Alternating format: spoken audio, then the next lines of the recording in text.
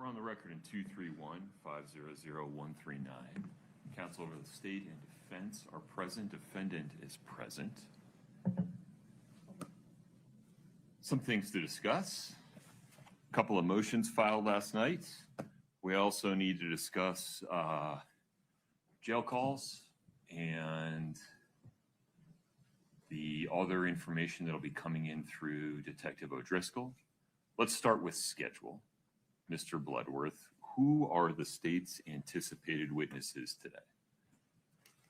Your Honor, Kouri Wright, Matthew Throckmorton, Jamie Woody, Todd Gabler, and then if we get there, Jeff O'Driscoll. There's probably a lengthy discussion regarding the state's motions and defendants' positions regarding the jail calls, the interview transcript that we need to have prior to Detective O'Driscoll. Is that your sense of it? Yes, Your Honor. So if we're going to have that before he gets on the stand, we're going to have it today, which means he's probably not getting on the stand today. Agree. Okay. Ms. Lewis, you're the one looking at me, so I'll just ask you, does that sound right? Yes. Okay. Okay. So we'll plan to at least begin, if not have that discussion sometime today. Then, let's see, the state filed a motion regarding exhibits 8-57R and 8-63R. Need to make sure I give defendant an opportunity to respond to that. Ms. Lewis, what are your thoughts? No, I believe those are the videos. Is that correct? The videos of the interviews with Carmen? I wasn't sure what they were. It's the it's 857 consistent through portions. 63. My apologies. That's right. And we've submitted the transcript, but of course, a video would be redacted once we make a decision based on the transcript. Okay. 'Cause, yeah, I didn't see the specific if those are the redacted. Wasn't able to look at them. I just saw that They're all filed as separate docket entries. There's the 6 Carmen Laba interviews involving Summit County Sheriff's Office and 1 involving the United States Attorney's Office. And these are redacted portions of those 6 interviews used to rehabilitate Carmen Laba. Okay. I guess I need to look at the redacted version. I didn't realize that. I was looking through what the state files in box to get to us, and it wasn't in there when I was looking at it yesterday evening. So these are the attachments to the motion that was filed over the weekend. and we have the same objection to the motion. I mean, it's the same objection. I will have to look at the redacted version. But I'm not sure what you mean by same objection, but let's not spend time on that now. The state is designating specific portions, a very limited subset of the 900 pages of combined transcript as consistent statements to rebut a charge of either recent fabrication or pressure to change for testimony. I'm going to have to make a ruling regarding each of them. Okay, I'll read them. The redacted versions. Sorry, okay. I misunderstood what was filed. So that's that. What's a reasonable time to have that conversation, Ms. Lewis? I'm gonna try and look at them this morning. I don't know. Let me pull them up, and then maybe Okay. at the break we can talk about that. I'm not okay. We'll check back in about that. I had them to bring it in. It's this much paper, and so it may be more than you can do between now and the lunch break, but let's be reasonable. Mr. Bloodworth. Right. Your Honor, I think that's a prerequisite to having a full discussion on Jeff O'Driscoll's testimony. Is that true? Why is that true? Why don't those issues stand alone or stand independently? Your Honor, they do stand independently, but Jeff O'Driscoll will likely be the state's last witness. We would then move or, then use those exhibits as part of his direct examination. That makes sense to me. Okay. I understand that. Okay. Let's see. Defendant's motion for mistrial regarding the alleged Giglio violation that was mentioned on the record. I asked defendant to file that in writing. They did. It's docket 1691. Need to give the state an opportunity to respond to that. What's reasonable, Mr. Bloodworth? Your Honor, state can respond right now. I'm going to need some details that I'm not sure you can provide right now. Even if you can, having it in writing would help me keep it all straight, even if it's just the factual position about what was provided when.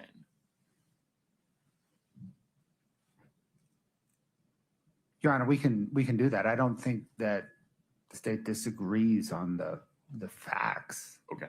laid out in the defense's motion, but we can provide something to the court in writing tomorrow morning. That's fine. And if that's the case, it sounds like it won't be burdensome to produce it or to draft it. No, Your Honor, it's not too burdensome. Okay. Sounds good. Your Honor, just maybe a heads up. Can I refer to the court to State v. Bisner? That will feature in the state's response. I look forward to reading it after I get your response. Understood. Okay. Very good.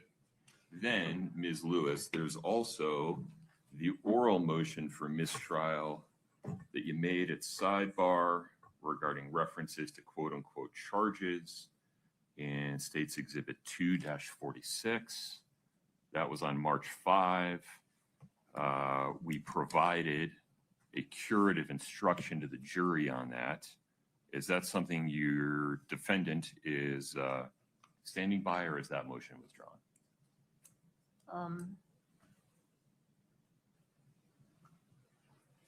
I have a minute. Mm-hmm.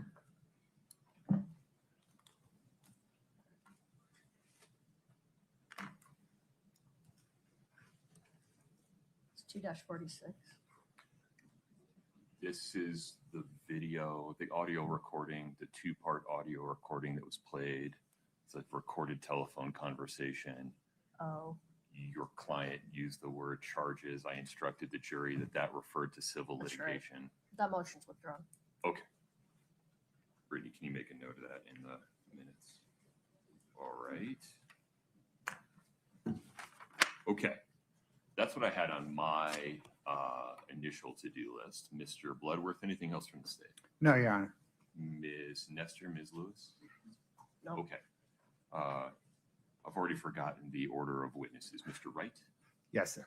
And just confirming, you've reminded Mr. Wright of the bounds of the court's prior ruling regarding his testimony. Yes, sir. Okay. Mr. Bloodworth, are we ready for the jury? Yes, sir. No. Oh, well, that simplifies that. We're going to take a 5-minute break and locate the juror who has not yet arrived. All right, very good. We'll be in recess for 5 minutes. Thank you. All rise for the judge.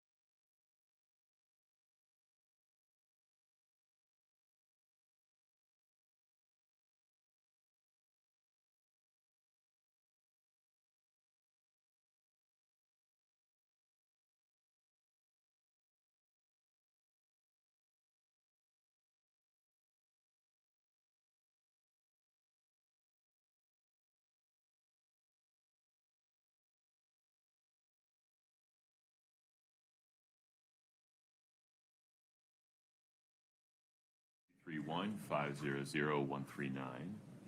We now have all the jurors. Mr. Bloodworth, are we ready for the jury? Yes, Your Honor, but before we call Cody Wright, the state was going to publish 8-8. That's the exhibit that we had held off on publishing to blur some faces on. Very good. Remind me what's depicted in it. I can't quite remember. Your Honor, it's about a 35-second video from a gathering on March the 5th, 2022, that shows the defendant, Chelsea, Barney, Bryce Knutson, and others. Celebrating. Yes, sir. Okay. Ms. Lewis, I think I've already ruled on any objections to that, correct? Correct. Okay, so we'll start in that way. I'll have you introduce it and just offer it again. Okay. Ms. Lewis, Ms. Nestor, anything before we invite the jury in? Okay, let's do it.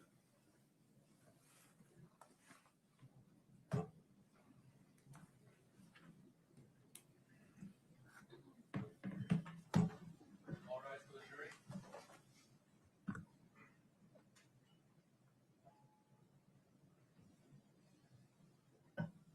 Please have a seat as you come in.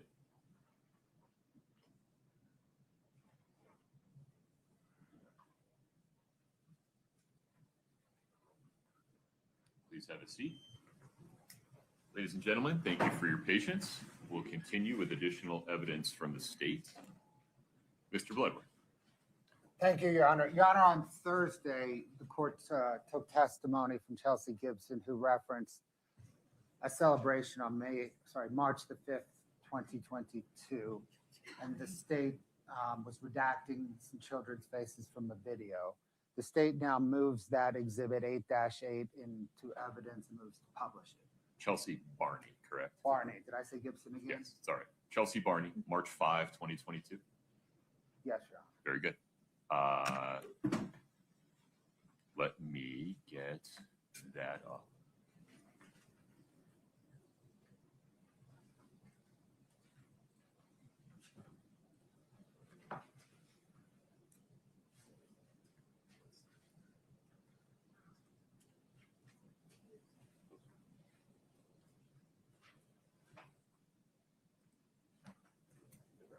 Can you folks see that okay? Very good. Scott, please proceed. And it does have some audio on that, John, but it's not what it sounds like. It has some audio, but It's not coming through, it doesn't sound like. all right. I don't know why that is. Scott, let's try again. Your Honor, I'm sorry, we admitted this through Ali staking, not Chelsea Barney. Understood. Scott, would you pause?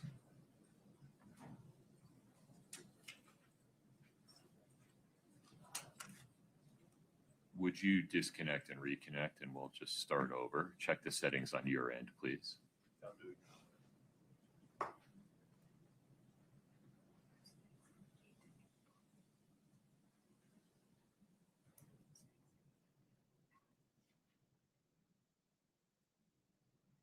Okay, ready?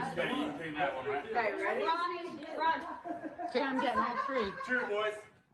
Yep, come back in the corner with us. There we go. Richard. Richard. Richard, yep.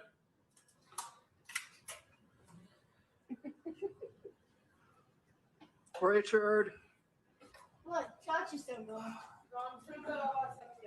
Oh! You were an Afghanistan warrior. You are an Afghanistan warrior.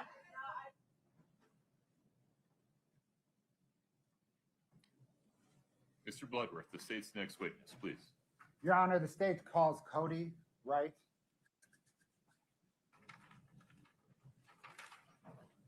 Mr. Wright, good morning. If you'd step in front of Brittany, we'll get you sworn in. Please raise your right hand. Do you solemnly swear the testimony you're about to give in the matter before the court to be the truth, the whole truth, and nothing but the truth, subject to the pains and penalties of perjury? Thank you. Have a seat.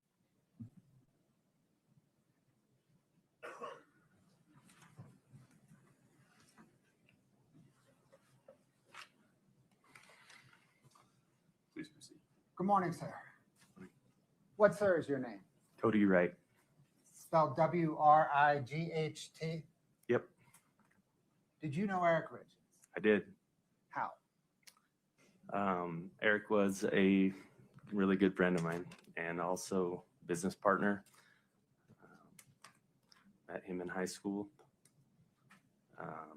He was an acquaintance of my brother. Met him through him. Became good friends through the hunting world. He was a rancher. I liked hard work. He loved hard work. And we became friends almost immediately through that. That led to a lifelong of events together and fun together and work together. We had a lot of good times. Shortly after I met him, he came to work for a family business as a hod tender. Got to teach him what hod tending is all about and hard work that way, which was fun. We both served LDS missions. Shortly after that, came home, continued to work together through that family business. In 2010, we decided that it was time to separate from that business and start our own. We started our own masonry company together. And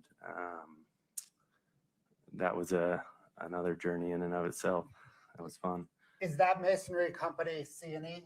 Yes, C&E Stone Masonry. Is that for Cody and Eric? Yes. And we worked in that masonry company together for almost 12 years, 11 and a half years or so. How often would you see him when running your company together? See him a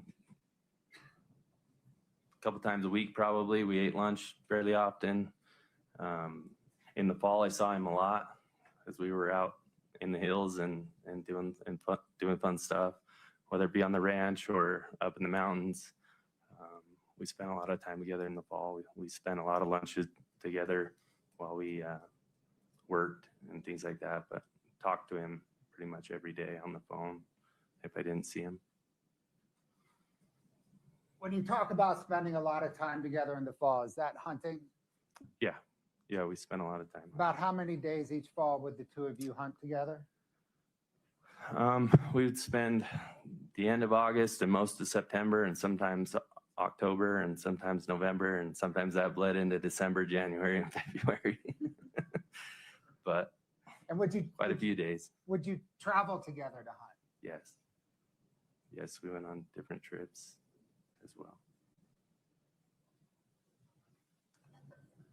What was Eric's personality? Eric's feisty. Eric's hardworking. Eric's the life of the party. Eric's funny. Depends where he's at and what he's doing. He can be very fun to be around, very comforting at times, and also he can tell you what you've done wrong and make sure that you knew that it was wrong and that should have been done differently. And so, good personality. What was he like personality-wise in business? Business, he was serious. He took that very serious. That was one of the things that he was very passionate about. He wanted to grow C&E. He wanted to be successful. He wanted to do the best he could with that. He came from a background of hard work and business as well, and saw that and wanted to replicate that from his parents, I'm sure. But he was very serious when it came to business, wanted to make sure that things were done right, and wanted to grow that business. Were you able to interact with Eric and his boys? Yes. What are some examples of that? One that comes to mind was he asked me, I did a lot of baseball growing up. I pitched in particular, and he asked me to work with Carter with some pitching lessons. We went over and worked with Carter and helped him learn how to pitch. That was one that comes to mind. What was Eric like as a father? Competitive, dedicated.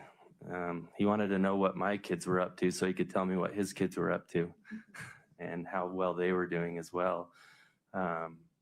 He wanted his kids to be the best on the team. He wanted them to succeed. He wanted to make sure that I knew that how well they'd done over the weekend and how good they were doing in all their sports.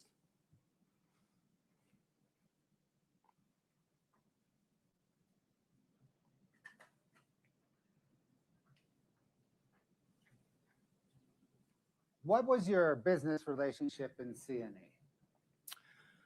We were 50-50 partners.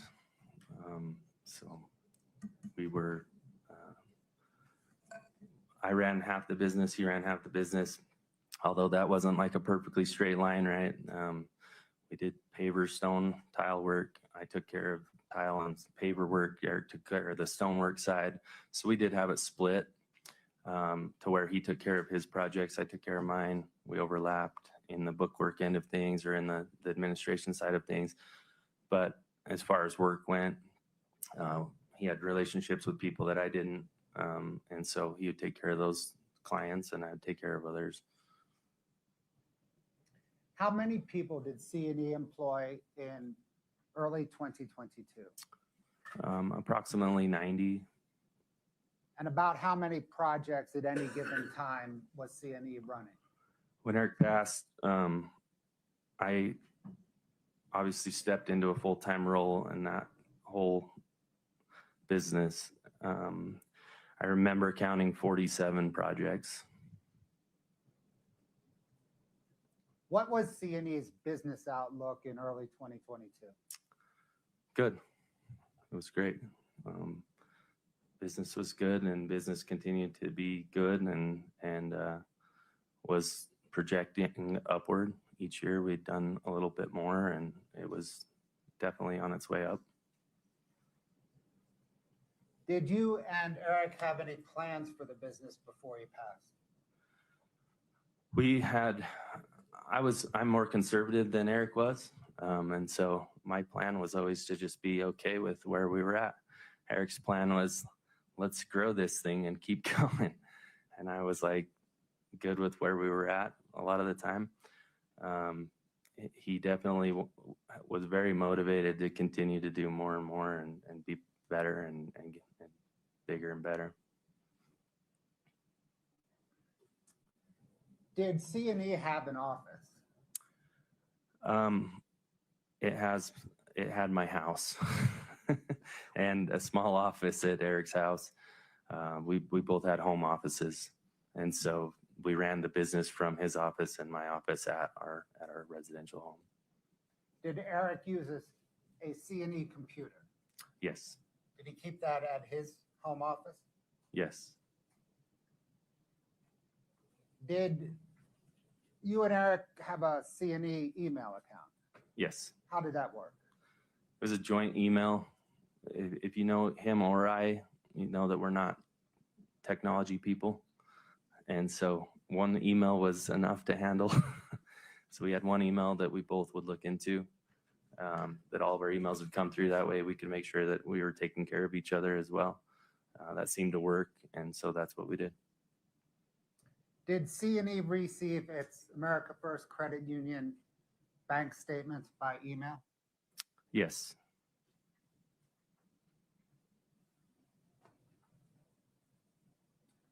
Are you generally familiar with Kouri Richins Realty?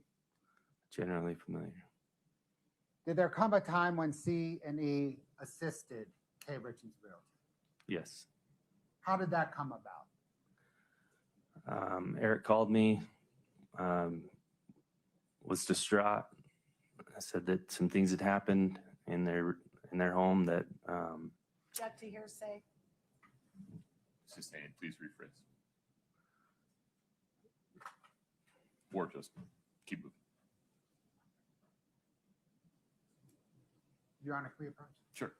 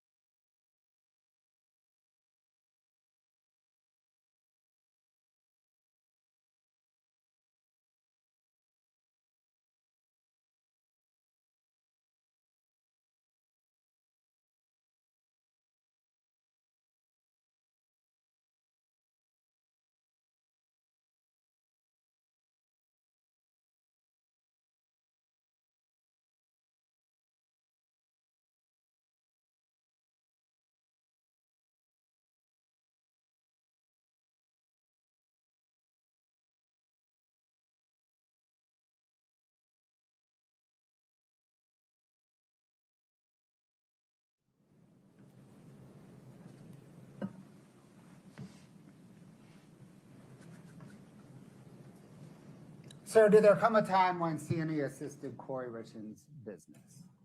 Yes. How did C&E, without saying anything that Eric told you, how did C&E assist Kouri Richins' business? There was a loan that was needed to be had for that business that was asked for, where C&E would provide the funds to fund a project, and C&E did provide those funds. Was that a loan rather than an investment? It was a loan. Was it in extraordinary circumstances that caused C&E to loan Kouri Richins money? There was a need for that loan. There was a need for that money to make sure that financial things were going to happen for reimbursement. And was that related to a K. Richins Realty project on Franson Lane? Yes. And was that in October of 2020? Yes. Please. And was that approximately $200,000? Approximately.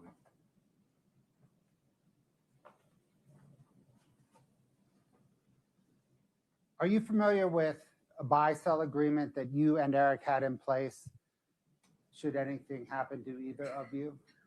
Yes.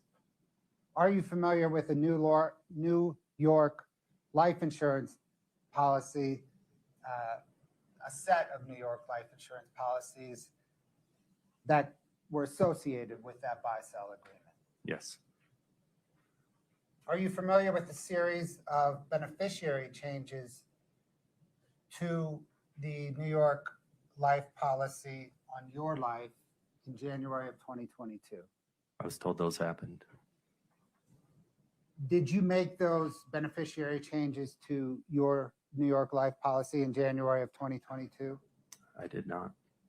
Did you ever make any beneficiary changes to that New York life policy? No.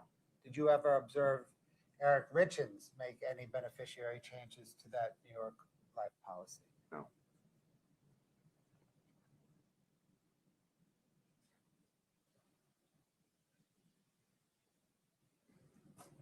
Your Honor, Of course. Your Honor, I'm approaching the witness with Exhibit 8-49. It's some handwriting exemplars I think everyone's familiar with. Then I need to lay some foundation on. So can you please turn to tab 2?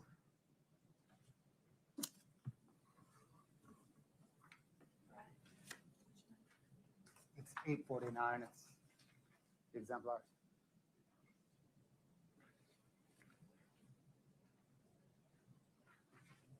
Sir, did you collect those business and haircut receipts from C&E's records?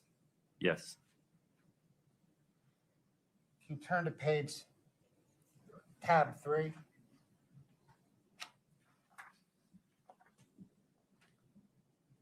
Did you recover those documents from Integrated Solutions?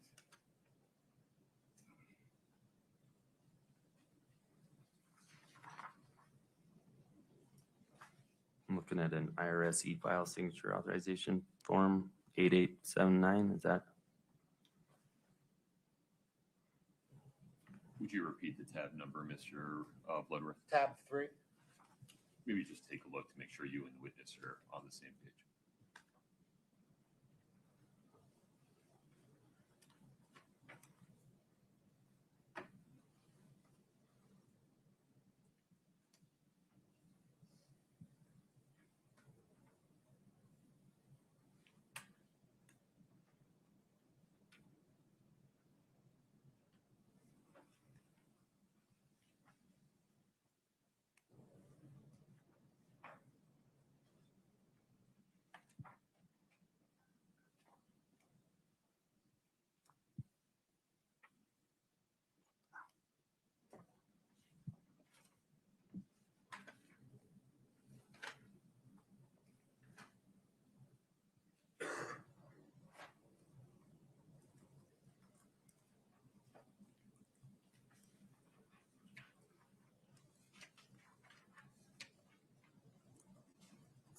these 4 pages of tab 3.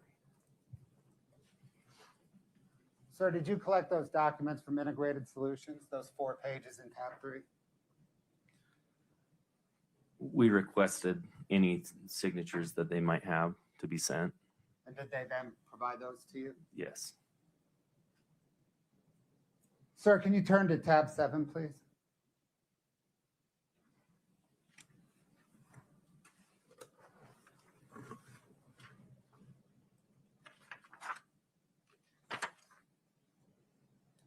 Yeah.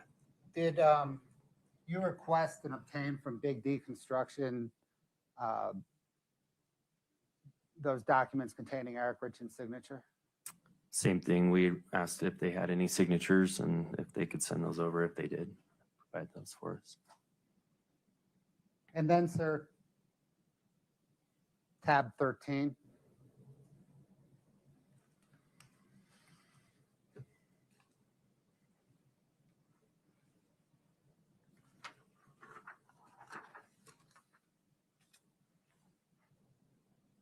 Did you request and retrieve those documents from the Ford dealership? I did not request the ones from Labrum Ford. Okay. The documents at tabs 2, 3, and 7, did you then provide those to Katie Richins? Yes. I'll get that from you. Thank you.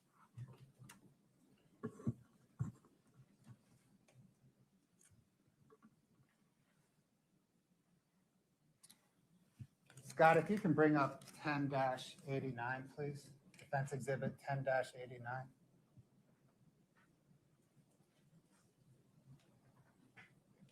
He has it. John, I'm sorry, we don't have it.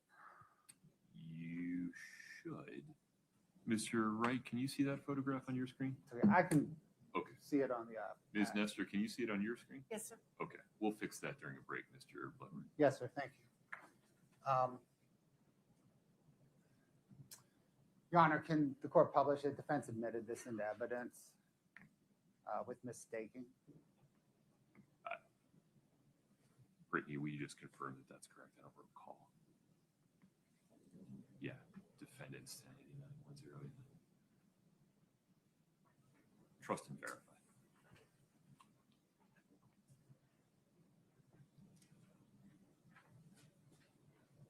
Okay, very good. There you are.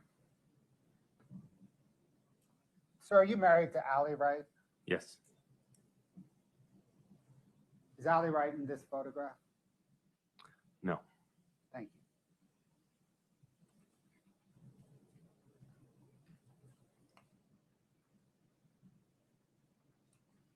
Sir, have you ever observed Eric sick or injured? Yes. Can you give some examples, please? Eric had Lyme disease at one point. Saw him when he had COVID. I saw him when he had a cold. I saw him when he had the flu.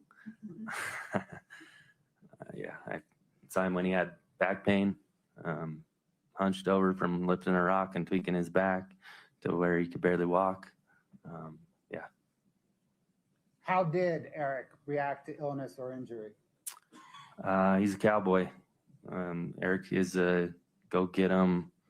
He's not going to sit at home because he's sick. He's not going to stay home because he has COVID. He's not going to not show up because he's feeling under the weather. He's very tough-spirited, rough-hearted as far as not being a wimp goes. Other than allergy medication, have you ever seen Eric use over-the-counter drugs? No. Have you ever seen Eric use prescription drugs? No. Have you ever seen Eric use illicit drugs? I have never seen him use illicit drugs. Sir, do you recall receiving a phone call from Eric at approximately 2 p.m. on Valentine's Day, 2022? Yes. Without saying what Eric said to you, why is it you remember that phone call? The fear in his voice, the urgency of the situation, the seriousness of what was going on. Had you ever heard Eric sound like that before? The only other times I heard that urgency and that fear when he called me telling me that his mother had passed away in the hospital. I also heard that urgency or that fear when he had been rear-ended in an accident, and feared that the person that had hit him had passed away as well, or had hit him hard enough that he was scared of what had just happened. Thank you, sir. I don't have any further questions.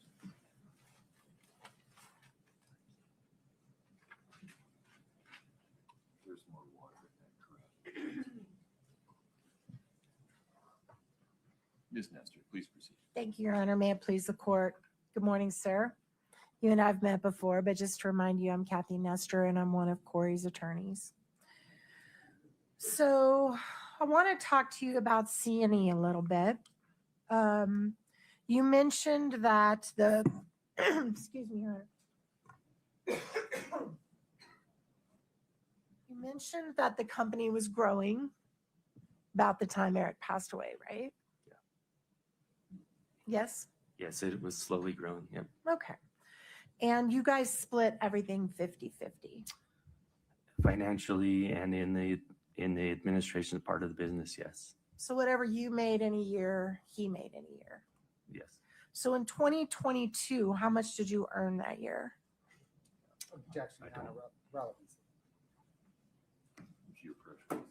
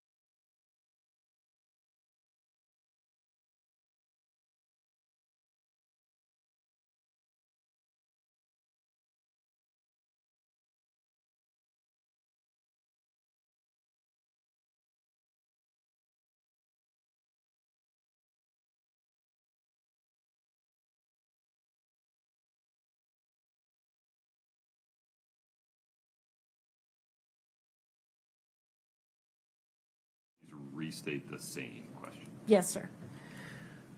So how much did you earn, let's say 2021, the year before, just a few months before Eric died? How much did you clear that year income Are you talking personally or in the business or personally? personally?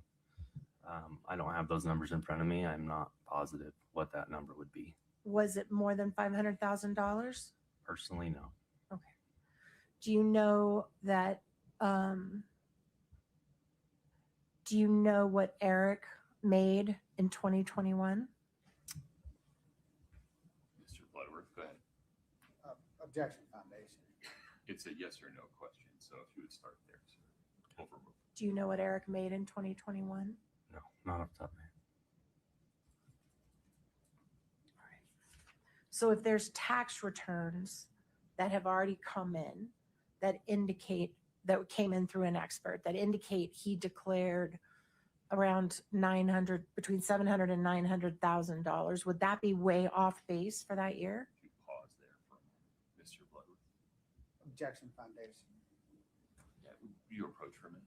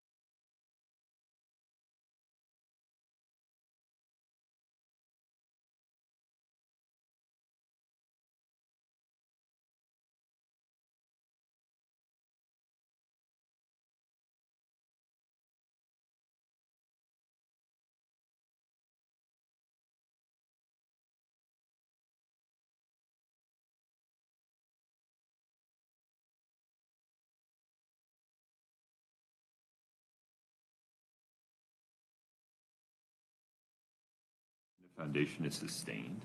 Ms. Nestor. All right.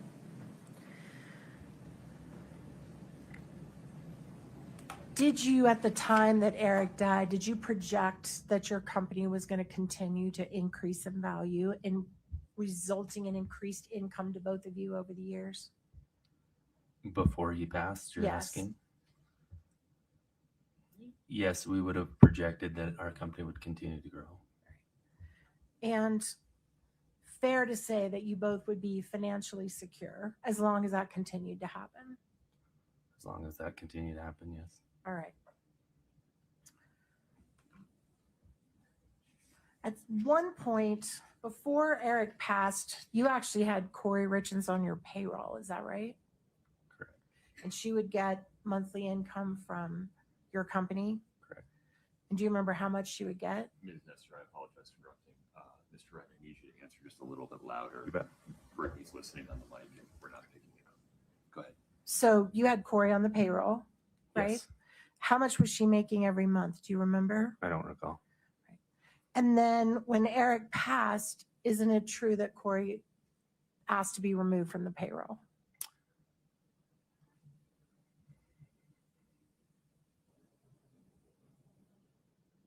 I do not believe she asked to be removed from the payroll. We continued to pay her for some time after he passed. Like a week? I recall it being longer than a week, How long do you recall it being? a couple of months. Okay.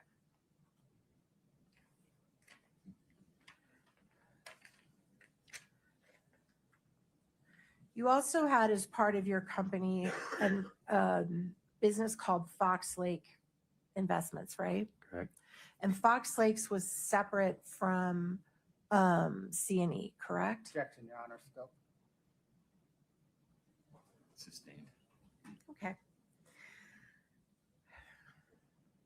Did you at one point engage in house flipping like Kouri Richins had through your C&E business? Through C&E, Not through C&E, through Fox Lake, through anything. Objection, Your Honor, still. Sustained. Okay. All right, let's talk about the Fransom Lane property. The Fransom Lane property, you just testified that you gave a loan or invested or whatever word you want to call it, about $200,000, right? Approximately. And do you know what that money was used for? The money was used for fixing up that home, Rehab costs. rehab costs. And you got all of your money back plus interest. Is that correct? I believe we did, yes. And do you know how much interest or profit you made on that? I don't recall. All right.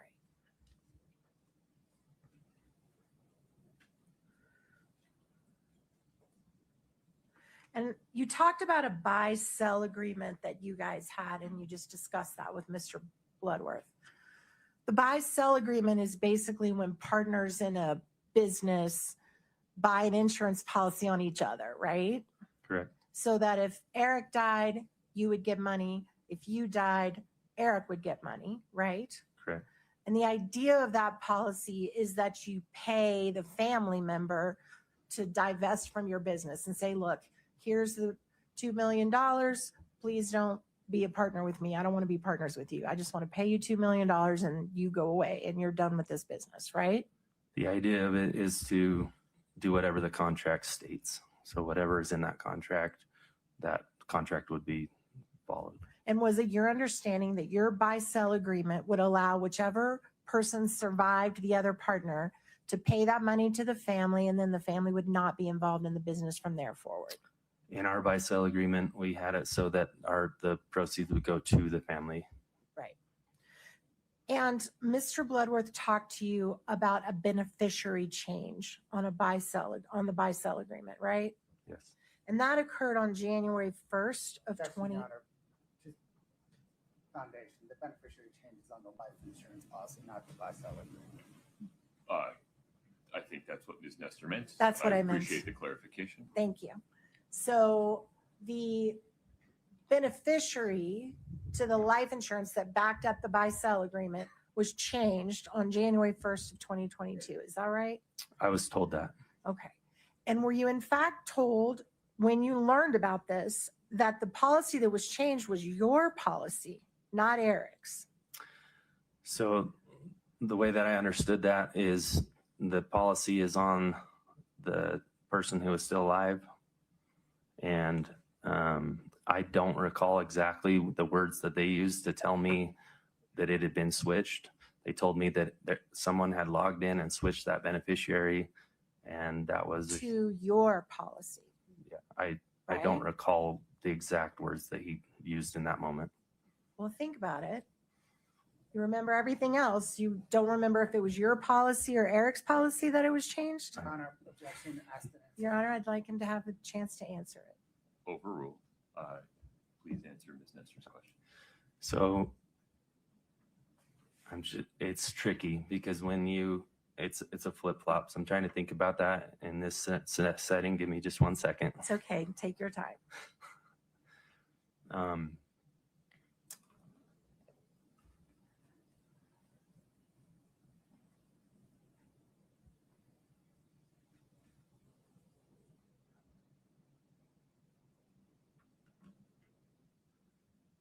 So what I was told was that there was a change made to the beneficiary, that somebody had gone in and changed that and then switched it back.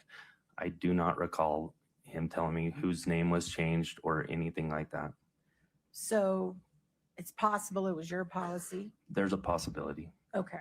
And if it was your policy, that means if you died, the beneficiary would be somebody different, not if Eric died. Okay. Right? Correct. Okay. And then it was changed back, right? That's what I was told. So at the time that Eric passed, Kouri Richins was not a beneficiary of your policy, right? Can you say that again? At the time Eric died, Kouri Richins was not a beneficiary of your personal policy, correct? Not of my policy. No. And she was not a beneficiary of Eric's policy, correct? The policy stated that if he were to die, I would pay his family the money. And that's what you did. You paid Katie Benson and the trust, I did the not money. pay Katie Benson. I paid the trust. You paid the And I had trust. put it into the court, Okay, which was instructed by attorneys. okay. So none of that money went to Kouri, right? I have no clue where that money sits today. You didn't give it to Kouri. I gave it to the court You gave it as to I was instructed For through the- my attorney. on the behalf of the trust. I believe so, yes. Okay.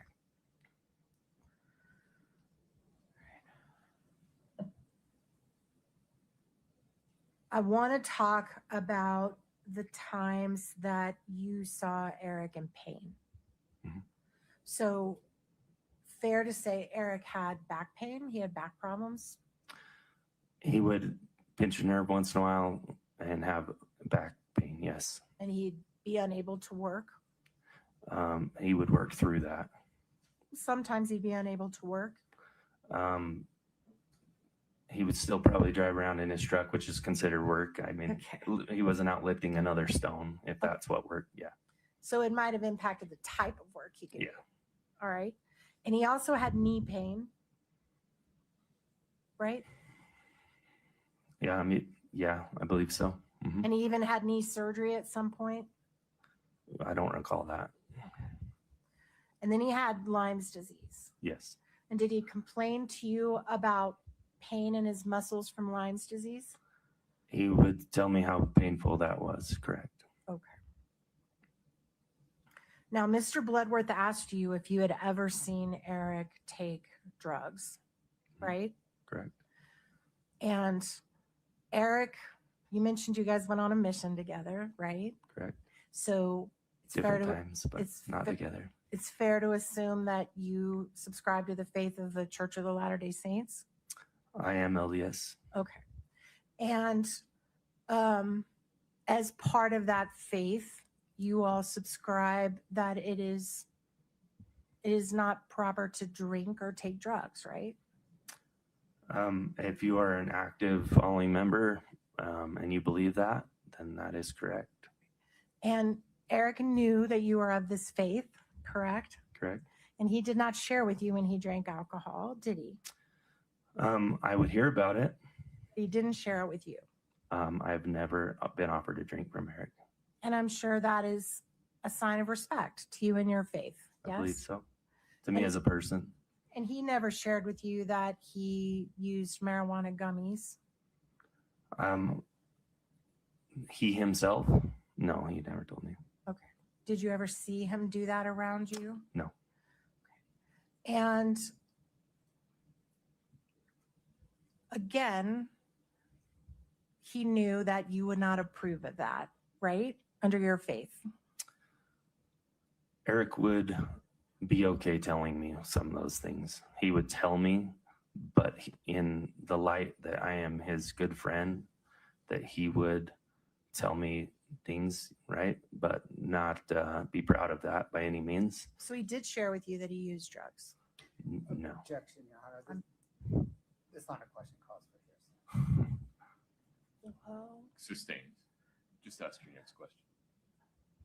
Did you just testify that he did tell you about things? He just wasn't proud of it? Ms. Nestor.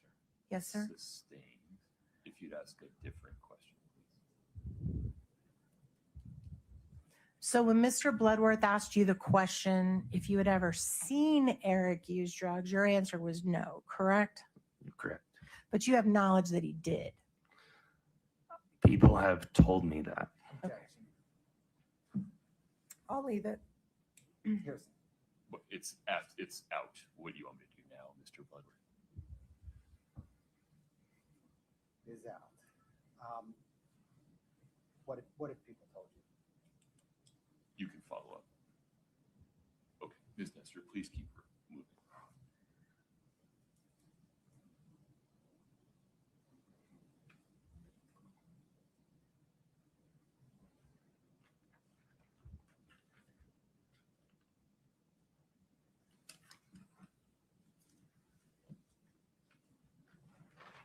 You mentioned that you and Eric used to go hunting together. Is that right? Yes. At some point, did you provide information to hunting law enforcement officials about violations that Eric had done when he was hunting? Yes. And was he placed in jail for that? Yes. And you provided that information and testimony against him? No. But you told the police that he did what they thought he did, right? I was brought in and asked questions that I answered to. And those questions incriminated Eric? Yes, Okay. some of them. And you and Eric kind of had a falling out after that, is that fair? Falling out in what sense? You stopped going on vacations together with your families? We didn't go on vacation with our families very often as it was. So I would say that was not something that immediately happened after that. And your relationship became more tense, more difficult between the two of you? Oh, yeah, he didn't like it. Okay. Yeah, he was upset about that.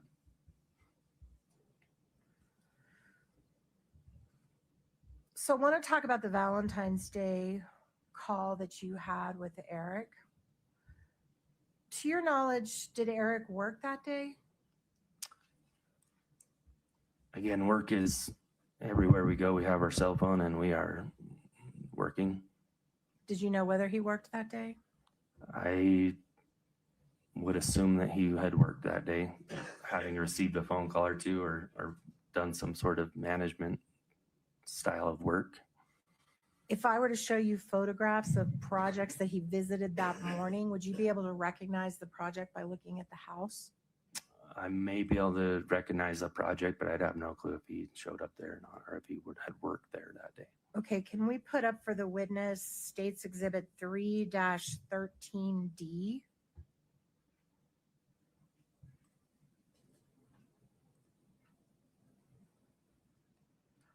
All right. Your Honor, I'm sorry, we still don't have it. You're welcome to use that. Okay, do you see that photograph in front of you? Yes. All right. And that is a photograph and Could you Eric, pause for one moment, Mr. Bloodworth? Objection, Your Honor, foundation. he hasn't even let me get it out of my mouth yet, Judge. Are you about to lay some Yes, foundation? I am. Okay. And so if you lay it before you represent what it is. I will. Thank you. Do you recognize what that home is, the aerial view? Do you know whose home that is? Yes. Whose home is that? Eric's. Okay. And can you go to the next photograph, Katie? Do you recognize that overhead view of a home?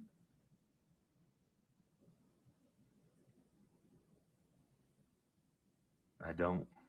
So you don't know if that's one of the homes that Eric was working on or one of his projects at the time?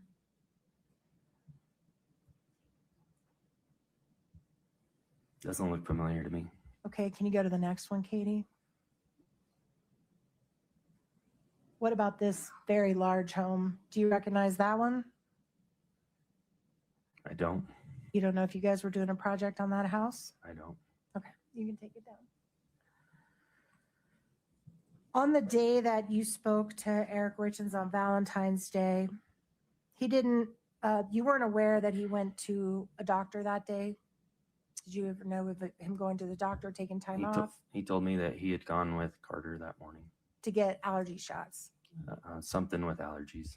Okay, but after you spoke to him, were you ever aware that he went to a doctor to follow up on how he felt that day? Your Honor, objection calls, I think, for hearsay. There's no foundation otherwise. If he had personal knowledge, if Eric took time off to go to the doctor, Please, Rich.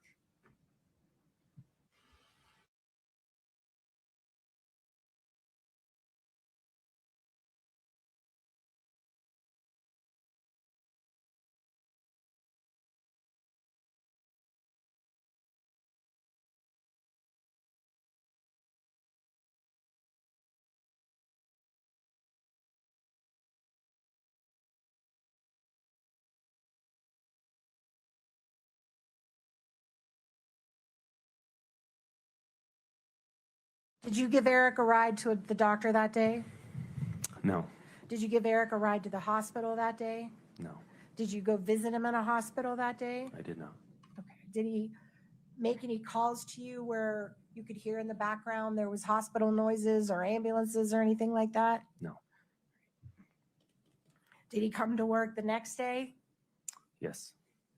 He would have been working.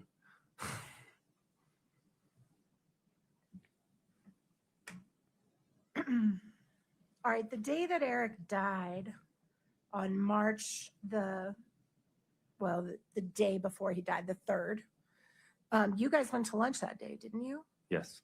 And you went to lunch at the Mirror Lake Cafe. I believe that's where it was. Yes. And you kind of spent part of the day with him that day, did you? Didn't you? Just that at that lunch appointment. All right.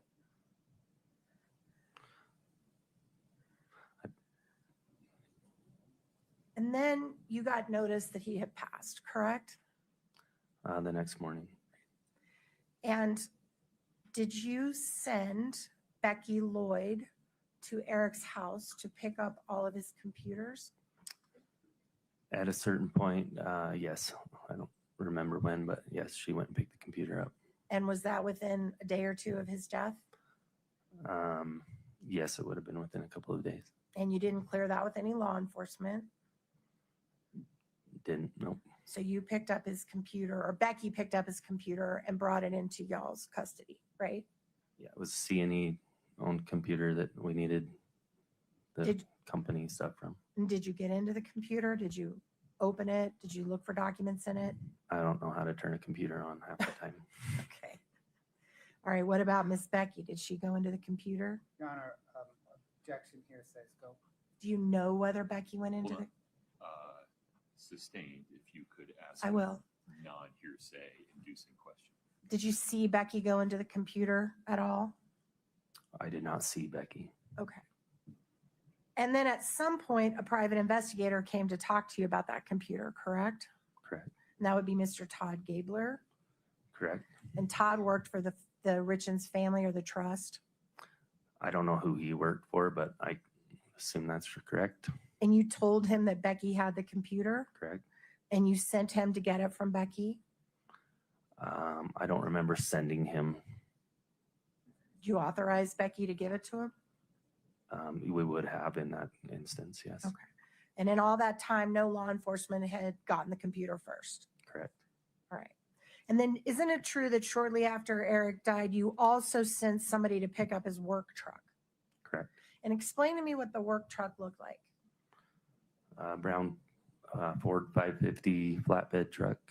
And I noticed you said earlier that work a lot of times involved driving around in that truck, right? Correct. So he spent a lot of time in that truck. He did. And the truck was parked generally in the garage in the back of his house. Is that fair? I don't know where he parked it. But you sent someone named, what was the person's name that you sent to go get the truck? I don't recall who I sent. Okay. Somebody named Victor? I don't recall. Okay. And he went to pick the truck up and took it out of the garage, right? If it was in the garage, then he would have taken it out of the garage. I don't know where it was parked. Okay. And if the police testified that that truck was not searched when Mr. Richins died, to your knowledge, had anybody sought your permission to search it at all prior to you picking it up? No. Okay. And then you took it into your custody Yes.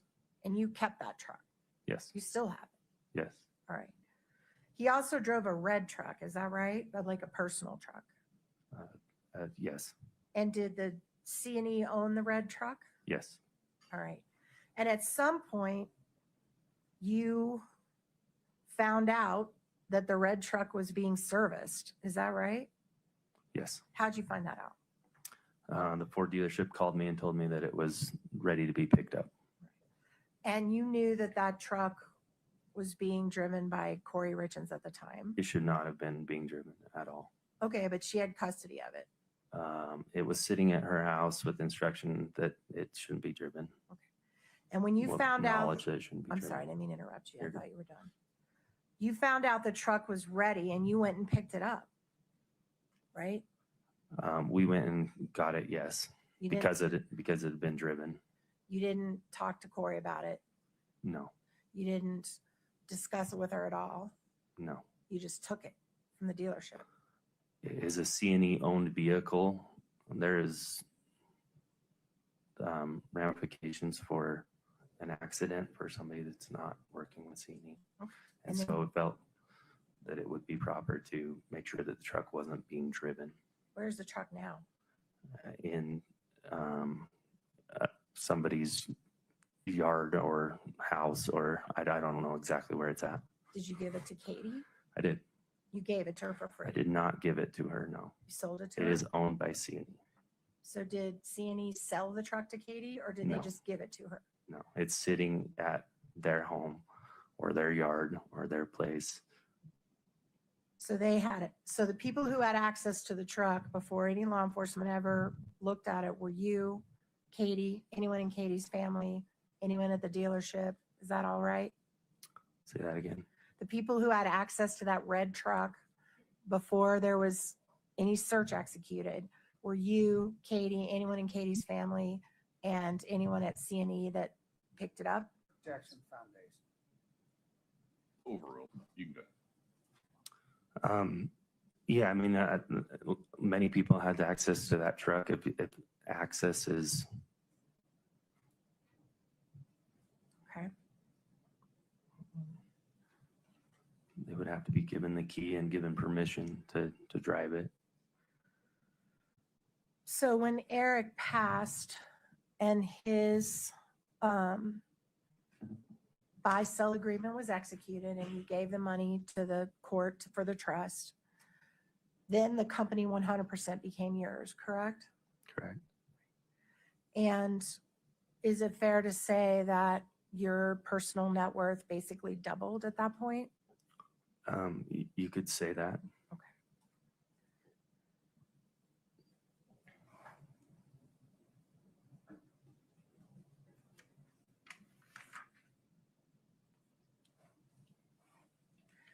Since Eric's death, you've remained close with his family. Is that fair? Yes. And you've actually, you and your wife have accompanied Eric's family to court and sat with them during court hearings? Yeah.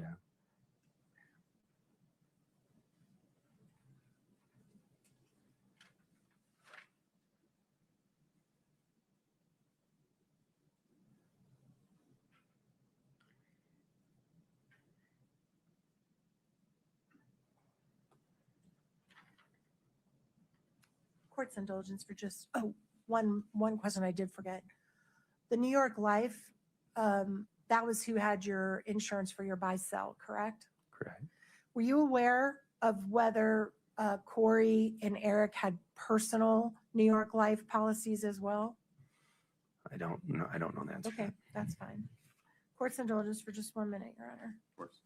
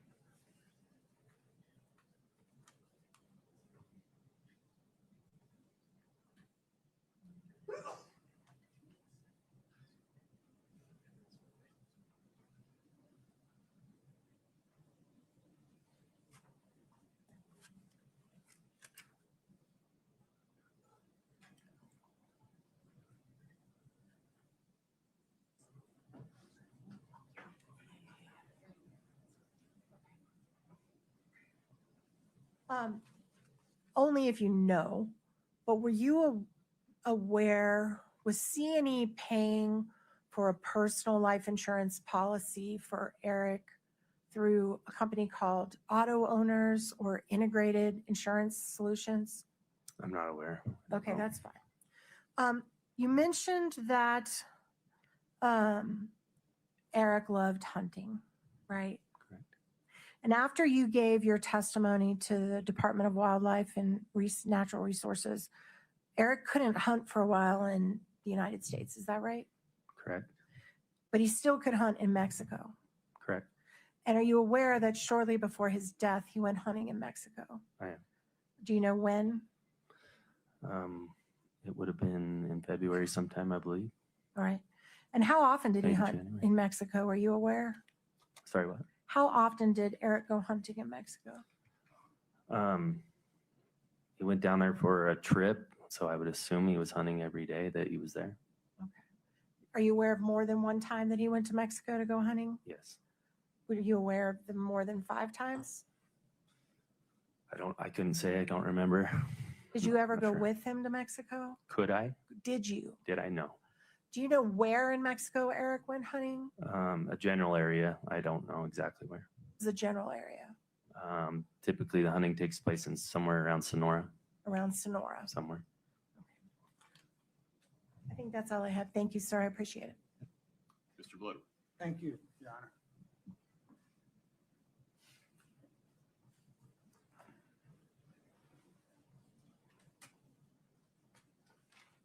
Sir, from your perspective, was the loan to Kouri Richins Realty in connection with the Franson Lane property out of necessity?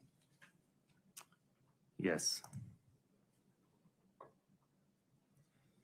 You testified that generally people had told you that Eric did drugs. I want to be specific. Did people generally tell you that Eric would use THC edibles? Object to hearsay. You open the door, overruled. Can you repeat that? Did people tell you that Eric would use THC edibles? People would tell me that. Yes. Did anyone ever tell you that Eric Richins used illicit street drugs? No.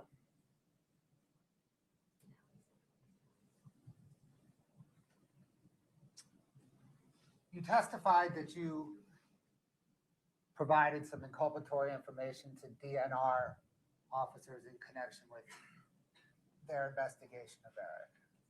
Do you recall that? Yes. Why did you provide them with information? Eric was being investigated for a wildlife incident. Somebody else had turned him in, and they brought me in to answer some questions that they had. And did the incident involve not having a tag and killing an elk? Yes. Why did you provide incriminating evidence as opposed to covering for Eric?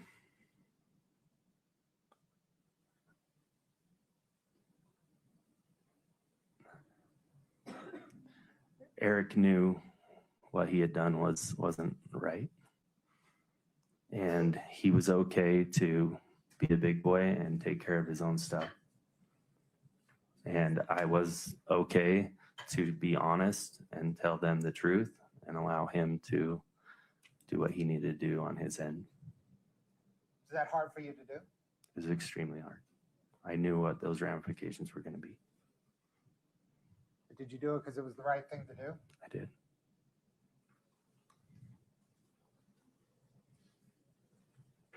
Does March the 7th, 2022 sound like about the right day when you dispatched somebody to pick up the brown truck from Eric's residence? Sounds right.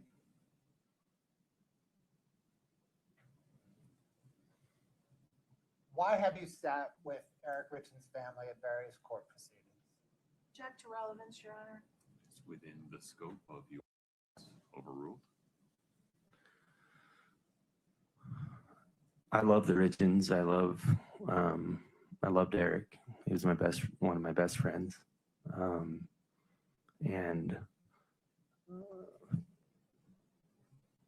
I want to be a support where I can. Thank you. Can we approach, Your Honor? Of course.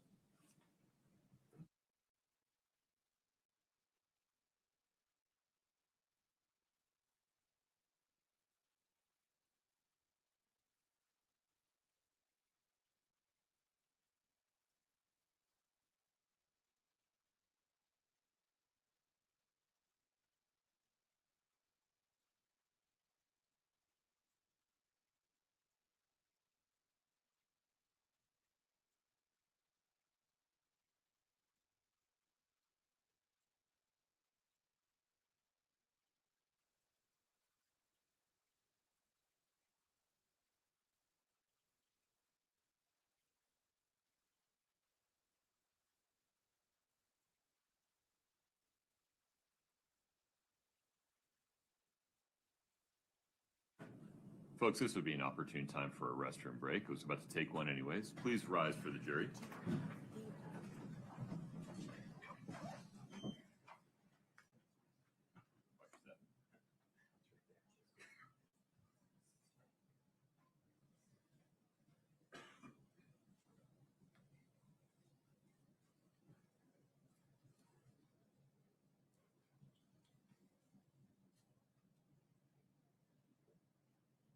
All right, folks, have a seat.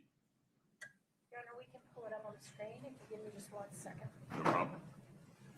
Brittany, would you see if we can fix the screen at table 2? Okay. Your Honor, can I step to the quiet room for a minute? Of course.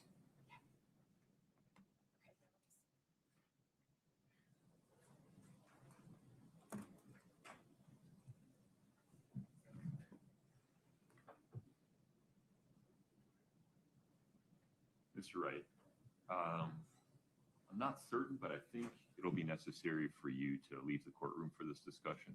So out of an abundance of caution, would you please step into the lobby? Please do not speak with anyone while you're out there. Thank you, sir. Your Honor, we can put it on the screen for you, or do you want me to wait for Mr. Butler? Will you just wait a moment? Yeah. We're just trying to fix his screen.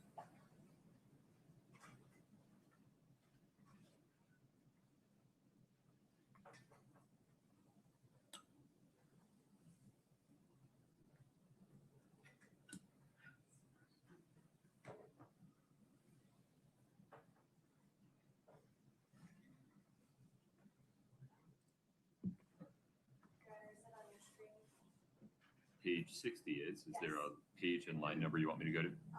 If you start at line 15 and go through the beginning of the next page.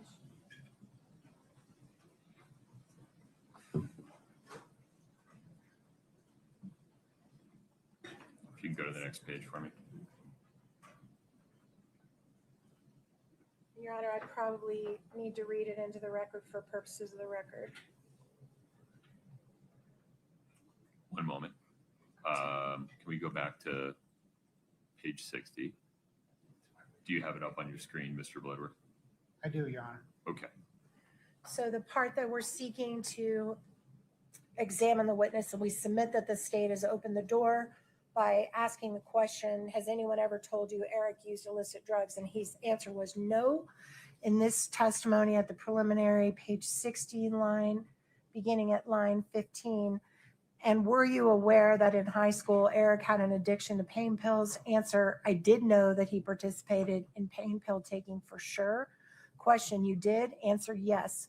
And do you know what his pill of choice was that he was addicted to back then? Answer, I believe in high school, we called them Red Devils. Is that where you want to stop? Yes. Okay. Now, I'm not entirely sure that Mr. Wright is referring to illicit street drugs, quote unquote, there, but I also don't know the other way. Mr. Bloodworth, you'd be able to clarify that with him once it came in. I think I already ruled on a motion to eliminate that this issue would be admissible, correct? No, Your Honor, it was the opposite. Well, Oh, that's, yeah. In the motion in limine, Bring it and with me. we're scrambling in the back to get Yeah. this now, the motion in limine briefing to you. But in the motion in limine, Mr. Wright clarified this testimony to say his awareness was from other people, Oh, that's right. not from observing Eric Richins. So whatever he knows about Eric Richins' high school drug use, if any, is hearsay. Mr. Wright also clarified, it wasn't Mr. Wright that was clarified. Also, the state produced evidence that Red Devils, circa whatever it was, 2020-ish, was a reference to an over-the-counter cough suppressant that kids were taking in high school. So I think the defense is saying that the court I'm sorry, that the state opened the door is unfounded. May I respond, Your Honor? One moment, I've got to read my ruling. Yes, sir.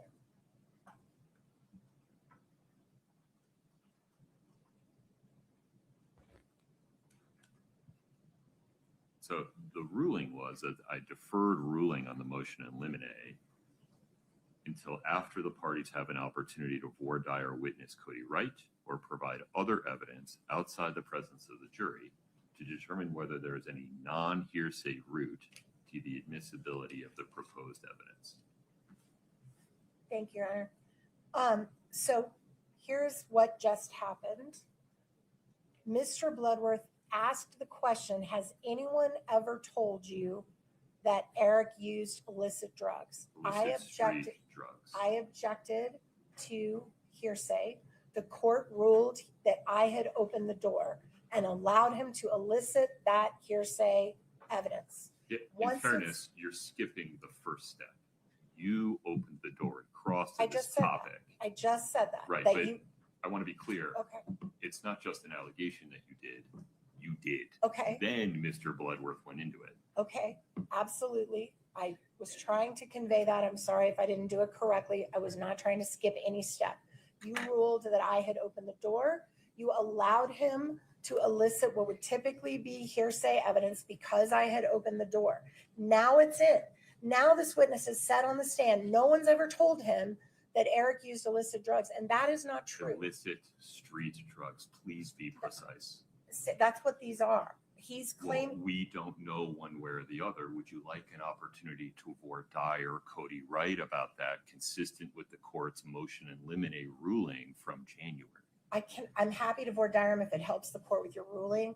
It is my position that at this point, I'm entitled to impeach him for making a statement in response to the state, elicited by the state, that no one's ever told him Eric used illicit street drugs. Here I have testimony that is contrary to that. I have a right to impeach him on that. I'll voir dire him on whatever you want, but it is my motion now that I be allowed to go into this because the state has put it there.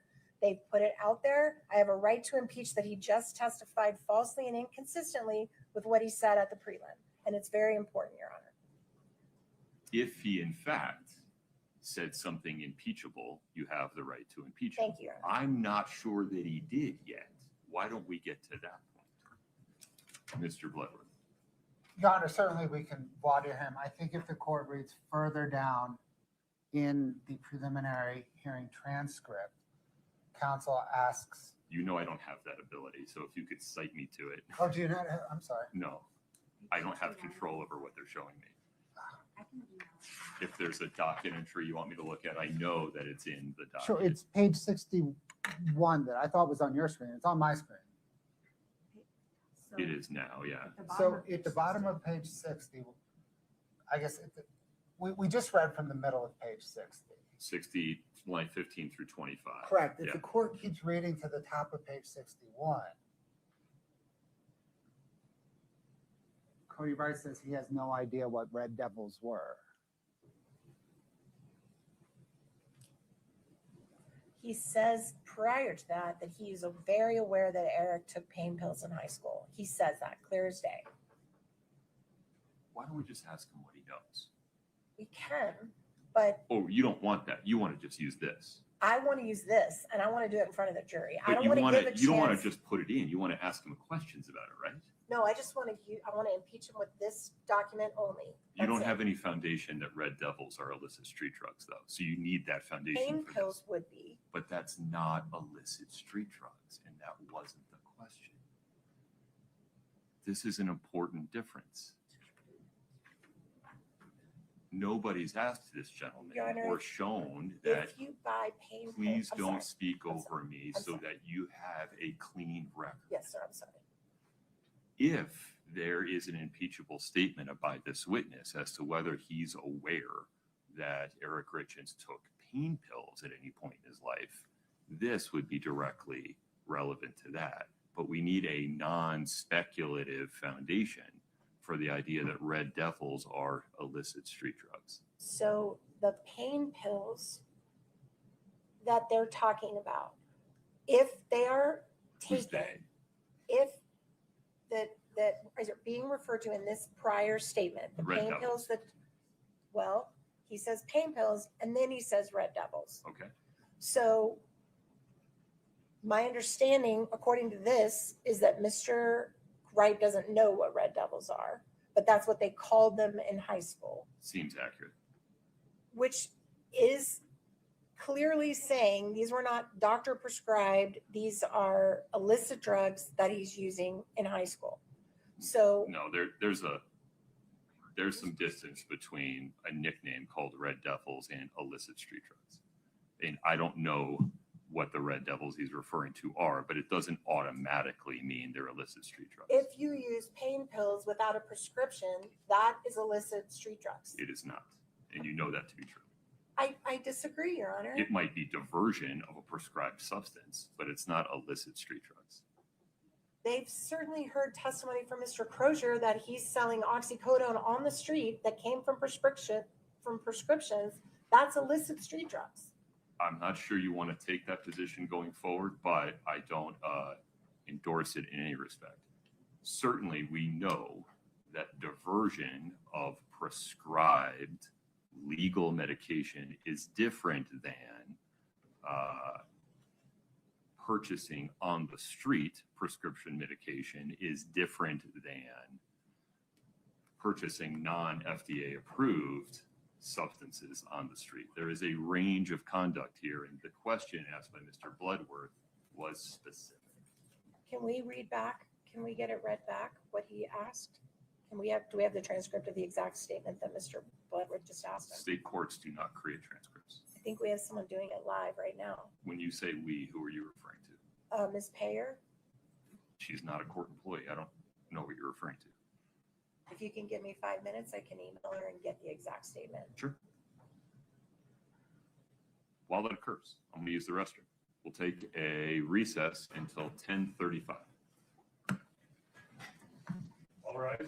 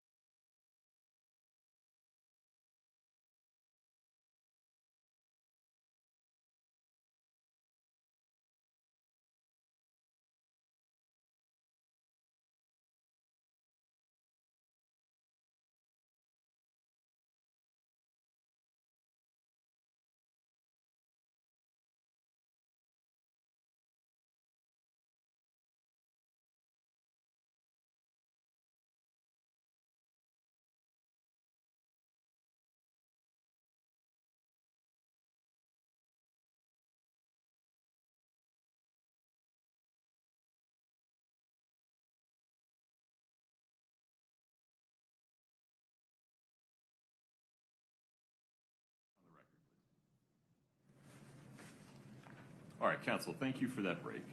A little bit more context here for this discussion. As we discussed on the record during the hearing on the parties' various motions in limine, the topic or the concept of whether Eric Richins used pain pills during his lifetime, prescription or non-prescription, illicit, that is relevant. But at the motion in limine hearing, and as I sit here right now, it's unclear as to whether there's any admissible evidence that he did.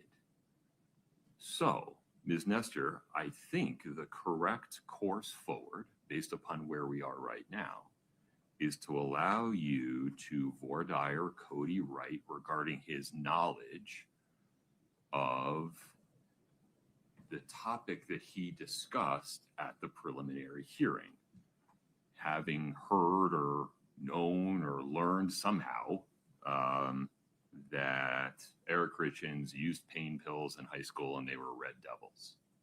If that reference is to prescription pain medication, it impeaches Mr. Wright's testimony on the stand today that he's never known Eric to use prescription medication. If it's illicit street drugs, it impeaches his testimony that he's never known or heard about Eric using illicit street drugs.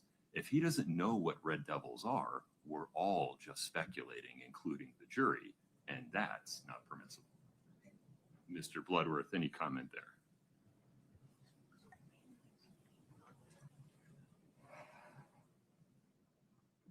Your Honor, I think Mr. Wright's testimony, let me grab the question.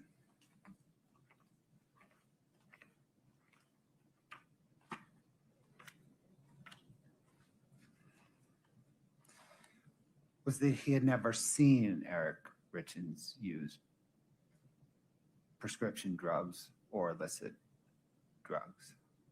Okay. So let's see what he says on voir dire to see if it actually impeaches that or not. Correct. Yeah. I'm sensitive to the precision of the questions you were asking at various points. Thank you. Okay. Anything further, sir? No, sir. All right. Ms. Nestor, anything before we invite Mr. Wright back in No, for sir. that purpose? No, sir. I'm going to wait for Mr. Bertram to whisper in your ear. Go ahead, call back. Okay, very good. May we invite Mr. Wright back into the courtroom, please? Yes, sir. Okay. Mr. Wright, thank you for your patience. If you take the stand for me.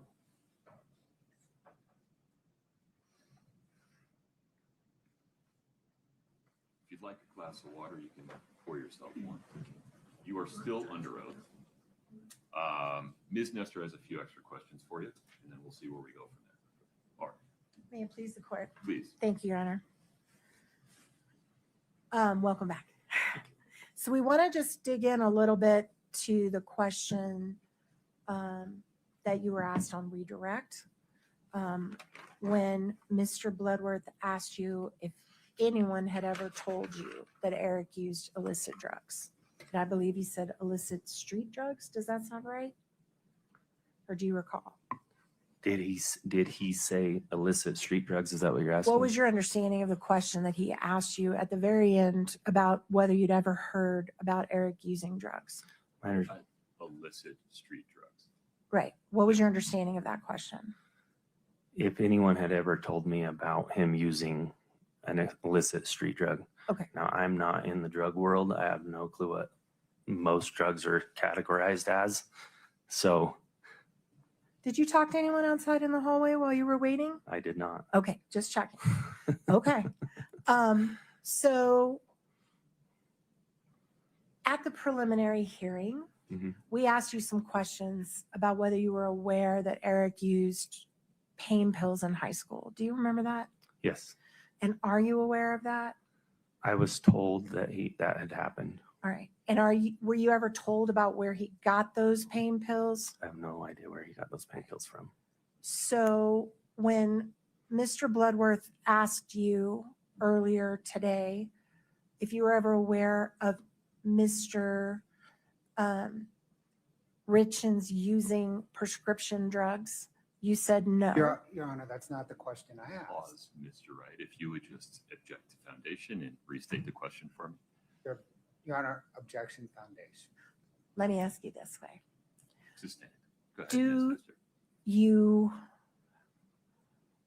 Was it your understanding in high school when you had this knowledge that Mr. Richins was using these drugs illicitly? In other words, not with the prescription of a pharmacist? I need you to be more precise in that question. Which drugs are you referring to? The pain pills, sorry.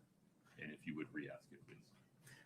Was it your understanding in high school when you knew about this that Mr. Richins was using his own prescription for pain pills or someone else's? I learned about this later on in life, not in high school. Okay, and what did you learn? And I learned that he had taken pain pills in high school. That's what I had been told. Without a prescription? I didn't get asked if there was a prescription or not. I don't know. All right, and then I think you said in the prelim that you thought they were called Red Devils, is that right? That's what I was told. And was it your understanding that Red Devils were an illicit street drug? I don't know what an illicit street drug entails, but I assumed that the Red Devils were being abused, as that's what high school kids were doing. So people were doing that in your school? I heard that, yes. And did you know what Red Later Devils? on in life. What did you know what Red Devils were? I learned later on what those were, yes. What are those? I believe Oh, it's Sudafed? I think. I'm not a drug person. I'm sorry. Okay. Could be pseudoephedrine, maybe. I have no idea. Okay. But that's what I think it is Sudafed being abused. Okay. So when you testified at the preliminary hearing that you were aware in high school that Eric, or you became aware later that in high school Eric abused Red Devils and pain pills, do you still stand by that today? Yes. Okay. All right. Your Honor, do you need more than that? I understand Mr. Wright's testimony on the record. Let me just think.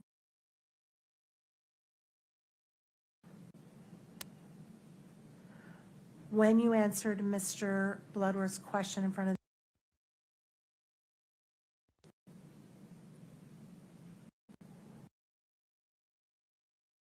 you had not heard from anyone that Eric used illicit street drugs. That's except for what you heard about in high school? Objection, Your Honor, the foundation. I can ask him what his intention of his answer was, Your Honor. Did you intend to carve that out? That's a fair question. Can you restate that? I'm sorry. You intend to carve out from that answer what you knew about high school? What answer? Sorry. From the answer that Mr. Bloodworth asked you in front of the jury, if anyone had ever told you or if you'd ever heard that Eric used illicit street drugs. Did you intend to not include what you knew in high school? Are you carving that out? If I said it that I was in high school,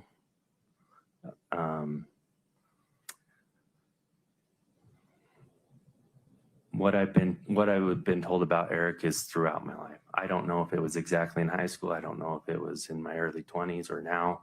What I've been told over the years is that he had used those in high school, and that's what I know. All right. And so if I were to ask you the question again that Mr. Bloodworth asked you, has anyone ever told you that Eric used illicit street drugs? And you included all the knowledge you have all the way back through what he did in high school. What would your answer be now? I don't know what illicit street drugs entail. Okay. I've been told of some drugs that he used, and that's what I would testify to, is that I know that he used some drugs, form of drugs. I don't know what they are exactly. I don't know if they're illicit street drugs or not, but that he had used drugs at some point. That's it, Your Honor. Mr. Bloodworth, anything else for Mr. Wright at this point? In terms of word of? Sir, is the only drug that you've been told he used in high school the Red Devils? In high school, yes. You haven't heard of him using any other drug in high school other than marijuana? let's just accept marijuana from this whole discussion, okay? So in high school, I was told that people were using Red Devils. I had heard that Eric had popped pills. Okay. And is your understanding was the pills that he popped were the Red Devils, or was it Red Devils and something else? Understanding that a Red Devil is a pill, he popped pills, and I don't really know much more than that. Okay. I don't know what pills they were popping or anything to that Thank you. extent. Can I just follow up on that, Your Honor? So you mentioned in high school, like maybe there was after high school as well. Did I misread what you just said?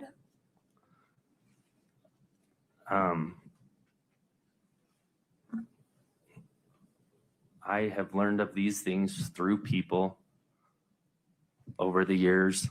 I don't know this exact times and days that people have told me this knowledge.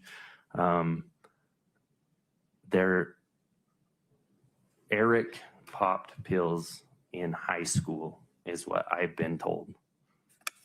Beyond high school, do you have any knowledge if he popped pills? I don't have any sure knowledge that he popped pills after high school. Not sure knowledge, but if people told you that? I have knowledge that he took THC gummies. Okay. Anything else? No. Okay. Thank you. I just want to make sure because I heard that clarification and I wanted to make sure we followed all the way through with it. Great. As far as you sit here today, other than what you heard about what he did in high school and other than knowing about the THC gummies, have you heard from any other person that Eric used drugs in his lifetime? No. Okay, thank you. I just wanted to clarify that. I need to make you take a walk again. Okay. Please don't speak to anybody in the lobby.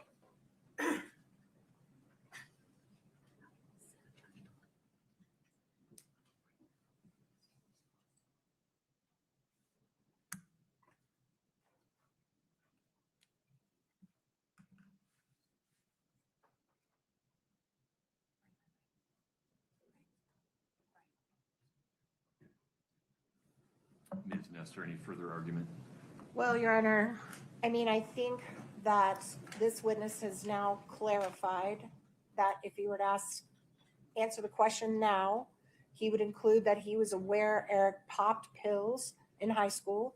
He also heard that people in his high school were doing Red Devils. He said he assumed that's what Eric was doing, but he doesn't know. But he has knowledge that Eric was popping pills. This whole case is about a pill addiction. This whole case is about whether or not Eric Richins voluntarily ingested that or if he was given it by his wife. This is a critical piece of the defense. He's been allowed to make a statement in front of the jury that we have now found out through voir dire is not 100% accurate on one of the core issues in this case. I am only asking to impeach him. I can limit it to what he said in the prelim. We can go farther if you want us to, or we can limit it to what he said in the prelim. I'll do it either way. But I think to deny Ms. Richins the right to impeach him on something this critical to the defense and the prosecution when the door was absolutely opened by the prosecution would be reversible error. And we're asking that the court allow us to do that now. Mr. Glenn.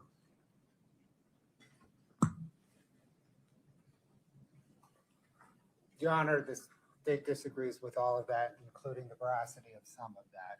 The state reverts back to what we had briefed in motions here, by the way, that any relevancy to what happened in high school has decayed to zero 40 or 20 plus years later. The testimony at issue is Mr. Wright's response to the question of, did anyone ever tell you that Eric Richins used illicit street drugs? To which he responded, no. Nothing in his voir dire impeaches that testimony. Therefore, bringing in the preliminary hearing transcript or any further questioning on this, the preliminary hearing transcript or any further questioning on this is inadmissible. All right. case has to be tried based upon admissible evidence.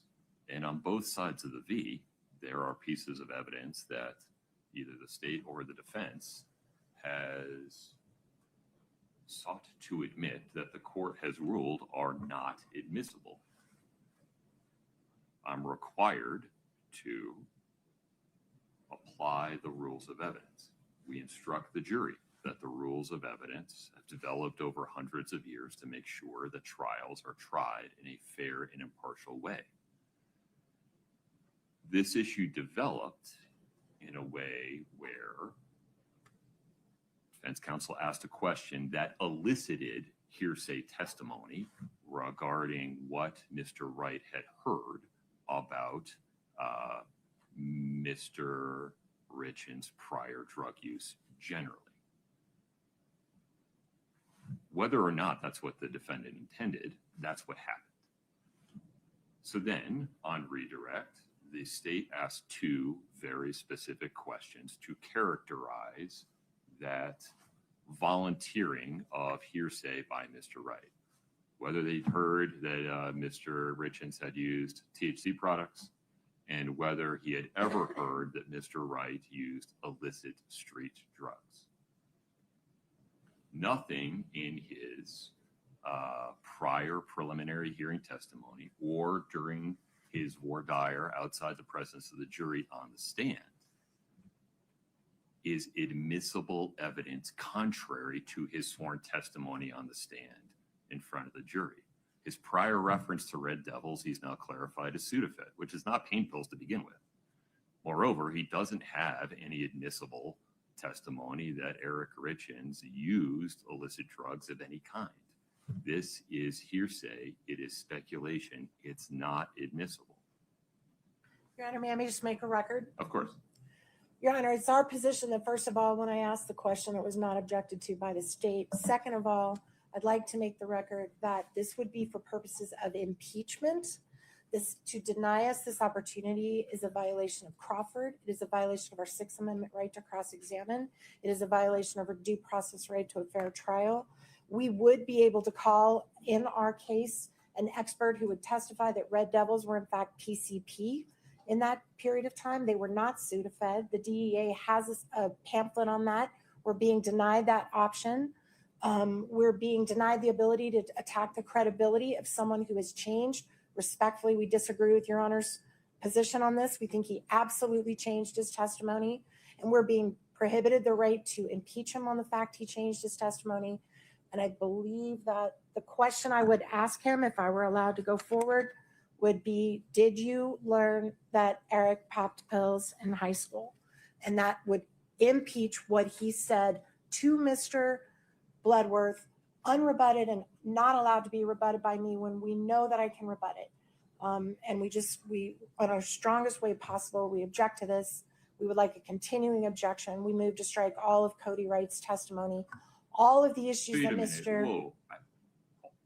Whoa. You lost me on there. redirect, the redirect testimony, Which where, piece? where he answered the question that I'm not now being allowed to impeach him on. We're asking to strike it at the very minimum. All of the things that Mr. Bloodworth just brought up all go to weight, not admissibility. And What is the non-hearsay route for this witness to testify regarding what he heard if it's coming in for the truth of the matter asserted? it's not. It's coming in to impeach that once the court allowed him to answer that question with hearsay, to rebut the hearsay that we elicited But unintentionally. what's the evidence that he heard prior to today, testifying today, that Eric Richins used illicit street drugs? He just testified to it on the stand. That is not true. Okay, well, we agree to disagree on that, Your Honor. Have you disclosed that expert that would provide a non-speculative basis that Red Devils are an illicit street drug? We have disclosed that expert. His name is Mr. Kearney. He is on our list. He's been available. We did not know the Red Devil stuff was coming in until 10 minutes ago because It's we were not told, coming in. well, okay, well, that's obvious then. I mean, we did the best we could. We gave him our drug expert that as soon as the Red Devils comes in, we can let them talk to him about that because we sure would go into that with our expert, that we're now being denied the ability to do that. There is a key question here, Your Honor. If Eric Richins had a drug problem, and if he did, Ms. Richins is innocent, and we are being prohibited from going into that with the one person who knows. And I just think that the veracity of this witness on this topic cannot be underestimated for purposes of the defense. I know you disagree with us. I believe I've made my Veracity? record. Yes, he's changed his story. He's now saying he's never heard that Eric used drugs when he knows in the prelim that he did. And I just think this is just a huge, huge impediment to us to put on a fair trial in this case. And I believe I've made my record. I can't think of anything else I need to say on the record. Thank you for letting me make a proffer. Okay. Are you asking me to strike Mr. Wright's answer that he's never heard that Eric used illicit street drugs? Yes, On which basis? On what basis? on the fact I'm not allowed to impeach him on it, and we all know it's not a correct answer. You certainly can impeach him on it if you have any evidence that it's impeachable. No, any other way to show it to the court other than what we've already heard. Okay. Can I want to be clear. There's just no evidence that Cody Wright believes that Red Devils are illicit street drugs. but he separated the Red Devils from the popping pills. He separated that. No, He with did. respect, he didn't. But okay. Well, I think the transcript will reflect it. Your All Honor. right. We pause. Anything further?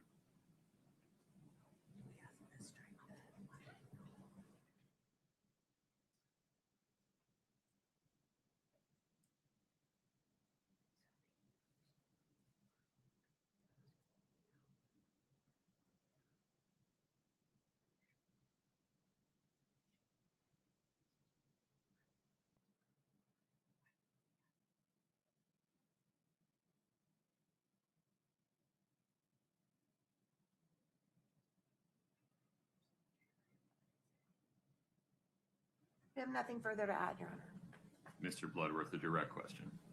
I need to exercise a measure of humility here. Is the state sure that you don't want to just get this out on the record to insulate the potential of a verdict on appeal?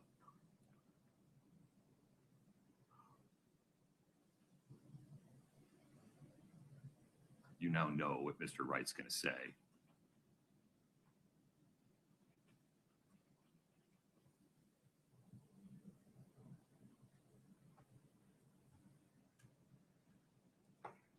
And if you need to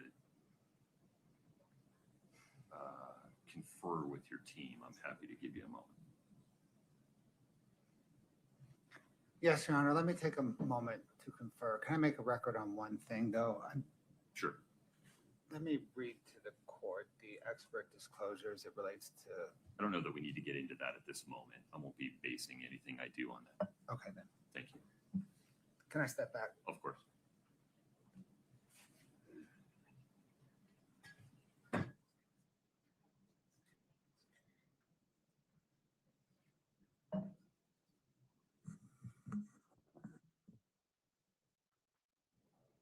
We're still going forward.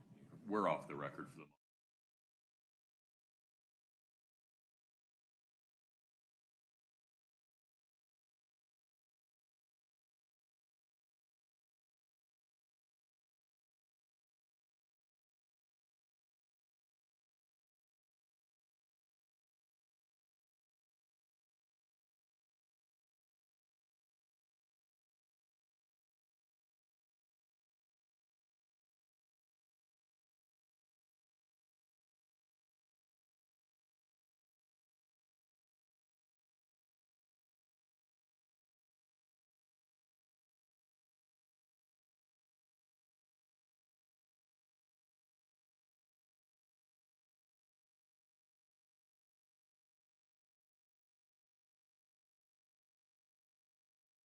Thank you. Please proceed. Your Honor, the state is comfortable with the court's ruling in the record. Okay. Very good. Court stands on its ruling. Anything else before we invite Mr. Wright back in and the jury? Mr. Bloodworth? No, Your Honor. Ms. Nestor? remember. Did we?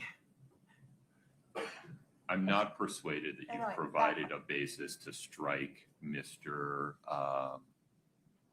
Wright's statement that he's never been told that Eric Richins used illicit street drugs. I understand your ruling. I just can't remember how he ended it with the witness because so much has happened. So, I think you had the witness on recross. but I approached before I recrossed. Okay, thank you for helping me remember. Do you have any recross questions within the Can you scope just- of redirect? Can you give me just 1 minute? Of course.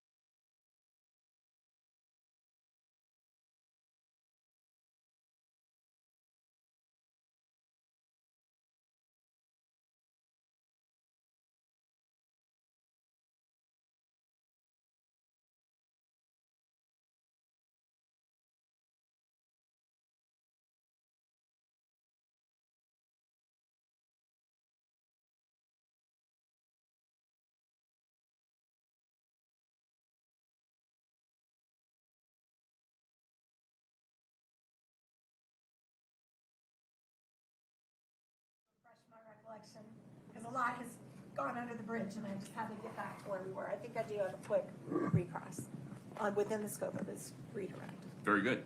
If we could invite the jury back in, please.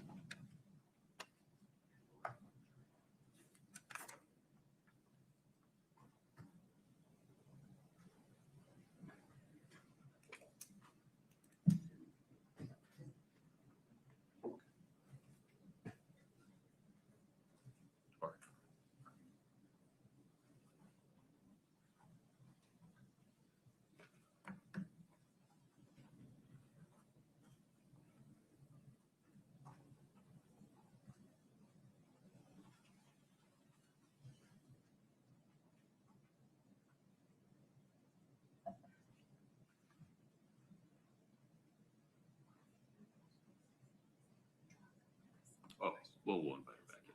Yeah. If you can get him. Thanks, Mr. At the time.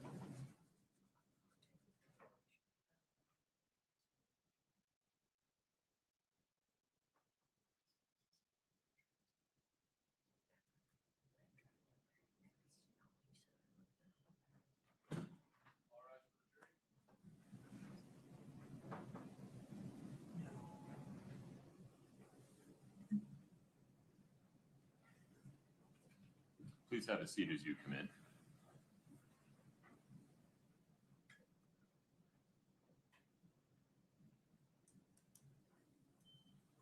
All right, folks, have a seat. Mr. Wright, if you would take the stand again, I'd appreciate it.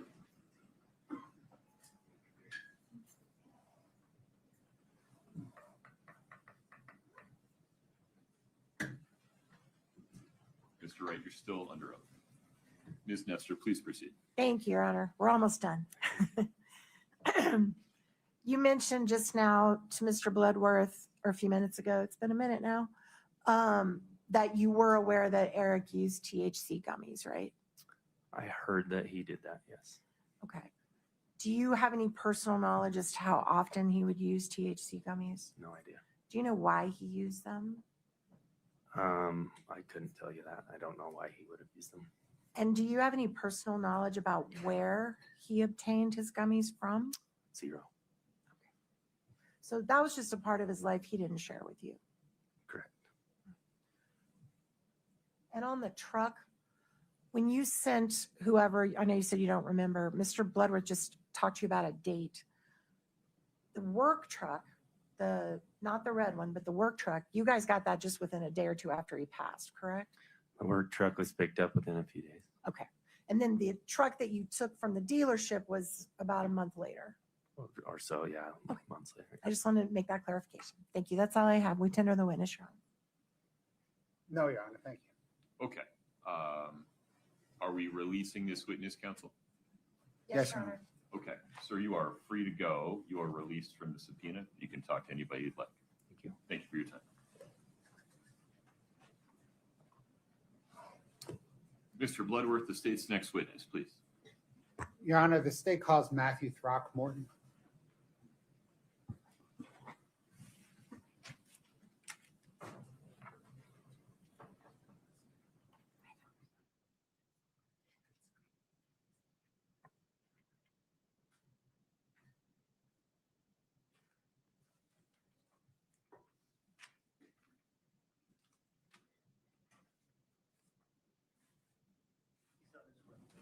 Very good.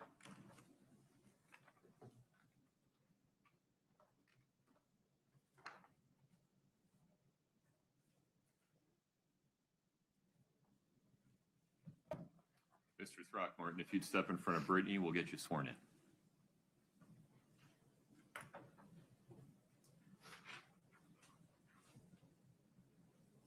If you'll please raise your right hand. Do you solemnly swear the testimony you're about to give in the matter before the court to be the truth, the whole truth, and nothing but the truth, subject to the pains and penalties of perjury? Thank you. Have a seat.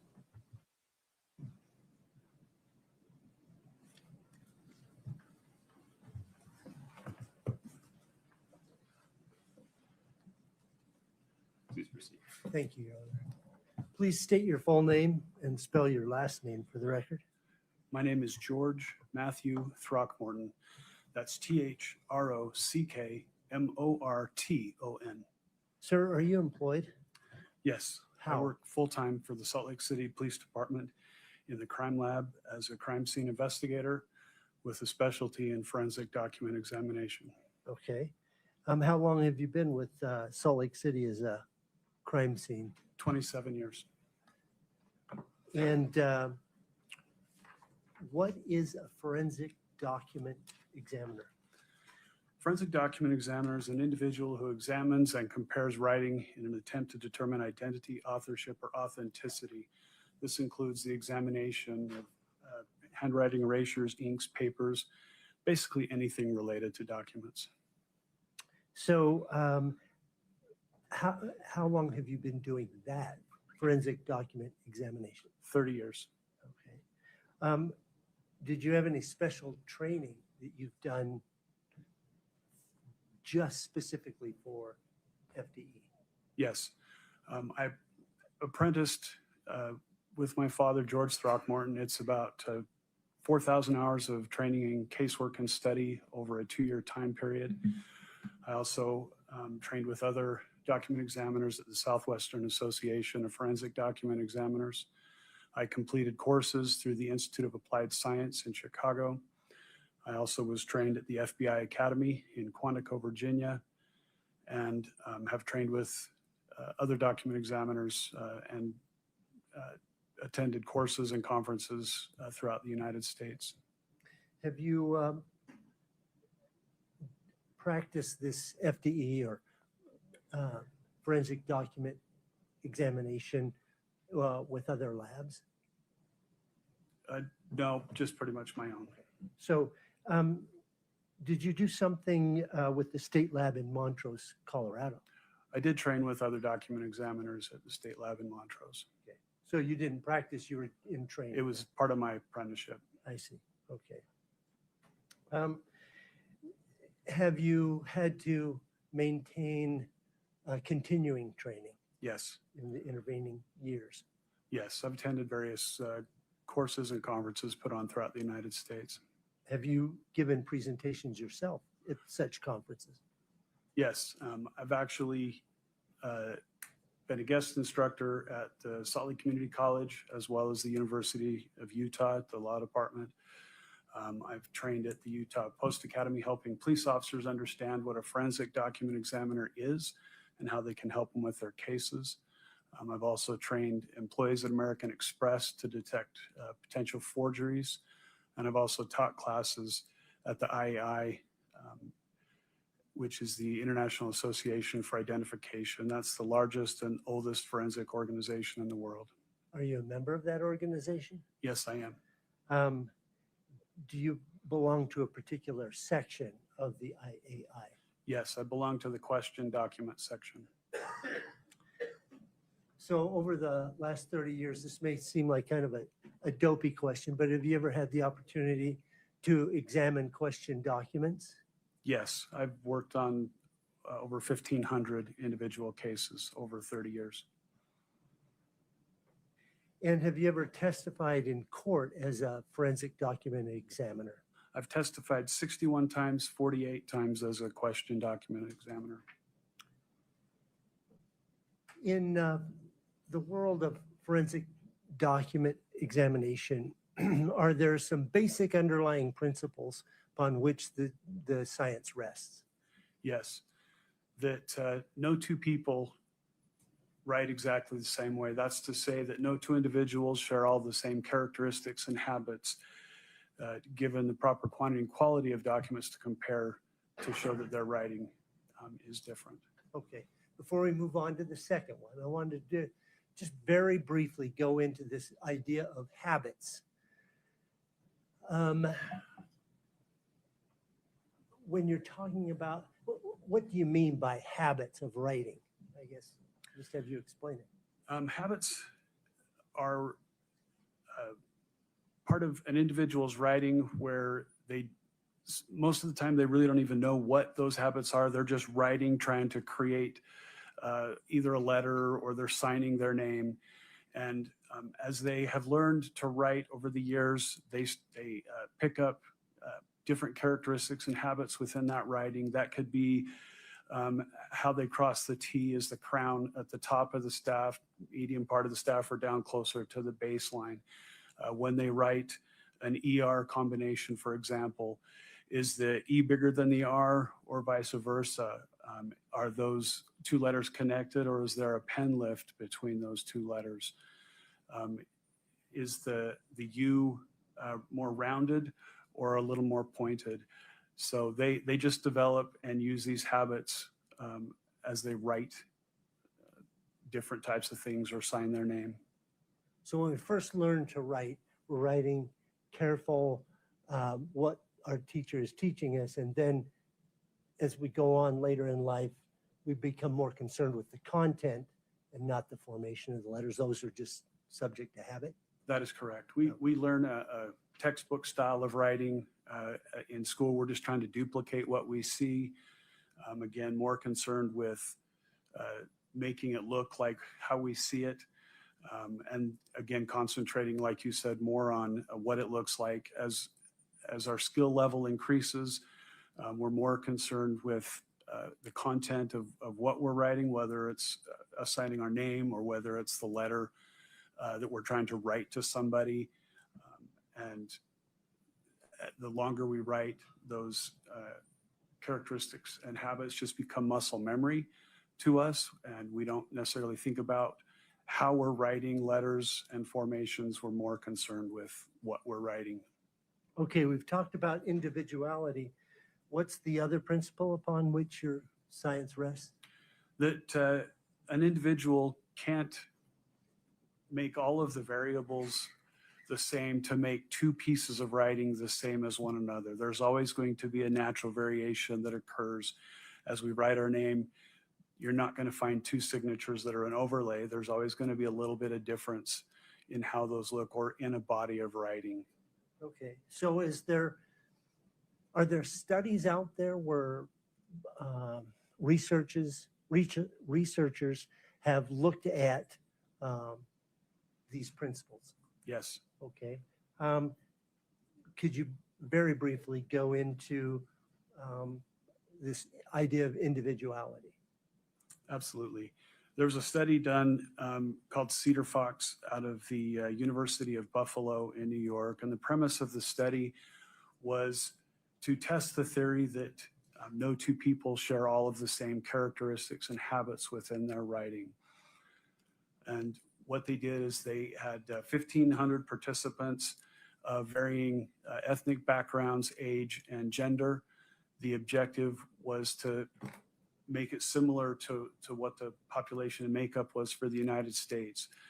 They had these 1,500 individuals write some handwriting specimens. These specimens were put into a computer. They picked 8 characteristics out of the writing and had the computer analyze those 8 characteristics. It was determined with a 98% confidence level that no 2 individuals wrote those 8 characteristics exactly the same way. Okay. Are there studies that have looked at the ability of a trained document examiner versus lay people on their abilities? Yes, there's been a number of studies over the years. Cedar Fox also did a study of twins, again, to differentiate if the writing of twins could be seen as it was different one from another.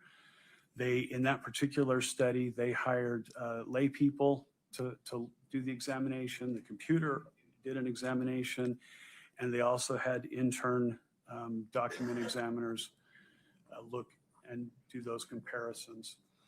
In that particular study, it was determined that the computer had about a 9% error rate in differentiating writing one twin from another. It was determined that the lay people had a larger percentage of an error rate, and that the intern document examiners had about a 5% error rate in differentiating writing one from another. Those are interns, not fully trained.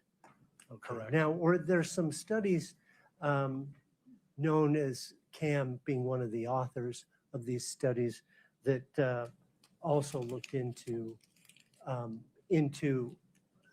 the abilities of a trained examiner versus layperson? Yes, Professor Moshe Kam out of Drexel University did a number of studies. And in his studies, he had lay people do examinations as well as document examiners, from intern to those that had completed the 4,000 hours of training. Throughout his studies, he determined that that lay people made larger mistakes in doing their examinations, and that document examiners, starting as interns, going to the fully trained, that their error rates were less than the lay people, and that the fully trained document examiners had about a 4% error rate. Okay. Now, how could you explain to the jury what you do in this comparison process? Yes. In this particular case, I was given... Just very briefly, generally, you receive question documents and known documents? Correct. I receive a stack of documents. First of all, I separate the question from the known. Mhm. I go over each page individually, looking for comparison between whatever has been questioned versus the undisputed known samples that I receive.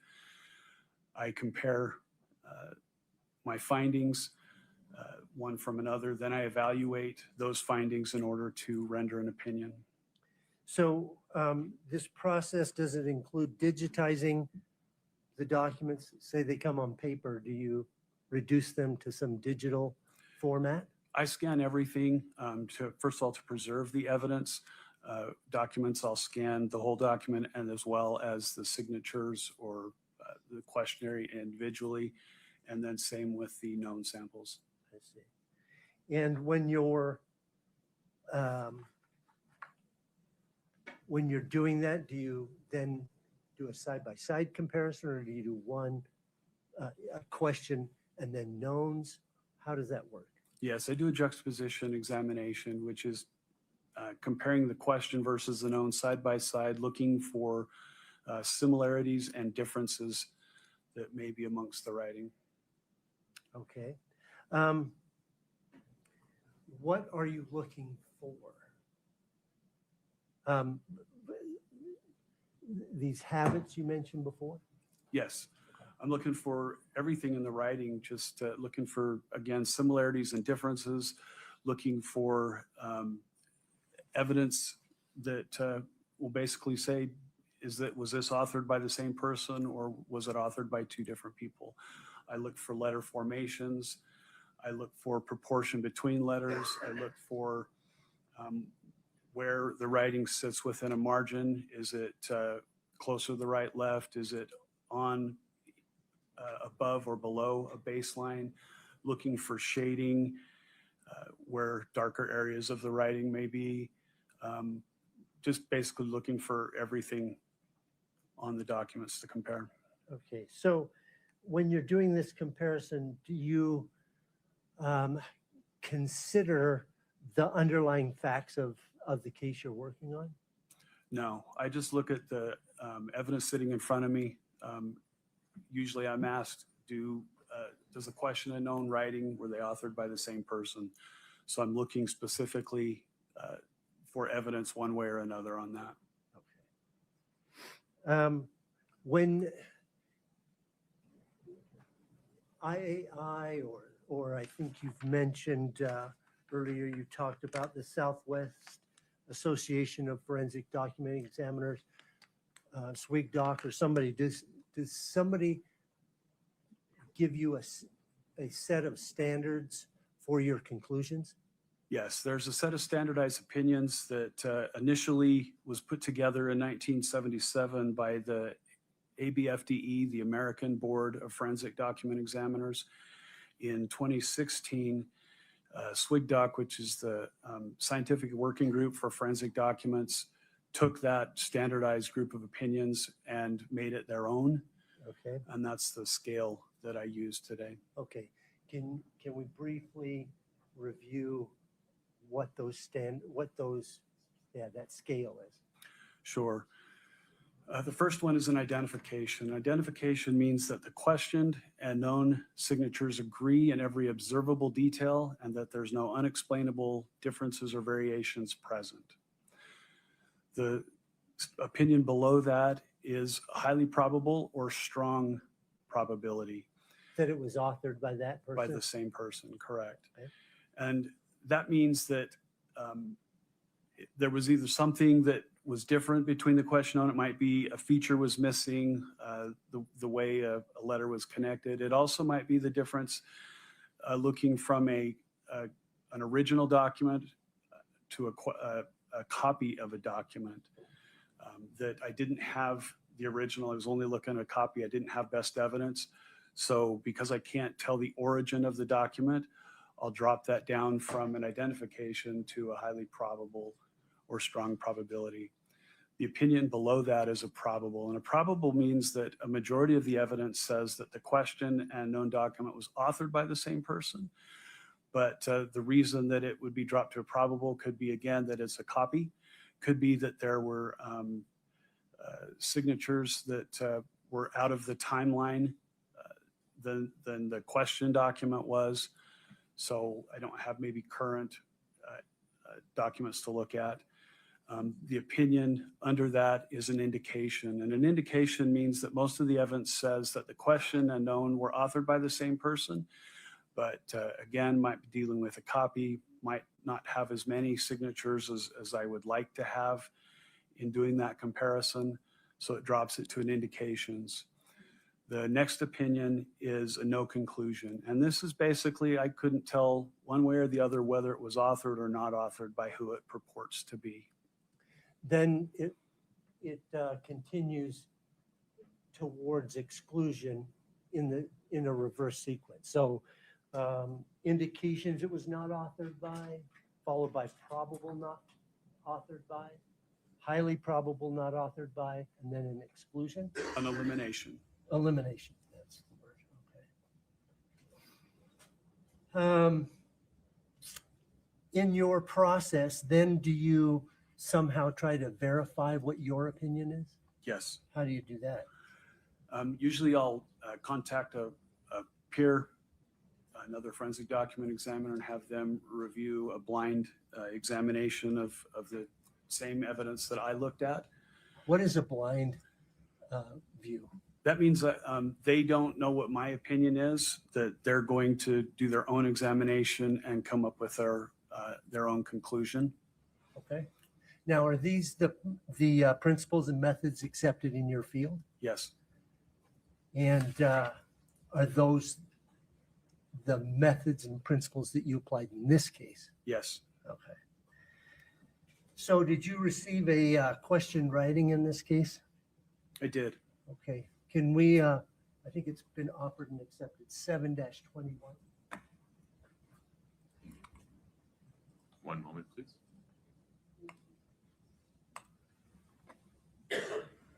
Would you like to publish, Mr.? Yes, Okay. please, Your Honor.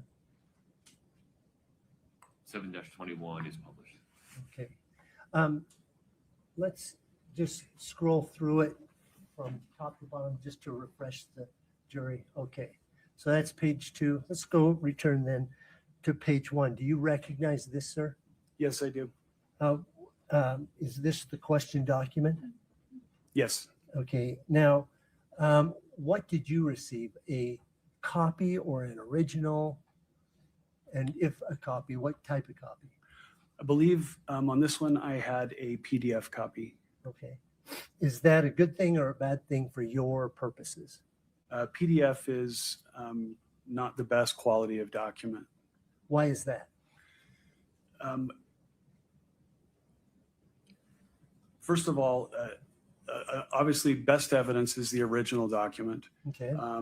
Next best evidence would be a photocopy of that document. Okay. And then PDF comes after a regular photocopy. Sure. But what is it because of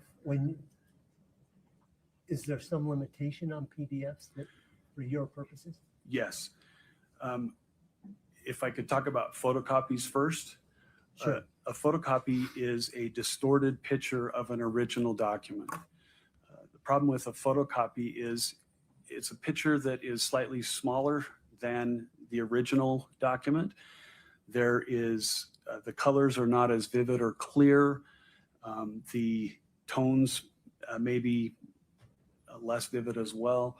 In some cases, in photocopies, writing pen strokes can diminish and in some cases disappear. There's also marks that can appear on the photocopy that weren't on the original document. These are called trash marks. Trash marks can occur from damage or dirt on the scanner glass, as well as wear and tear on the inner workings of a photocopy machine. So it's going to change or alter the evidence a little bit. The PDF has a lot of the same problems with it. The problem with the PDF is there's no default setting. So depending on the software or where it was made, if it was made on a computer with a scanner, or if it was made on a copy machine, or in some cases a cell phone, it changes and alters the document, makes it so that kind of the overall appearance looks good, but if you were to try and enlarge or zoom into a particular area, it will pixelize and get rid of some of the finer details that you would have in the original or in a copy. Okay. So in this case, did you receive some known documents? Yes, I did. Okay. May I approach the witness? Yes. I'm handing the witness what has been marked as the state's exhibit 8-49. Can you take a look at that and review it for a moment? Yes. Counsel, my apologies for interrupting your question. Make a note of this one. We'll come back to it. I need to take a quick break. Yes. Please rise for the jury.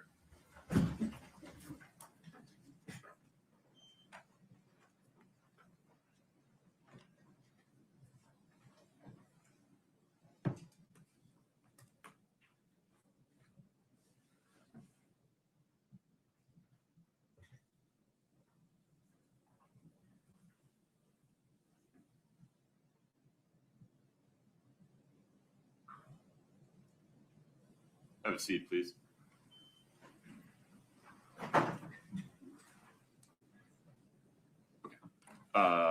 Mr. Throckmorton, I need to take a 5-minute break. We'll just say until 11:40. all right? Please do not speak to anyone during the break. Yes, sir. I know you've done this before. Yes. Very good, sir. Thank you. We'll be in recess until 11:40. Thank you. Court's off the record.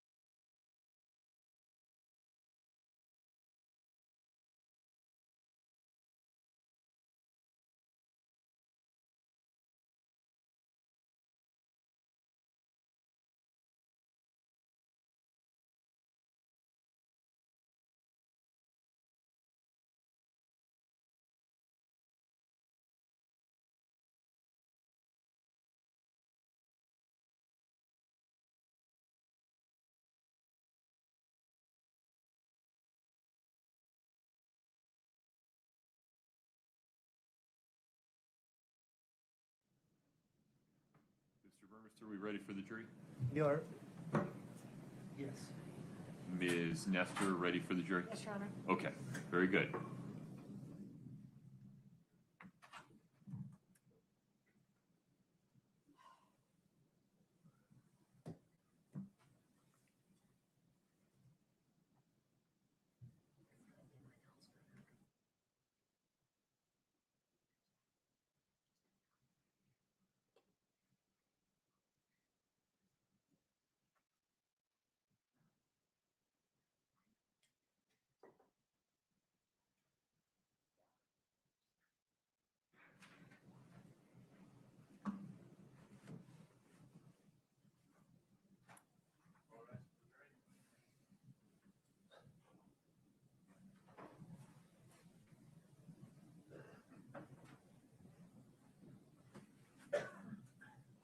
Please have a seat as you come in.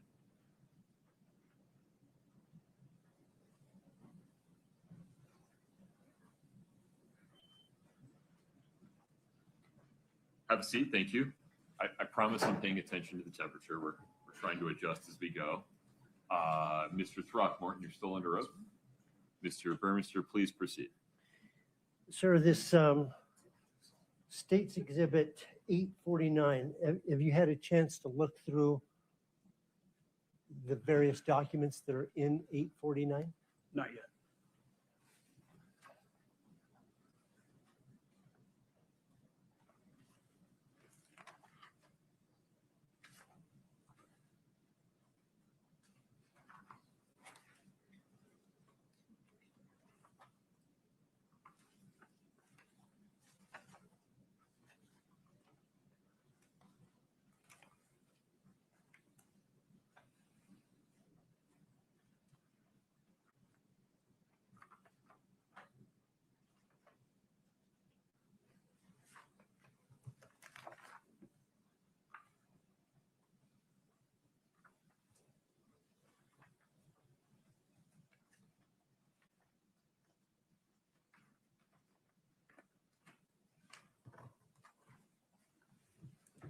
Do those look familiar to you, sir?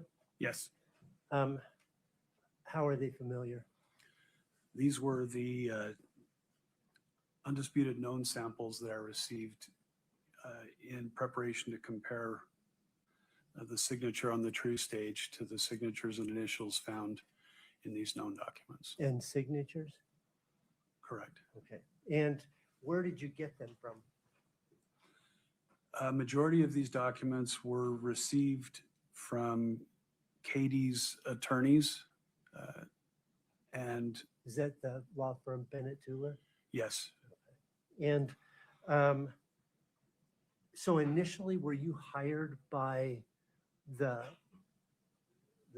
trust or the Tuller or I was Or hired by Katie? the attorneys at Bennett Tuller Okay.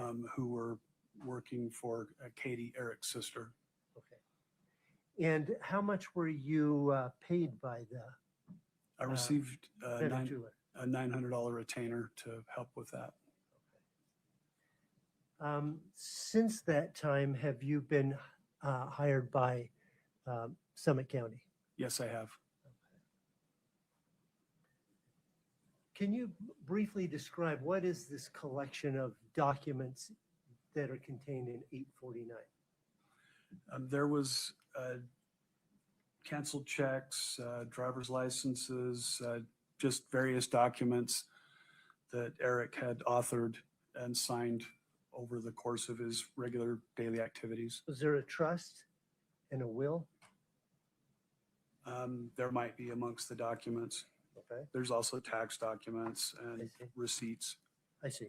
Okay.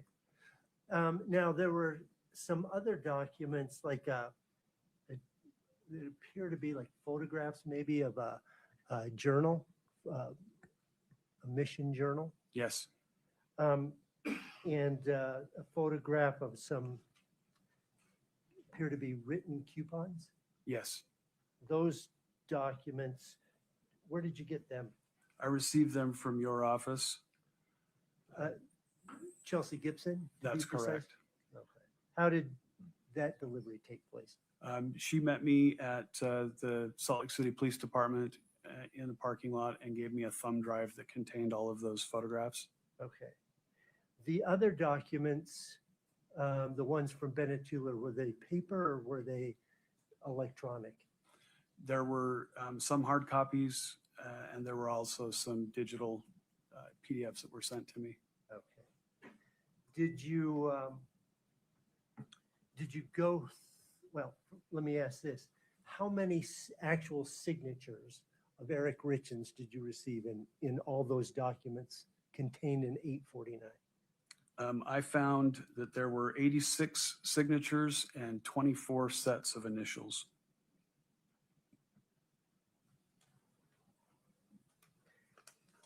And did you do a comparison like you described earlier with the digitizing and then going through the analyze, compare, evaluate, verification? Yes, I compared the question signature versus the 86 known signatures and 24 initials, looking for similarities and differences. Were you able to come to a conclusion yourself? Yes, I was. And did you send that out for a verification, a blind, as you said, a blind verification? Yes. To whom? To my friend in Colorado. Her name is Darla McCleary Salatano. And was she able to come to a conclusion? Object to hearsay. Yeah, would you approach for a moment, Mr. Burmester?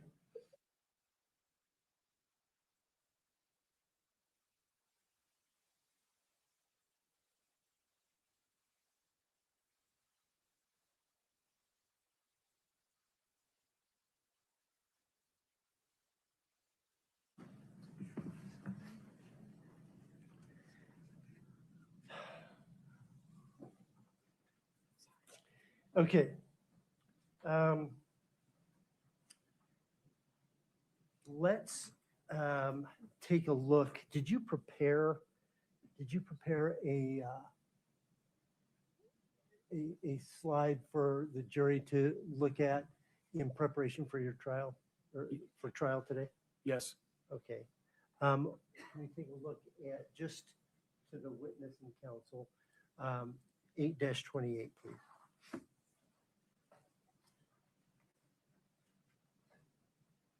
The witness has it. Okay. Do you recognize that, sir? Yes, I do. Would that be helpful in communicating your testimony today? Yes. State would offer State's Exhibit 8-28 and ask for permission to be published. No objection. 828 is admitted and published. Okay. Let's set aside 828. Well, why don't you orient us first? What does 828 show us? 828 is an exhibit that shows the question signature at the top, taken from the true stage document. Okay. And the Q stands for question. 3 is the series of documents. Page is page 2, and A is the first signature used on that document. The signatures, the 10 signatures below, are samples taken from the known signatures that I received and initials to compare. Again, K stands for known. 1 stands for the group of documents. P stands for the page, so page 2.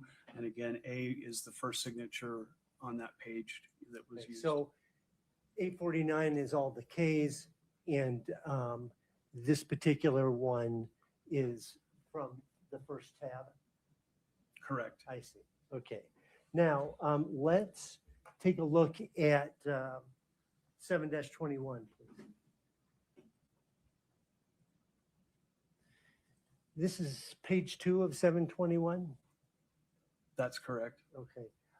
Now, which looks like there's a couple signatures on this page. What one were you focusing on? The one on the right, the one that purports to be Eric. And then,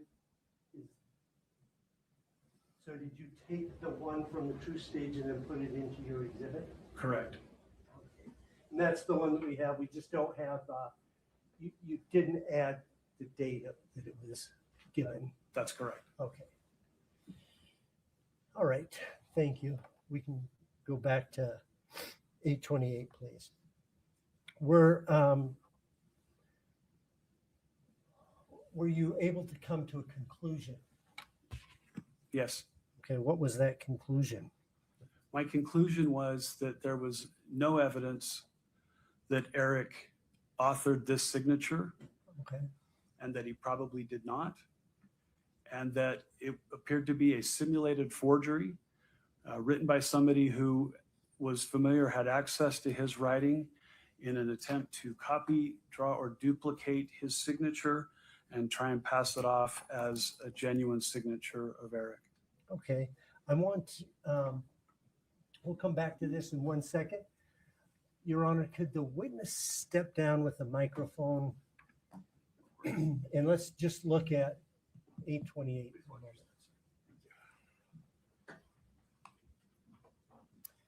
While I'm thinking of it, there appears to be one that's in yellow. It looks like it's been highlighted. Has it been highlighted? No. Can you hear me? Yes, sir. Okay. No, that one came from an NCR copy. It was a yellow piece of paper. All I did was crop the signature off that paper Okay. to put it on this document. All right. Could you explain to the jury how your analysis went? Sure. First thing, in looking at the question signature on this, it's basically EER.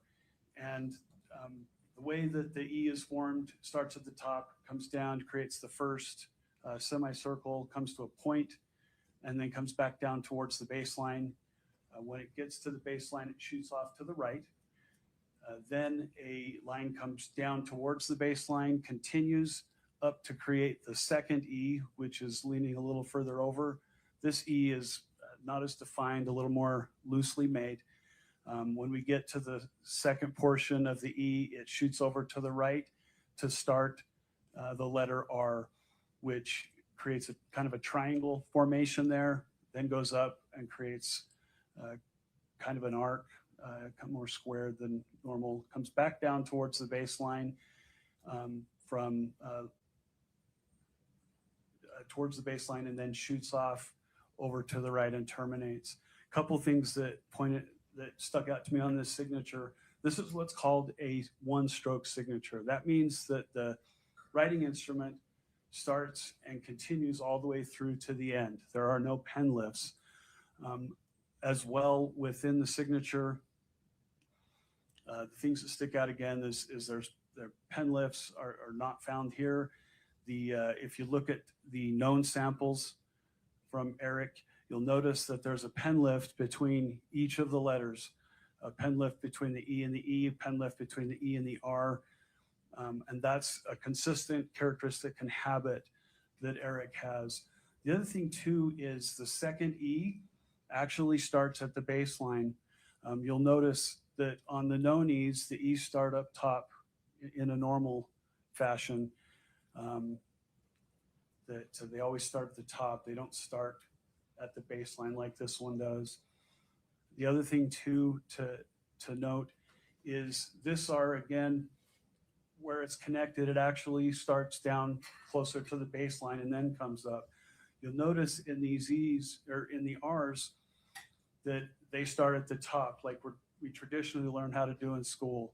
You've got a line that comes down, pen comes off the paper, and then the second part of the R is made. You can see the staff of the R here, staff here. So a couple of things that stuck out to me that were not common among his writing again is we've got a single one-stroke signature instead of pen lifts. The E, second E starts at the bottom at the baseline, and the R starts at the bottom at the baseline. It was by looking at these characteristics in comparison that I was able to render an opinion that the question and known signatures were not authored by the same person. Okay. You can take a seat, please.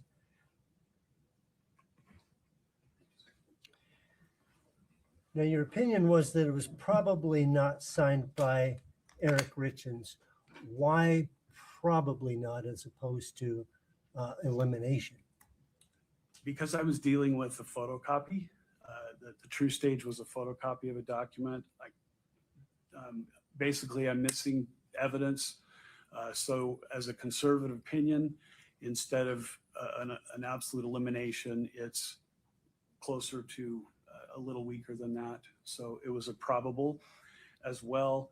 I couldn't identify who the author of that signature was. In the case of a simulated forgery, the author gives up their own habits and characteristics to try and copy, draw, or duplicate somebody else's. So because I was not able to determine who was authoring this, basically I came back to that there was no evidence that Eric did it, but I couldn't determine who actually authored it. Okay, so your final conclusion then is also that there is no evidence, that you could find nothing in the knowns that would support the question document was signed by Eric. That's correct. Okay. That's all the questions that I have for this witness. I have off. In front of Ms. the jury, Jester. of course it's accepted. May it please the court. Almost good afternoon, good morning still, sir. Good morning. My name's Kathy Nestor. I'm one of the attorneys representing Kouri Richins. Okay. So I want to first talk about your, I guess we call it your curriculum vitae, which is a fancy way of saying your resume, right? Correct. And I reviewed that, that you gave to us. And can you tell me, sir, is there a difference between a document fraud examiner and a certified forensic document examiner? I said it wrong the first time. I'm going to get it right. Forensic document examiner is your title, correct? That's correct. And is there a difference between a forensic document examiner and a certified forensic document examiner? Certified examiner is somebody that belongs to an organization that they pay and that they recognize him or them or her as part of their group. It's not just payment. They also take a test, right? Depends on the organization. And in fact, there was an organization, there's an organization that accredits these organizations, and it's called the Forensic Specialties Accreditation Board. Is that right? Do you know what that is? That's one of them. And they are people who accredit these organizations to certify people, right? Yes. And if you go to one of these accredited organizations, and I'm going to just read some examples and see if you're familiar with them. The Board of Forensic Document Examiners, is that one of them? There's an American Board of Forensic Document Examiners. Okay. And are you also aware there's just a Board of Forensic Document Examiners? I haven't looked into that one. And Scientific Association of Forensic Examiners, SAFE? I've heard of them. Okay. And the International Association of Document Examiners, IADE? I've heard of them. And the National Association of Document Examiners, have you heard of them? Yes. And the Association of Certified Fraud Examiners, ACFE? Not familiar with them. Okay. And all these are groups that provide ways for forensic document examiners to become certified. And they're accredited by this Specialties Accreditation Board, right? Yes. And the way that they become credited, certainly they have to pay a membership fee. You're right about that. But they take an exam, right? I assume so. And they're given a bunch of samples that are peer reviewed by others to see if they agree that their analysis are good, right? Correct. That would be the process. And they do an oral board where they answer questions and respond to like on the spot testing of their skills. Objection, Your Honor. Foundation. He Well- said he doesn't know. Well, so far, there hasn't been a foundation problem. Ask him whether he knows, which I think is what you're doing. And it appears to me by your answers, you know about all of this process, right? There's a lot of organizations out there that people can join, even people that haven't been properly trained. Right. And by being certified by any of these organizations that are accredited, that's an extra security and assurance to your customers and your clients that you've been screened, you've been vetted, and you've been certified that you're good at what you do, right? It can be. And you've never ever done that in your whole career, have you? No. You've chosen not to ever seek certification. Correct. Never gone for it. And you do agree that the forensic science that you're involved in of handwriting analysis involves a lot of using your own best judgment, right? Judgment based on experience and training. Absolutely. But your judgment, your analysis. Yes. And I've been properly trained in order to know how to use that judgment. Okay. And certainly you agree that not every single forensic evaluator is going to come to the exact same conclusion by looking at the exact same writing. Is that fair? I don't know that I agree with that. It would, again, depend on how much training they've had. It depends on who they were trained by. It is possible that individuals aren't going to have the exact same opinion as me. Sure. And it also depends on the quality of the sample you're given, right? Correct. And original is best, right? Yes. One copy later after the original is a little worse, right? There's about a 1 to 3% distortion rate from an original to a first generation photocopy. And do you know which generation photocopy you were given? I have no idea. You know how many times it was photocopied? No. Do you know how many times it was faxed? It didn't appear to be faxed, but no. Okay. Do you know, and you never got a paper, you got a PDF sent to Objection you. Foundation. These are yes or no questions, overruled. Go ahead. Thank you, Your Honor. You got a PDF sent to you on email, right? You didn't even get a document. For this document, that's correct. Right. And if we could please bring back up 8-4 and go to the page ending in 781. I believe this has been admitted, Your Honor. One moment, please. Can you make sure? Not yet. 8-4? His report. Did you put it in? No. Oh, sorry. Not. Just for Seriously. his review only, Your Honor. The witness has 8-4.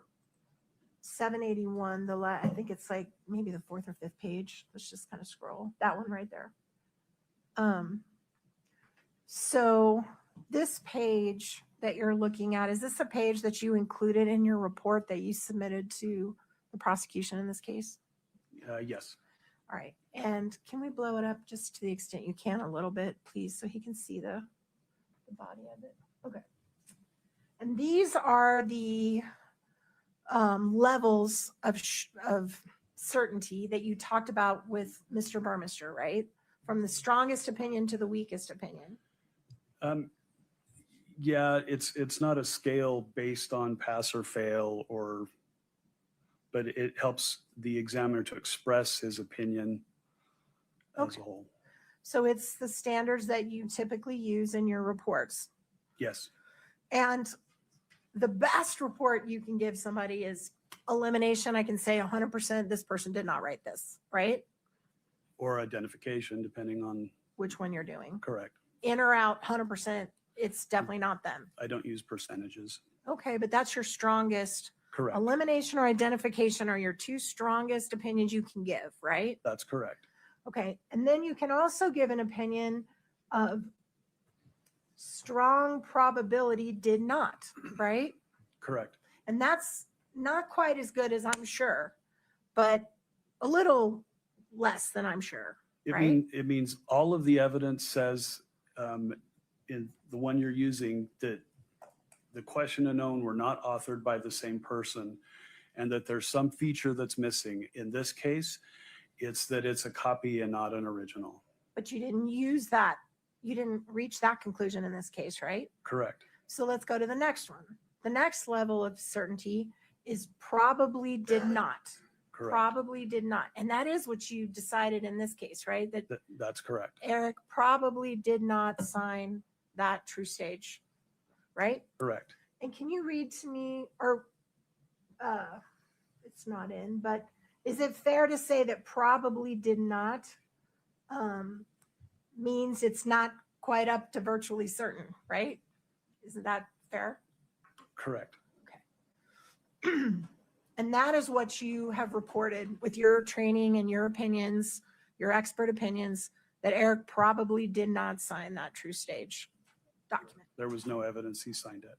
And you cannot say that Kouri did sign it, right? That's correct. Okay. Now, by saying that, you have no personal knowledge whether Kouri Richins was given permission by Eric to sign his name. Objection. Do you? Sure.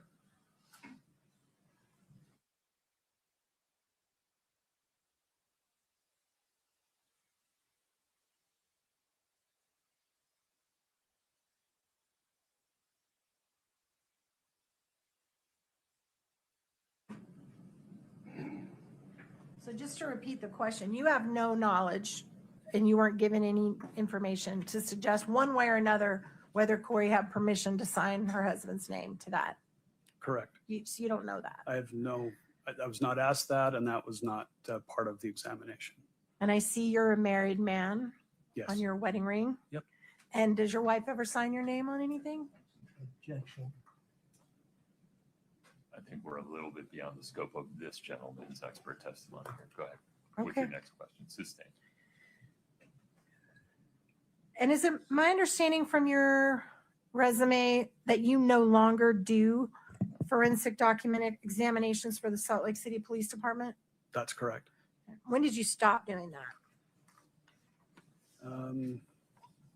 2020, I believe. And is that the reason you stopped connected at all to an internal affairs investigation against you for falsifying documents? No. Did you, in fact, were you submitted to an internal affairs investigation for falsifying documents? Objection, Your Honor. Can we approach, please? Sure.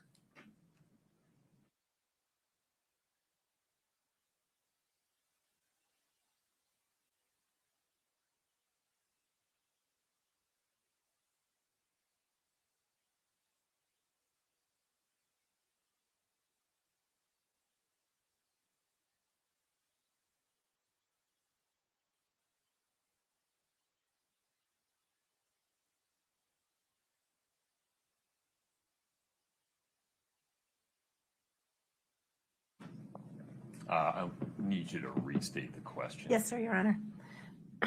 Were you subjected to an internal affairs investigation for falsifying documents? Yes. And were you ultimately exonerated? Yes. And was the person who accused you of doing that a law enforcement officer?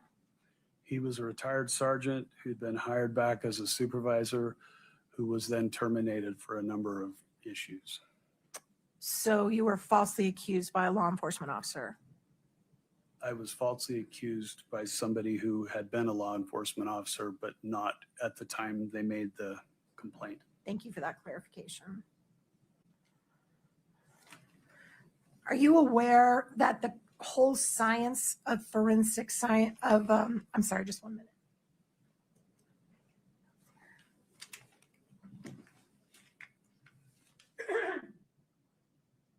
Are you aware that the whole science of forensic document examination has come under fire in the last few years for accuracy and reliability? Objection, it misstates the source.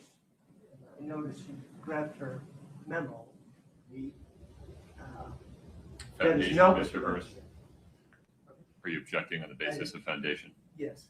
Would you lay some foundation, Ms. Nestor? Certainly, certainly, Your Honor. Are you familiar with the national, I'm sorry, I need a little bit of water. Sorry. Are you familiar with the National Resource Council report titled Strengthening Forensic Science in the United States, A Path Forward? I've read it at some point. And are you aware in that report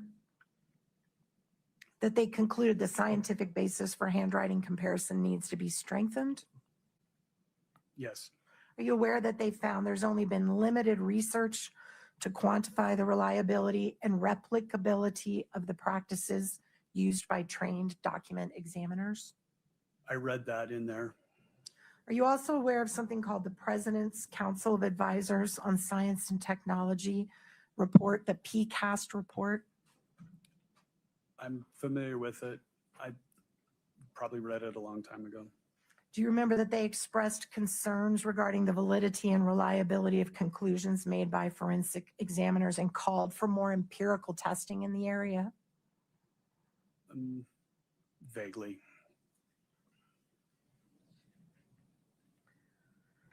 You talked about an error rate, is that right? Yes. And remind me, what is the error rate of non-certified forensic document examiners? The same as document examiners that have been properly trained. Do you know that for a fact, or are you assuming that? I'm assuming that not all document examiners are certified Fair.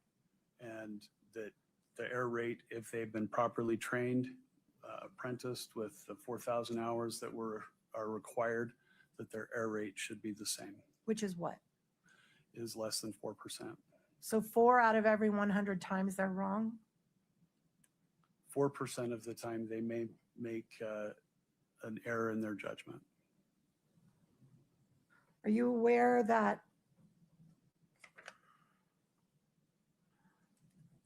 the National Institute of Standards and Technology issued a report from an expert working group for human factors and handwriting examination, which found multiple problems with the reliability of handwriting analysis? I haven't read that.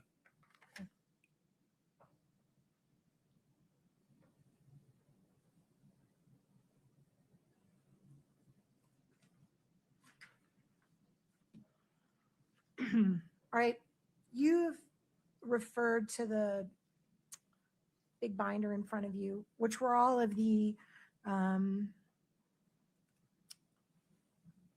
handwriting samples that you reviewed and included in your report. Is that right? Yes. Right. Is that in? Nope.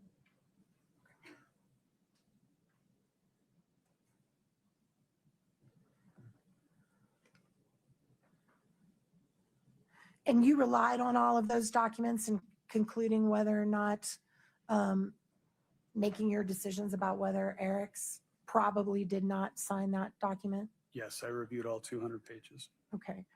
Can you turn to let me see. Court's indulgence. Can I talk to Mr. Burmeister for just a minute? Of course.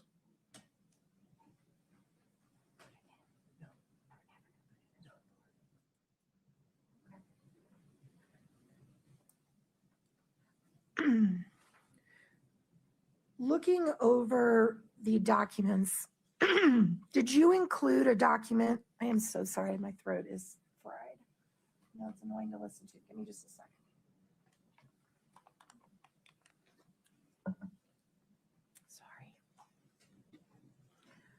Sorry. Looking at the documents that you relied upon, was one of the documents titled the My Princess letter? I did review that, yes. Right. And what was that?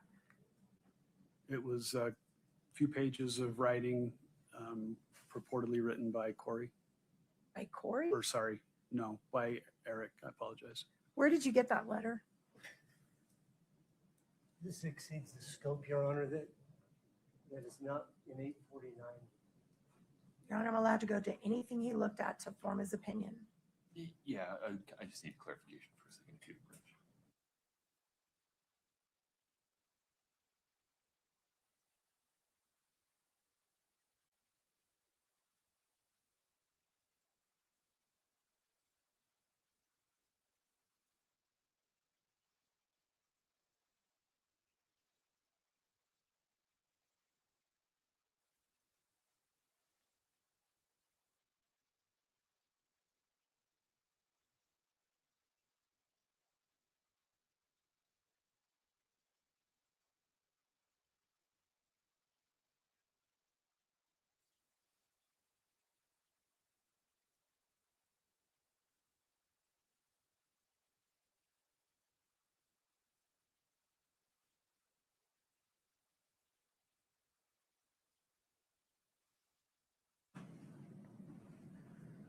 Okay. Oh, my voice came back. So on the My Princess letter, that is something law enforcement gave to you to review in making your opinions, correct? It was given to me as a question document, not a known sample. And you were to review it to see who you think wrote it? That's correct. And can we pull up for the witness only MT4? Your Honor, this is now outside the scope clearly because the foundation Yeah, is not part of I it. misunderstood your position, Ms. Nestor. Would you approach for a minute? My apologies.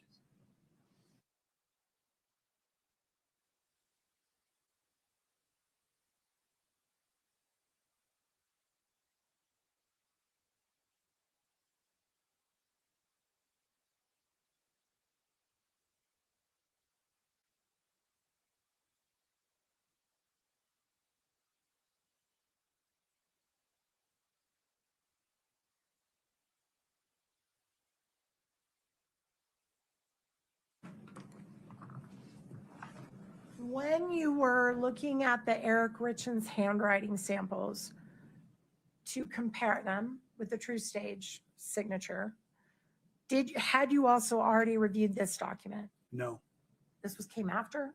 correct. Oh, okay. Okay.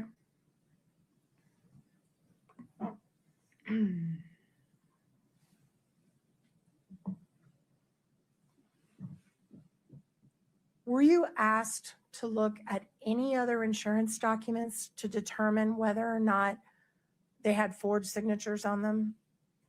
I looked at a number of different documents that were in question. Okay. And did some of them include insurance documents?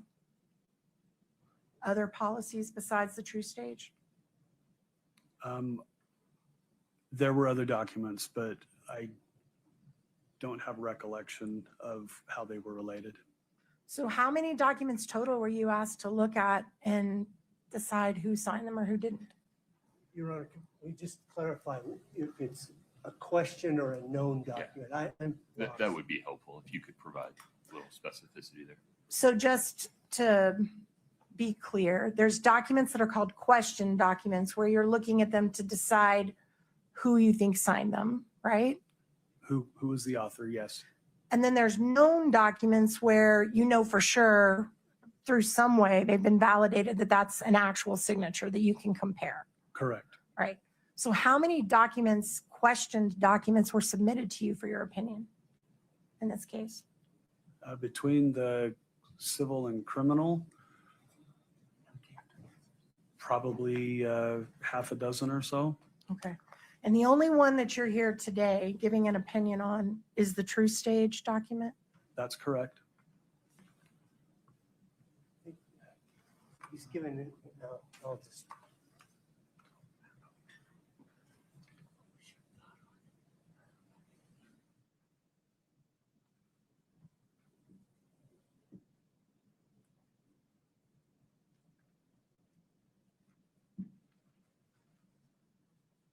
Court's indulgence for just a moment, Your Honor. I think Of I'm course. almost done. Just one moment, sir.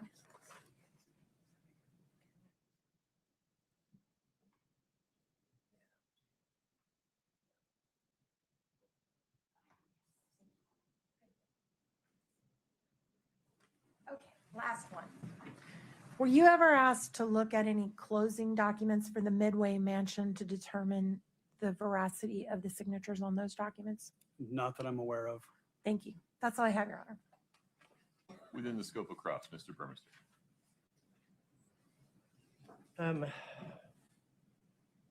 You, defense counsel asked if you're certified. Have you, once again, have you testified in a court of law regarding your forensic document examination? Yes. How many 48 times? 48 times. And if you, hypothetically, well, let me back up. Hypothetically, if you send your known and questioned documents out for verification,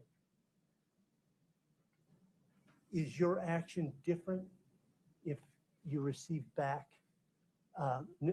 information that their opinion differs from yours? Or do We- you just submit it?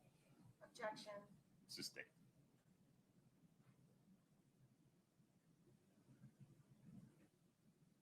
The fact that you received a PDF is reflected in your ultimate opinion, is that correct? Yes.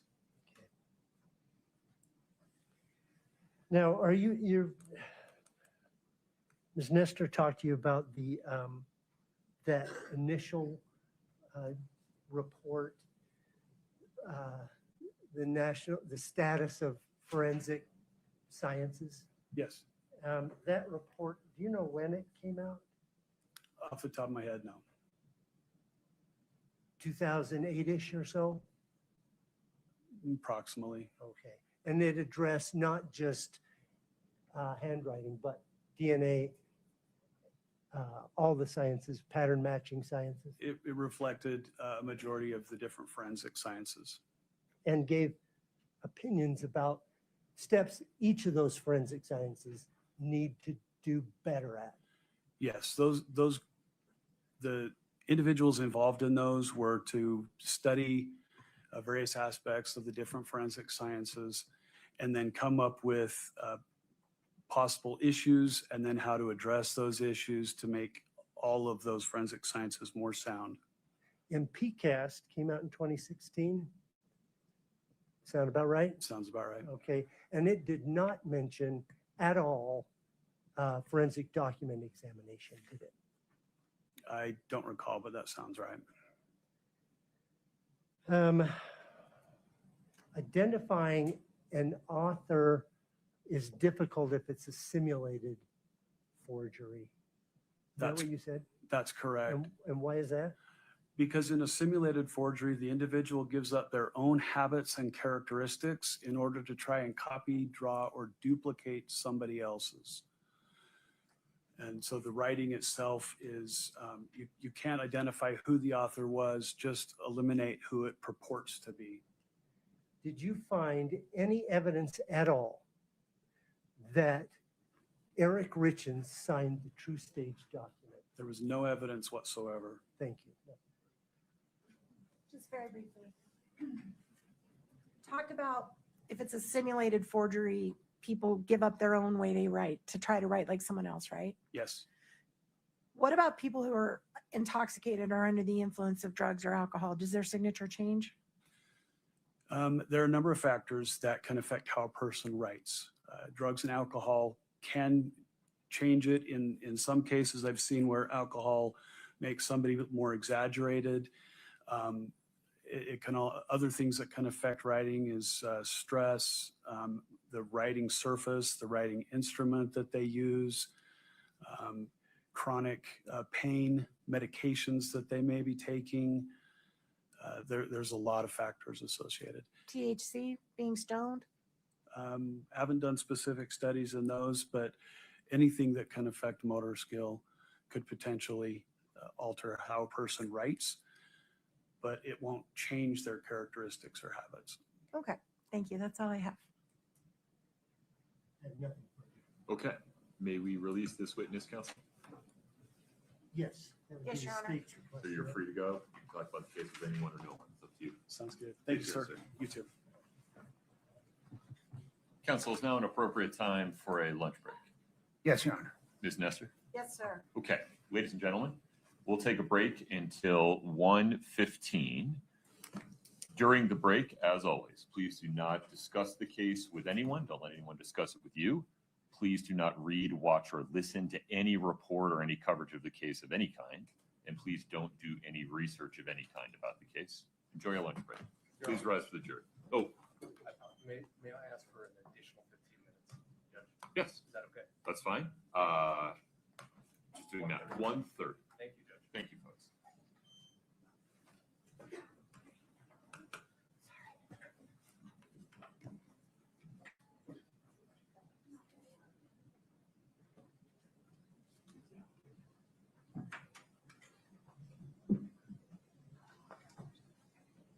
All right, please have a seat.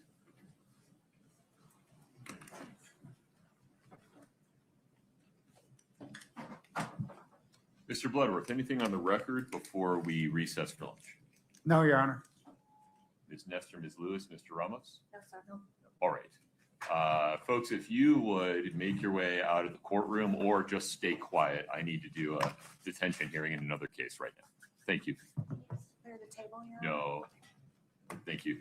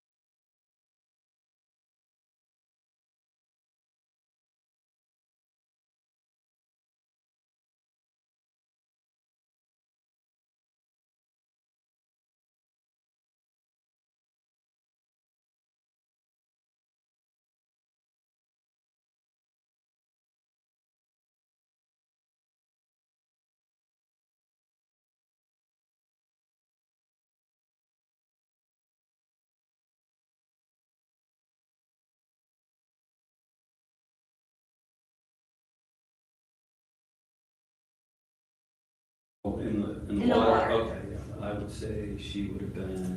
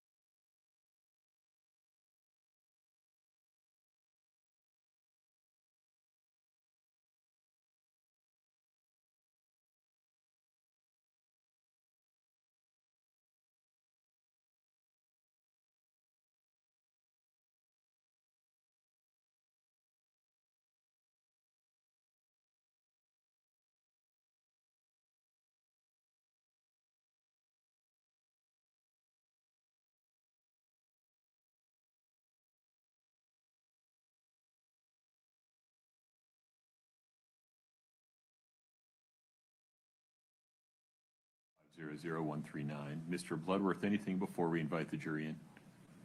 Your Honor, just to let the court to know that we will move to admit and publish the 911 call before calling the next witness.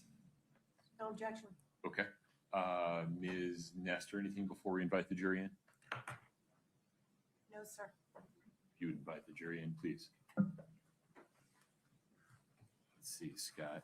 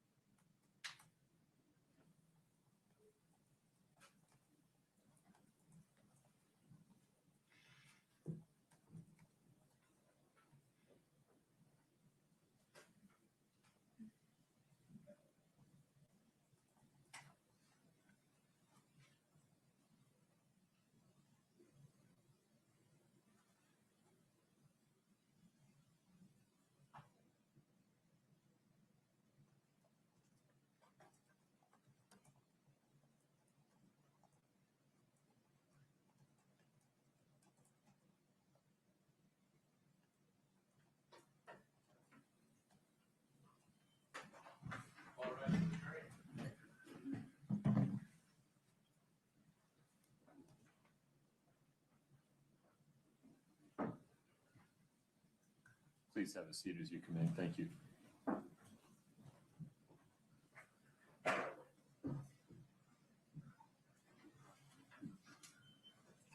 All right, please have a seat. Mr. Bloodworth. Thank you, Your Honor. Your Honor, the state moves to admit and publish State's Exhibit 2-40D, the 911 call. Any objection, counsel? No objection. Okay. Scott, let's give this a try. 911, what's the address of the emergency? My husband's not breathing. He's cold. Okay, what's the address? 282 Willow Court. 282 Willow Court? Uh-huh. Okay, what's a good phone number in case we get disconnected? 435 671 4987. Okay, is this going to be in Francis? Okay, tell me exactly what happened. I don't know. I just came in. I was sleeping with my kids. Okay, I can't understand you. I need you to take a deep breath. What's going on? I don't know. I was sleeping in with my kids. I just came in the bed, in our bed, and I turned over, and he's just cold. He's just cold. Who's cold? My husband. I turned the light on. And he's not breathing? He's not breathing? I need you to confirm it for me. Is he not breathing? No. Okay, can you do CPR?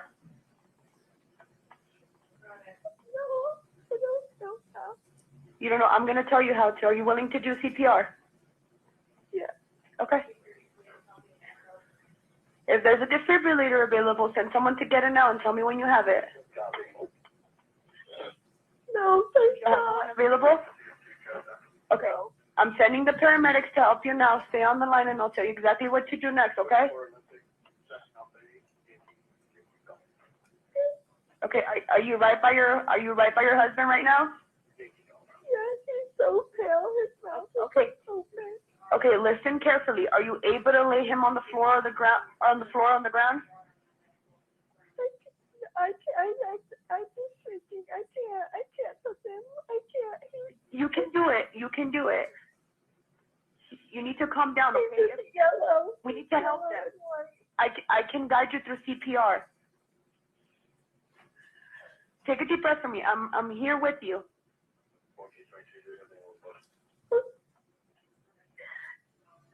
He doesn't have a pulse. He doesn't have a pulse. No. There's no pulse.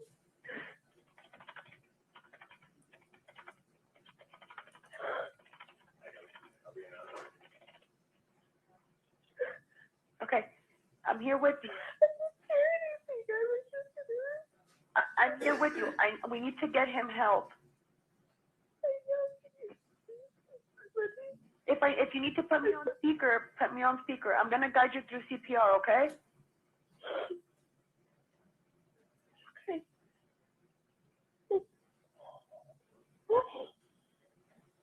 Tell me when you've done that. Okay, I'm ready. You ready? Okay, he's on the floor. He's on the bed. Okay, are you able by any chance to move him on the floor?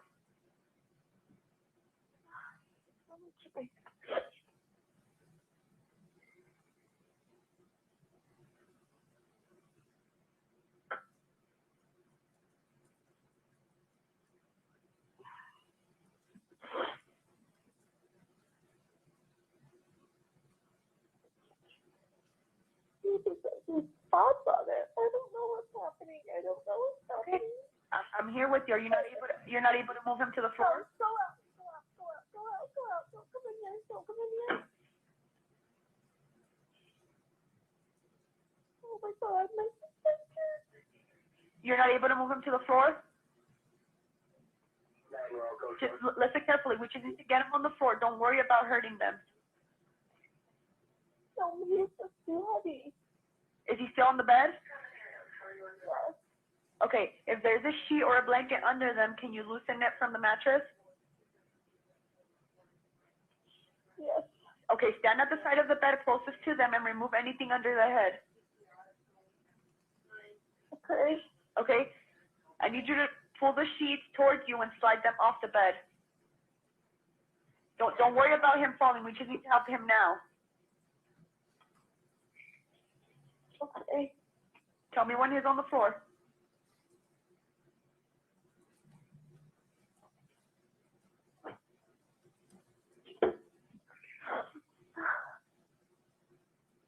I can't move it. It's a dead weight. Like it.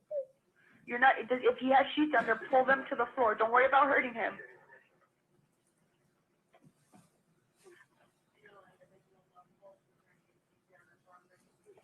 Yeah, can you please send somebody? Okay, I have the ambulance that's on the way. Okay, there's another way to do this, okay? Grab their feet. Grab his feet.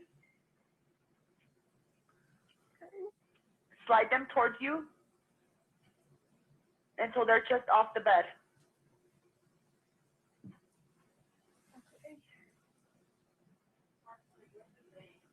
How old is your husband? 39. 39? Yes. Okay. Okay, were you able to pull his feet off the bed? I'm pulling. Okay, now grab the arm closest to you and pull the rest of the way off the bed. Again, don't worry about the fall. We just need to help them now.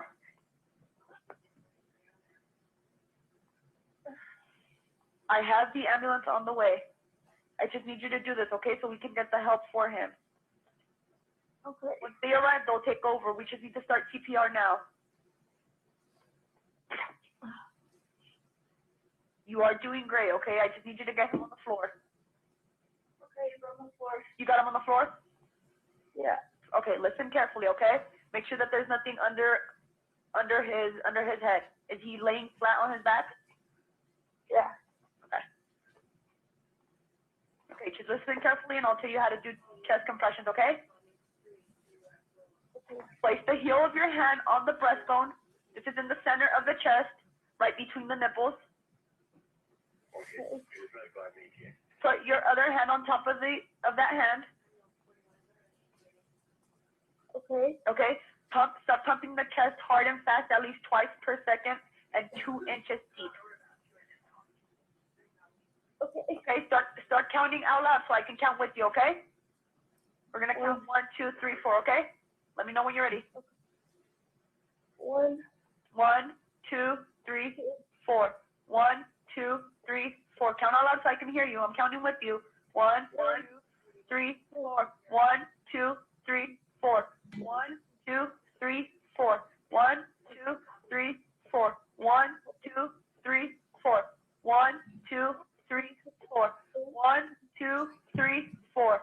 1. If it's easier for you, am I on speaker? Yes. Okay. 1, 2, 3, 4. Do you know if the front door is open? No, it's locked. It's locked. I need you to go. Is there anybody else within the home, or is it just you? It's all my kids. Okay. Are one of them old enough to go unlock the door?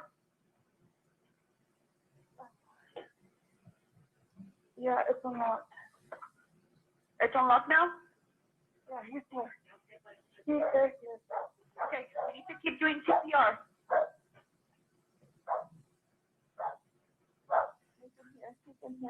Okay. Do I keep you on the phone? Yeah, keep me on the phone. Go unlock the door and come back to doing CPR. Okay. Firefighter Monaco is on scene. I'm beginning CPR, chest compressions. Okay, is the ambulance there with you? Yes. Not yet. Ambulance is en route. Oh.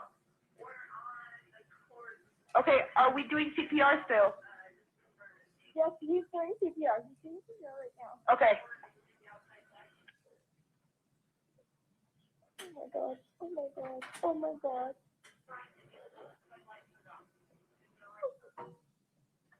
What kind of vehicle do you have outside? Me? I don't have a vehicle outside. White Toyota 4Runner.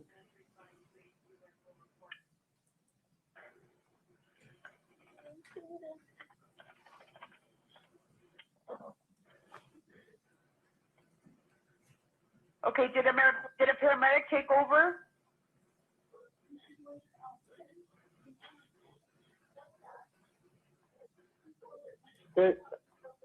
Paramedics haven't arrived yet. We're in the back bedroom.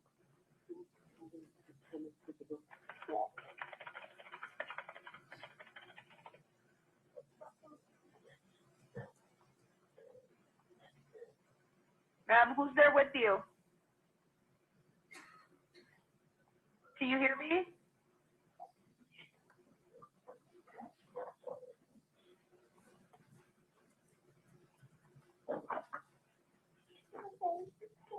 Okay.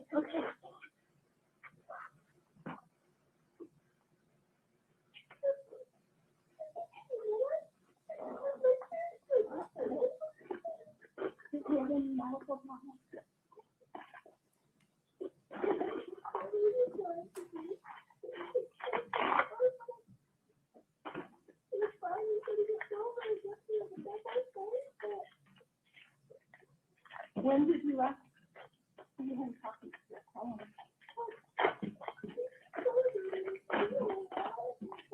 I'm sorry, what? Okay.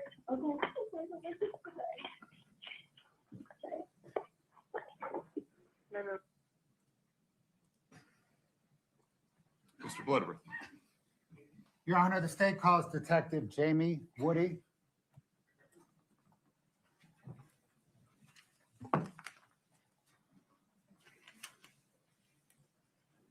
Detective, if you'd step in front of Brittany, we'll get you sworn in.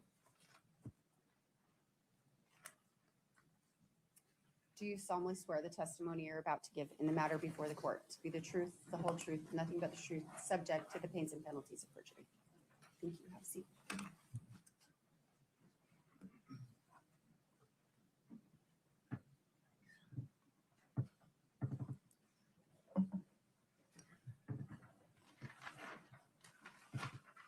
Ma'am, what is your name? Jamie Woody? You spell the last name Woody. Yes. What do you currently do for a living?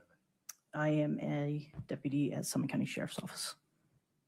Were you a deputy with the sheriff's office in March 2022? Yes. What was your job then? I was a detective. What is your job now? I'm a canine officer. In March of 2022, were you assigned as the lead detective in connection with Eric Richins' death? I was. Prior to this case, were you ever lead investigator on a death investigation? Yes. Had you assisted in death investigations? Yes.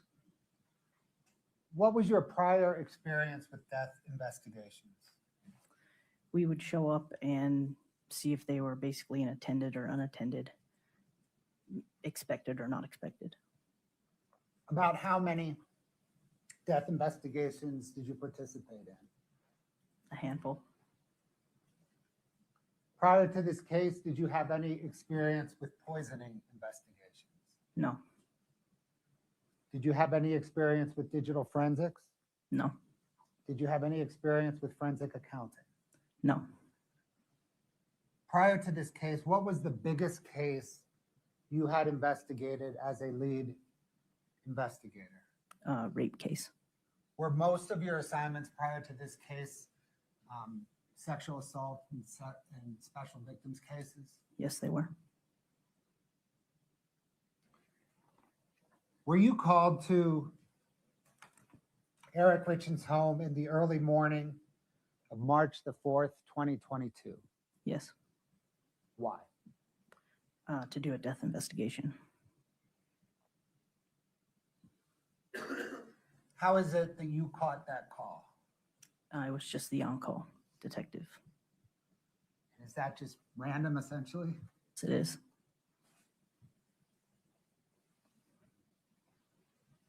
When you arrive at a death scene, I think you just mentioned this, are you first trying to determine whether the death was medical or potentially suspicious? Yes.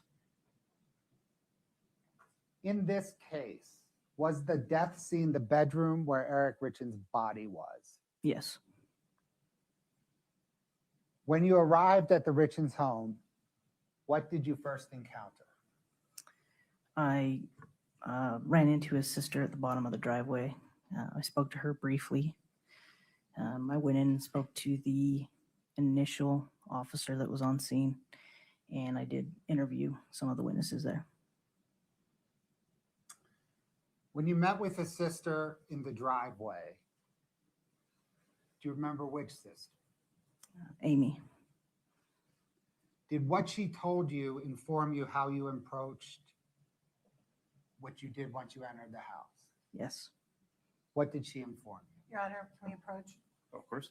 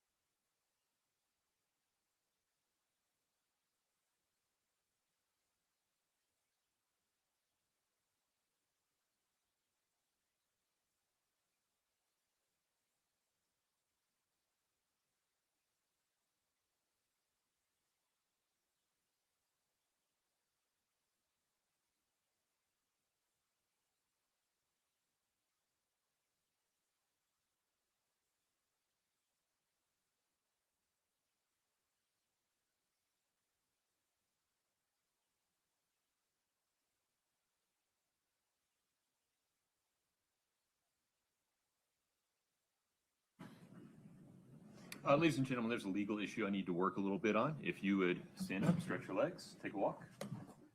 All rise for the jury.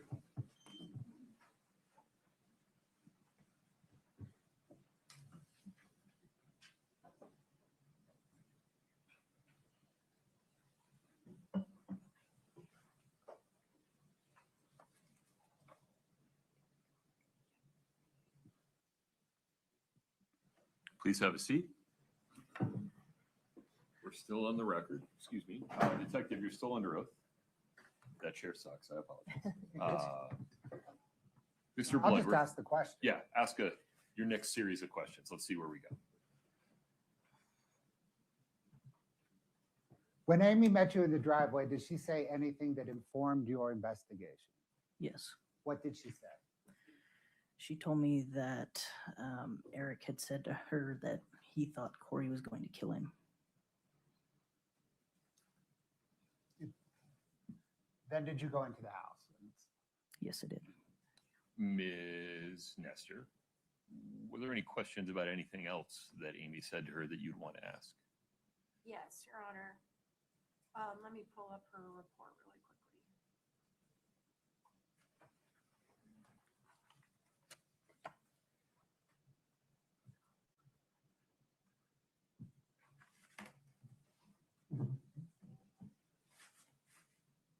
Sorry, Your Honor, just one moment. No problem.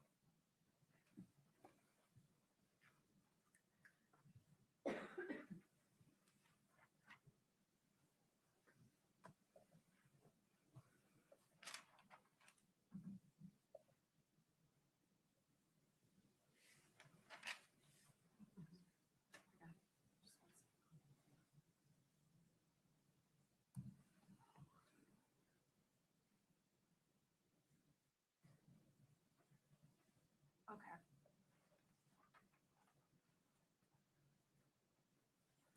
Me. This up so I get it exactly right.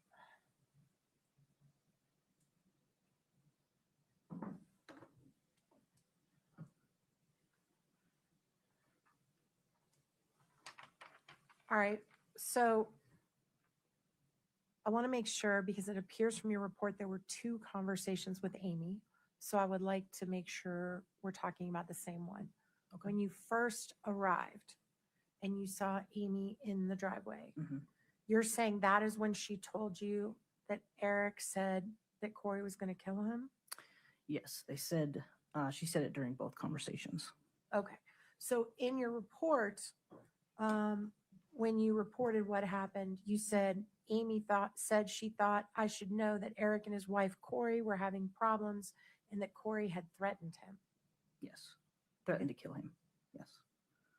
Okay, that's different than what you just said. So that's what you were referring to? Yes. All right.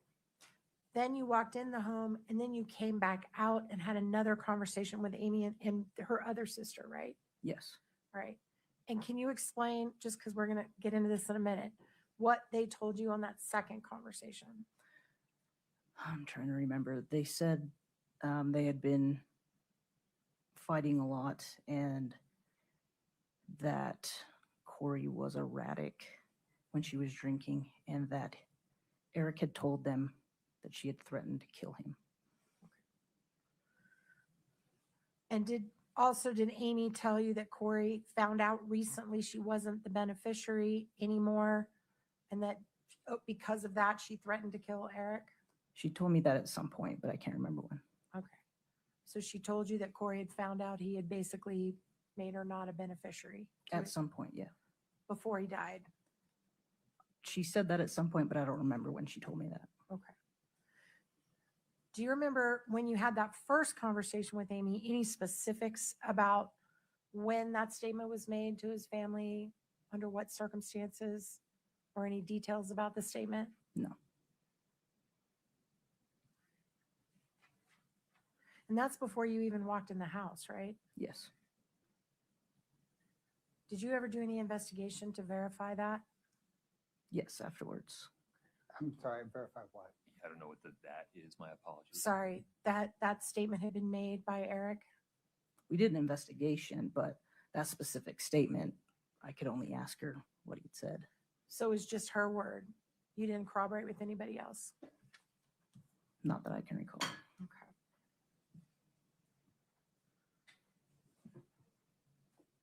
And what about that statement changed the way you behaved when you went into the house? Because I think that's the question he was asking you. It just made us look at it with a more critical eye.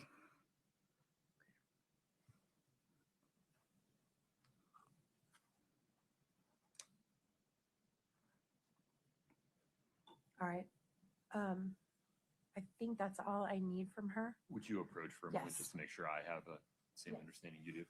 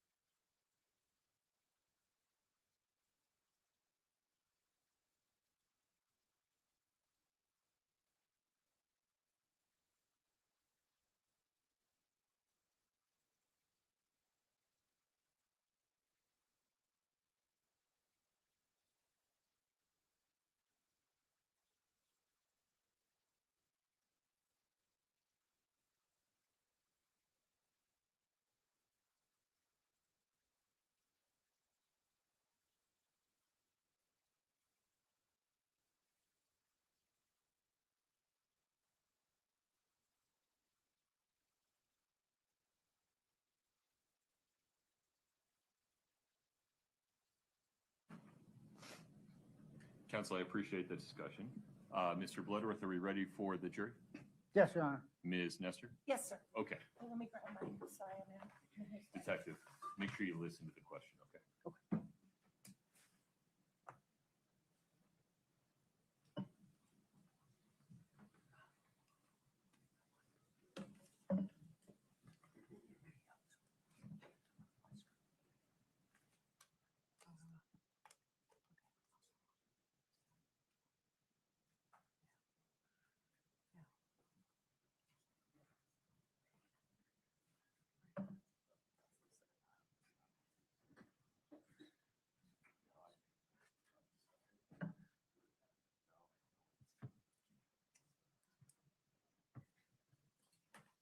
Can I switch out? This is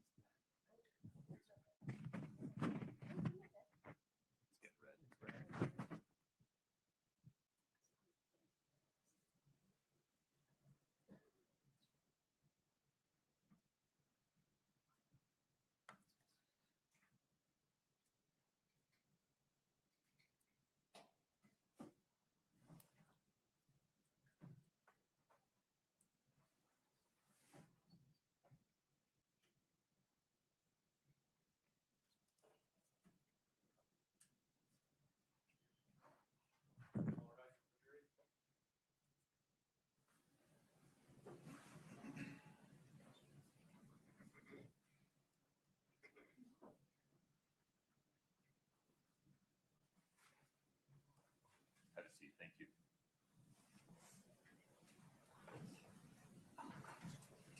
Have a seat. Thank you. All right, we're on the record. Jury is present. Detective, you're still under oath. Mr. Bloodworth, please proceed.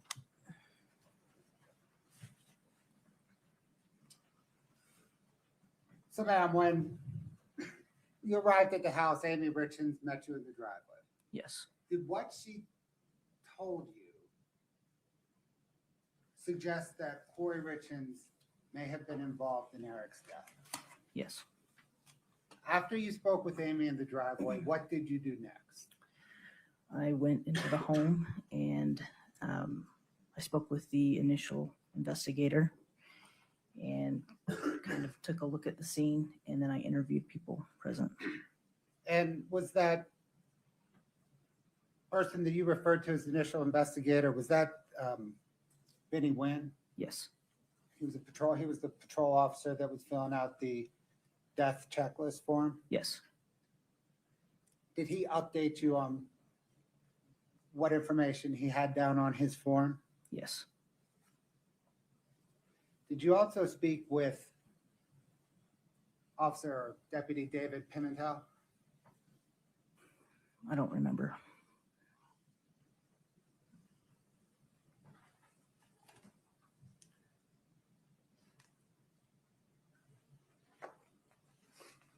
Did you speak with Kouri Richins?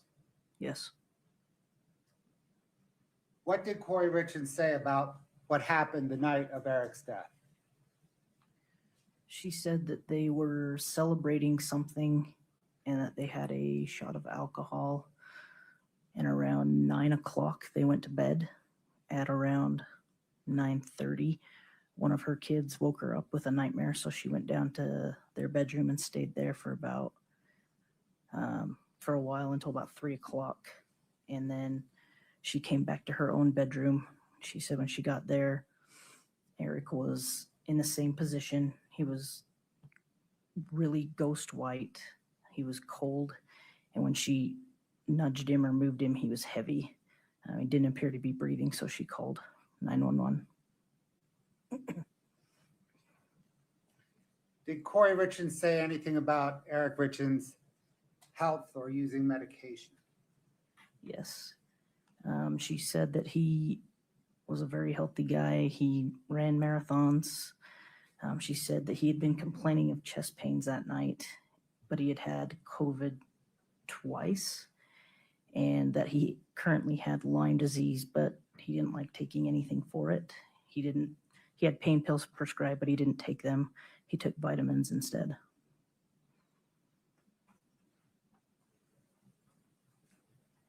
Did Kouri Richins say anything about Eric using street drugs? No.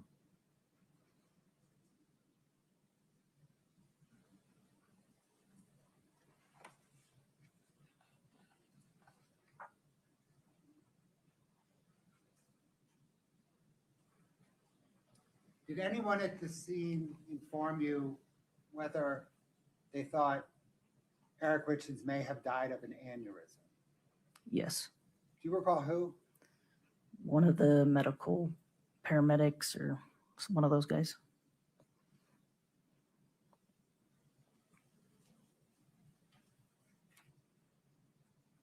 When you looked around the death scene, did you see any evidence of illicit drug use?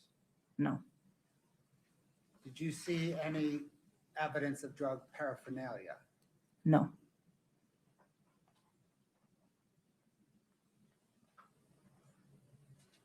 Did you look at the trash cans at the death scene in the bedroom and surrounding the bedroom? yes, I did. Did you find anything in those trash cans? No, they were empty. Did you ask Kouri Richins about why they were empty? Yes, What did she say? she said her housekeeper had emptied them. Did you ask her housekeeper's name? I did. How did she respond? She said she couldn't remember her name.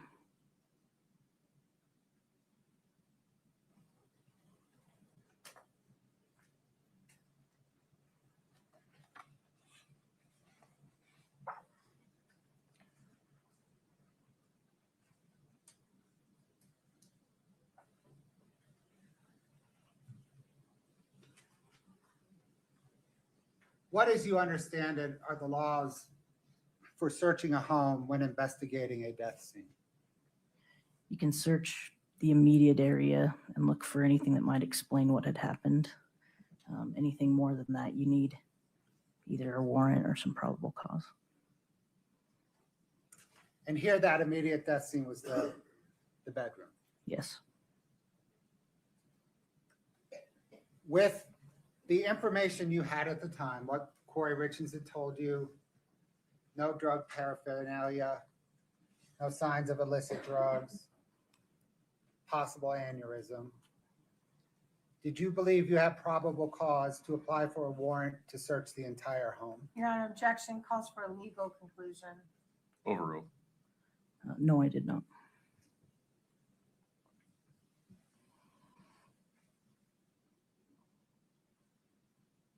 And you asked for consent to search beyond the immediate death scene. Yes,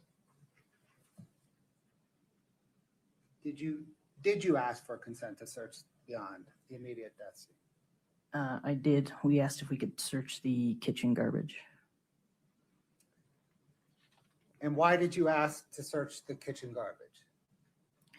That's where he had been for the last part of the night, and garbages are usually a good place to see if there's any evidence of any kind of illicit drugs or anything like that.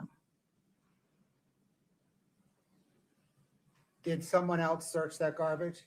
Yes, Did they find any evidence of illicit drugs? no,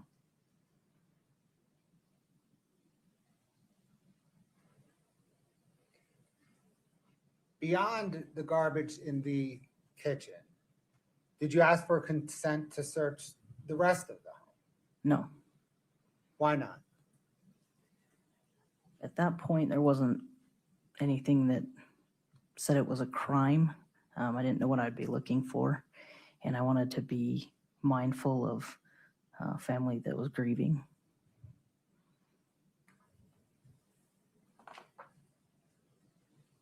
Let me, in a hypothetical, contrast the death scene that night with a fictional one. If you arrive at a death scene at a home and the cause of death is obviously a gunshot wound, but there is no gun near the body, would you apply for a warrant to search that home? Yes, I would.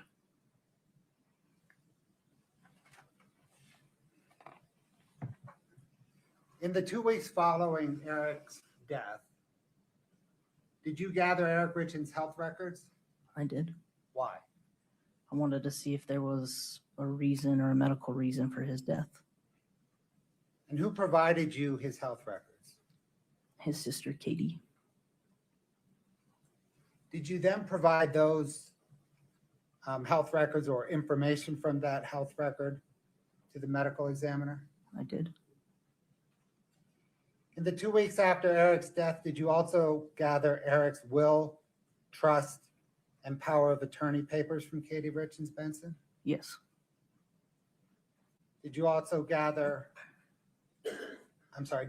speak with Crystal Bowman Carter, Eric's attorney who prepared those documents? I did. In those 2 weeks, did you speak with Christina Miller, Eric Richins' divorce attorney? Yes. Is the next big event in your investigation when you received preliminary toxicology results? Yes. Was that on April the 8th, 2022? Yes, it was. What information did those results provide? That he had died from a massive fentanyl overdose. Did that preliminary toxicology result alter the trajectory of your investigation? Yes. Based on that toxicology result, did you then get warrants to search the Richins home, vehicle, and Kouri Richins' person for illicit drugs, digital devices? Yes, I did. Did you execute that warrant on April the 13th, 2023? Yes. When you executed that warrant, did you April 13th, 2022? Yes. Okay. When you executed that warrant, did you inform Kouri Richins that the preliminary toxicology results showed that Eric Richins died of fentanyl intoxication? Yes. Did detectives search the house that day? They did. Did the detectives search Kouri Richins' automobiles that day? Yes. Did detectives find any evidence of fentanyl in the home or the automobiles? No.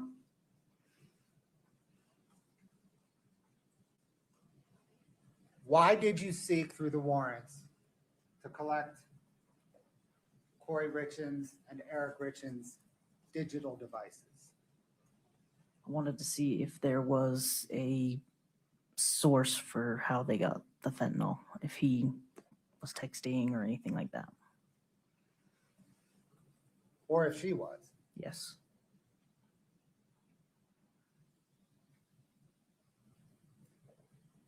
Did you seize Kouri Richins' white iPhone on that date? Yes, Did you also seize Eric Richins' iPhone? I did.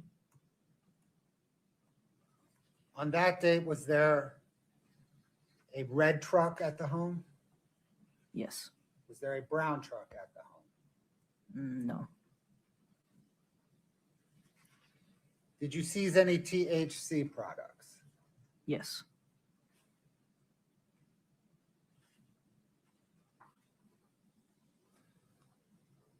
On May the 2nd, 2022, did investigators send those THC products to the state crime lab for testing?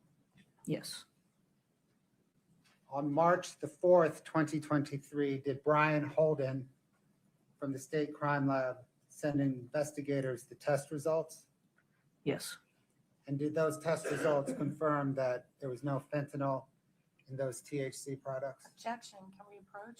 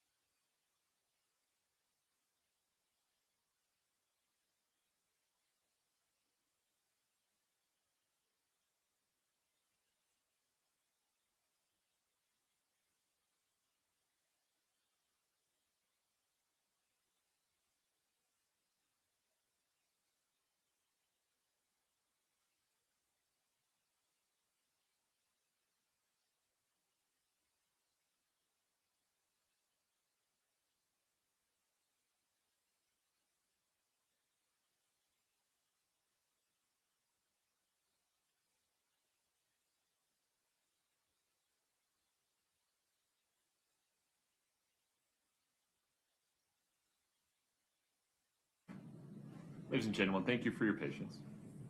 Pause there for a minute. Mr. Bloodworth, I understand you would like to withdraw the state's last question? Correct. Okay.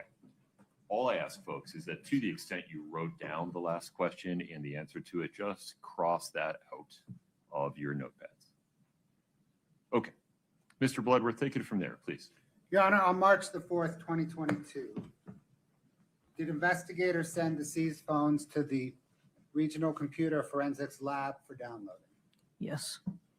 Did those phone downloads return from the RCFL in July of 2022?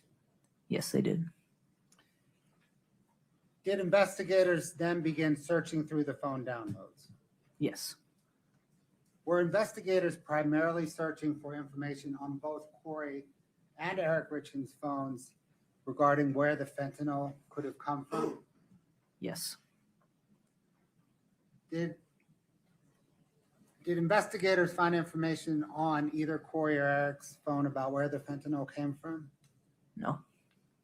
Was that search complicated by deletions in Kouri Richins' phone? It was. Is it fair to say that between waiting for state crime lab results, download results, and sifting through digital information, that from late spring of 2022 through the fall of 2022, that the investigation wasn't advancing very much? Yeah, that's fair.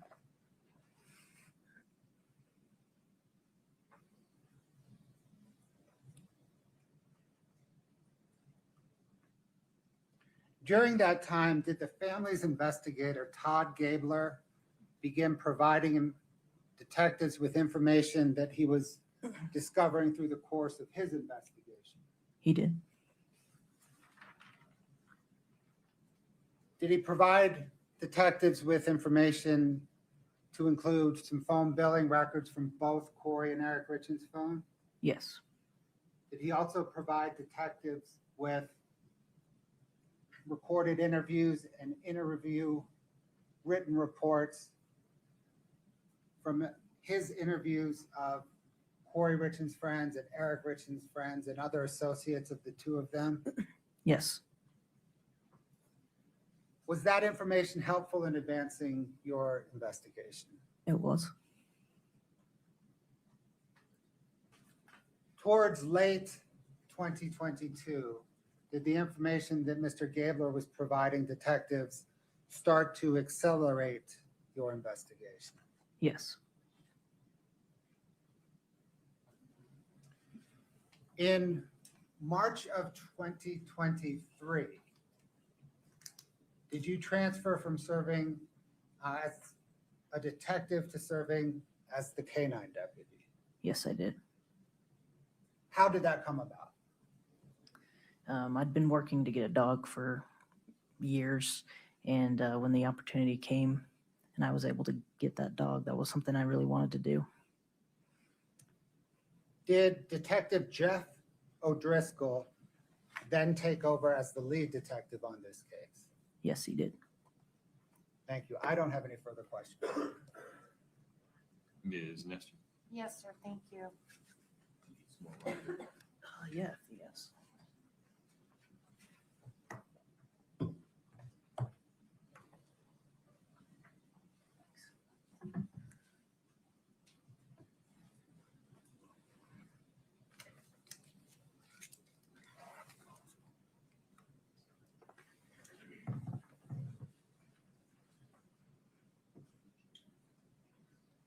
Good afternoon. Good afternoon.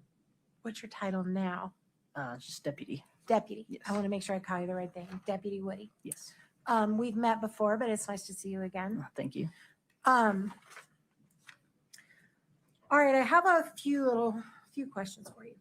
So when you responded to the home, is it fair to say that before you walked in the door, as you told Mr. Bloodworth, you had reason to believe that could be a murder crime scene? Yes. Okay. And I know that you hadn't had many of those yet, but Correct. You've definitely responded to overdose calls, right? I have. Okay. So when you went in, and I don't even know if this is part of your typical death investigation, so if it's not, please advise me. But did you have any crime scene tape with you available? I don't remember. Did you put up any crime scene tape to keep people from disturbing a scene? No, we had somebody posted at the bedroom door. Right. And eventually that person left later in the morning. Yes, he was switched out. So there was no preservation of the scene as far as allowing CSI people to come in and do their thing, right? Yes, they could come in and work that scene. But they didn't. The crime scene techs? Yeah. Yeah, they came in. Okay. So who is it that you're referring to were the crime scene guys? That would be Chelsea Gibson. Okay. And then we had somebody from the medical examiner's office as well. Sure. Perfect. Other than Chelsea and the medical examiner person who we have heard testify in this trial, was there anybody else there helping you investigate the scene? There was a patrol deputy. Who was that? I can't remember which officer it was.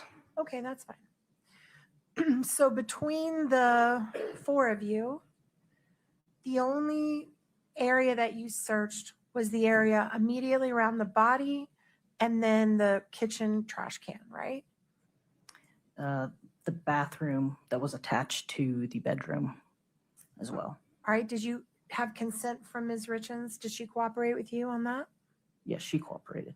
And she gave you consent to search the kitchen? Just the garbages, that's all we asked for. That's all you asked for? Yes. All right.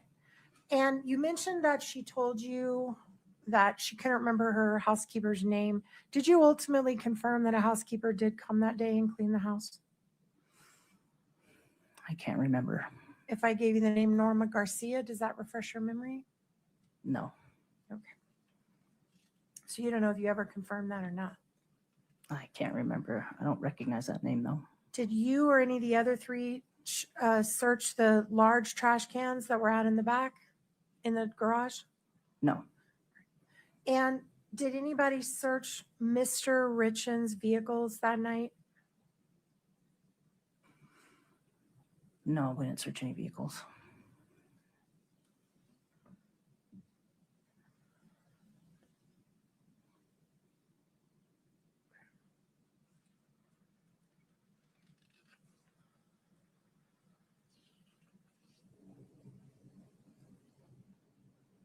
You did mention that when Mr. Bloodworth was talking to you that you did not see any evidence of drug use or paraphernalia. Is that right?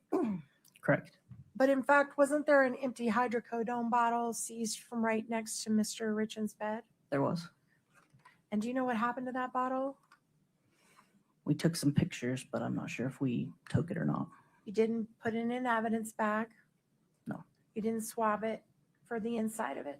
No, it was empty. Do you know where it is to this day? No.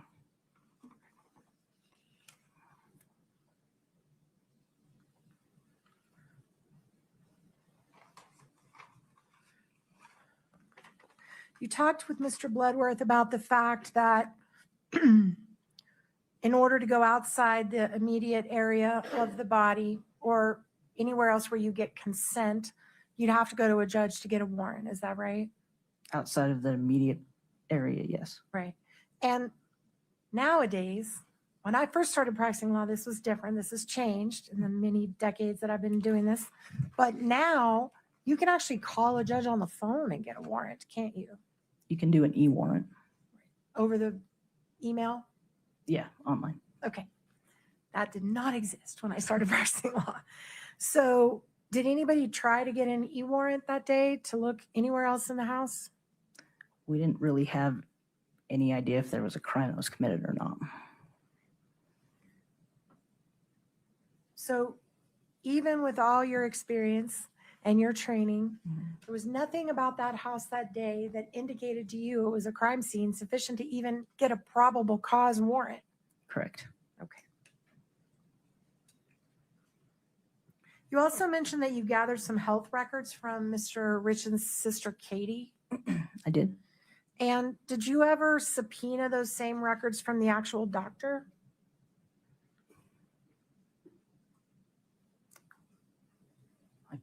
Can't remember. So before you gave these records to the medical examiner, you can't say for sure if Katie removed any part of it or changed any part of it, or if they were actually accurate, valid records, can you? I just read them to her over the phone, but yes, I gave her that information. Okay.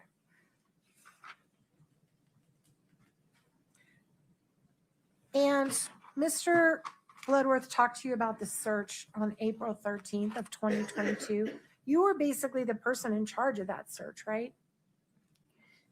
I don't know if I would say I was in charge. I don't have any rank, but yeah, I was there. Okay. And when that search happened, is it totally fair to say Kouri Richins did not know that search was imminent? Meaning she didn't know that it was going to happen? Right. I have no idea. And as a matter of fact, she was seized and detained as she was driving away from her house, right? She was. And she was held in a police car while you guys did at least part of this search.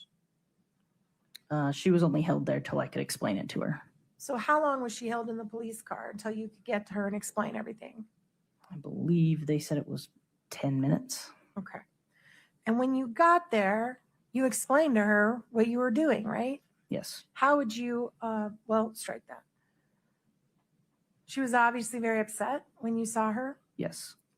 And is it fair to say that she was under the impression that this was related to them taking her house until you explained to her that it had to do with Eric's death? I don't remember that. You don't remember her talking about, is this them trying to take my house? I don't remember her saying that. Okay. But either way, you told her that day, hey, Eric died of fentanyl. And that was in April. Yes. So just over a month after his death, she knew that you all believed he died of a fentanyl overdose, correct? Yes. All right. Have you reviewed the website searches that the states tried to put into evidence in this case? No. Okay, no worries.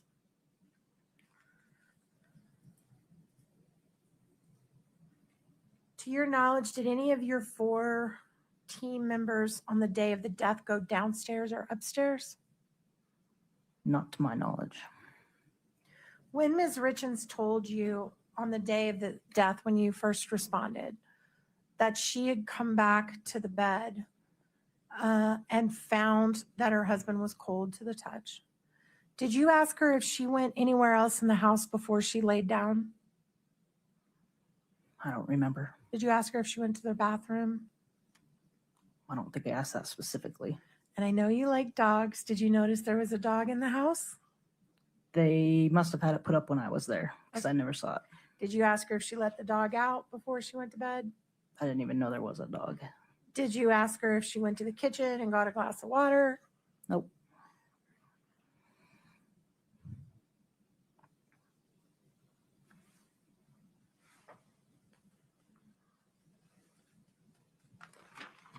To this day, did anyone, to your knowledge, when you told, well, strike all that. I think you've already testified to that.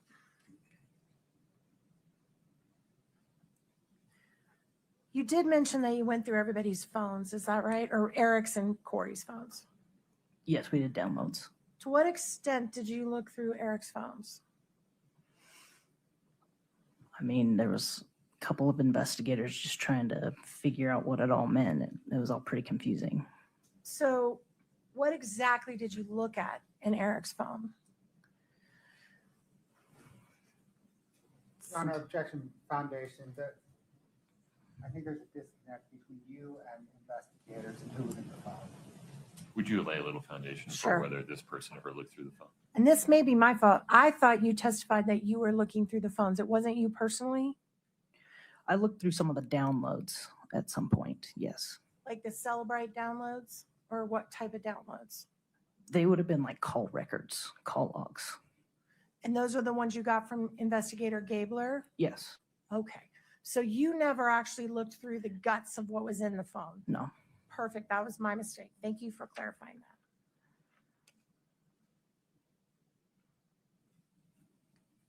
How often were you talking to Investigator Gabler during the time you were on the case? He would send emails sporadically throughout the case while I was there. And how often were you talking to members of the Eric Richins family? They emailed me pretty frequently, but I can't give you a number. Do you recall about a week or so after Eric's death, Katie Benson sending you a multi-page timeline of everything suspicious she believed Kouri had ever done in their lifetime? She did send a timeline at some point. Going back years? I'd have to look at it again. I can't remember. Okay.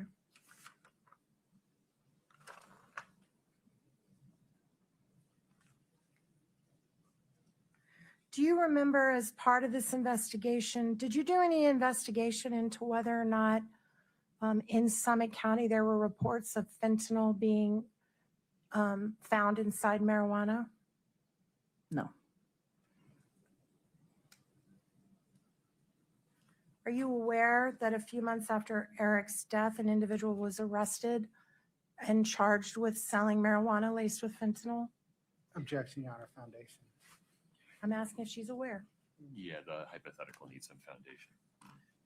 Do you recall a case that, actually, Katie, can you bring up,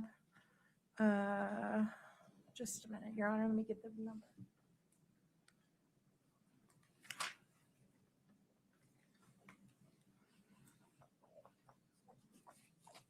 TG1. Yeah, TG1. Just for the witness only, Your Honor. Yeah.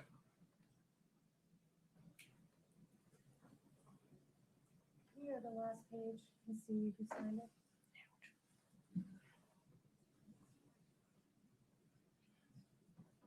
Go back. Counsel, would you approach for a minute? Yes, Your Honor.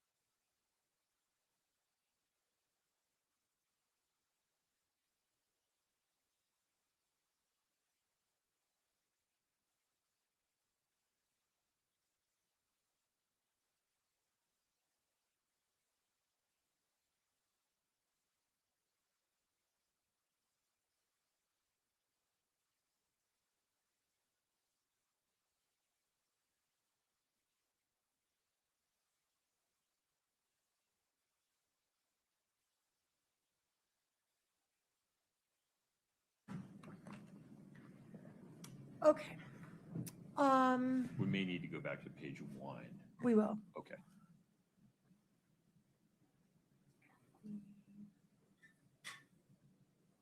It may have it to be page 2, Your Honor. I'm not sure page 1 will refresh your recollection.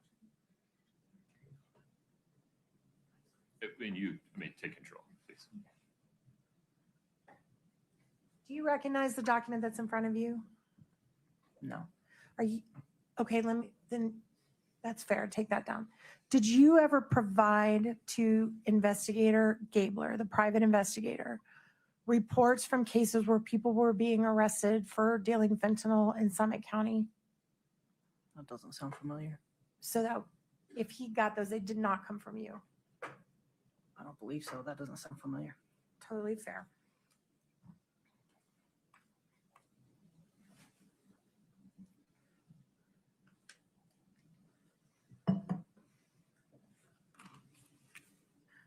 Did you know that Kouri Richins was represented by an attorney shortly around the time that you did the search on April 13th? Objection, Your Honor. Relevance? Relevance. Sustained.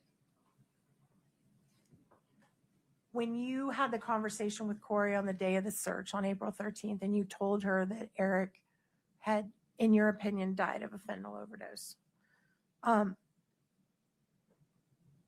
had she been trying to set up with you that week a meeting with her and her attorney? Objection, Your Honor. Can we approach? Yeah.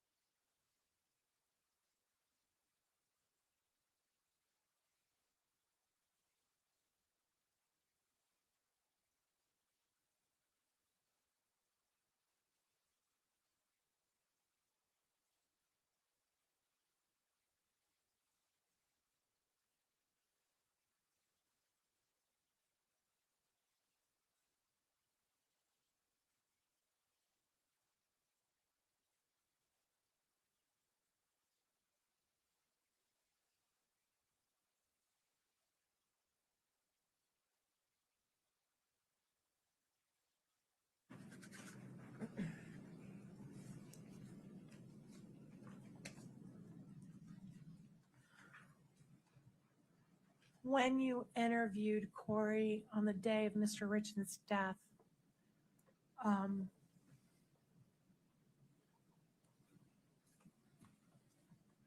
you mentioned that she told you she came back into the bed around 3 a.m. Is that right? Yes. Did you ever ask her how long she was in the bed with Eric before she realized he was cold to the touch? From my understanding, it was almost immediately. Okay. All right.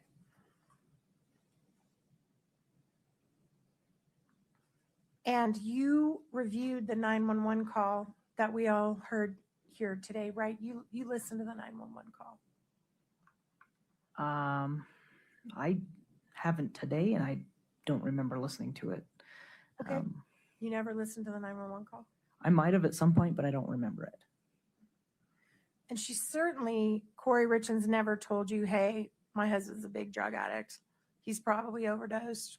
Check for drugs. She did the opposite, right? Correct. She told you he was pretty healthy. Yes.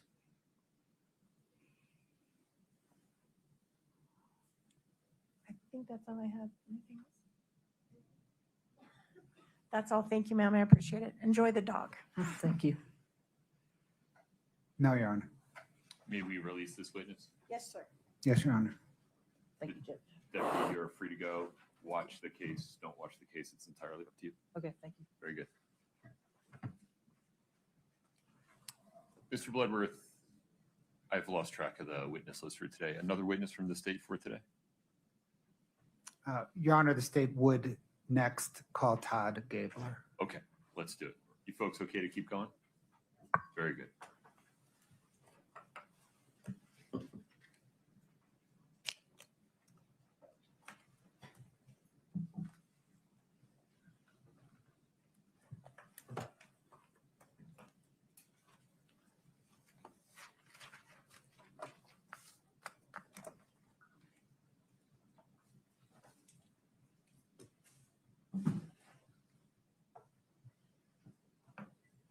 A brief point of privilege. Everybody just stay put for one moment.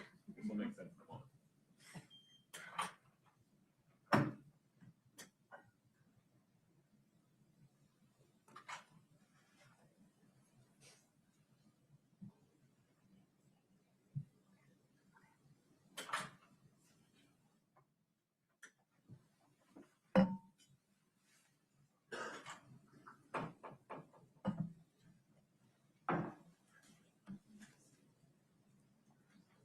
Mr. Gabler, good afternoon. Good afternoon, Judge. Would you mind standing in front of Brittany? If you'll please raise your right hand. Do you solemnly swear the testimony you're about to give in the matter before the court to be the truth, the whole truth, and nothing but the truth, subject to the pains and penalties of perjury? I do. Thank you. Please have a seat. Sir, take your time and please watch your step.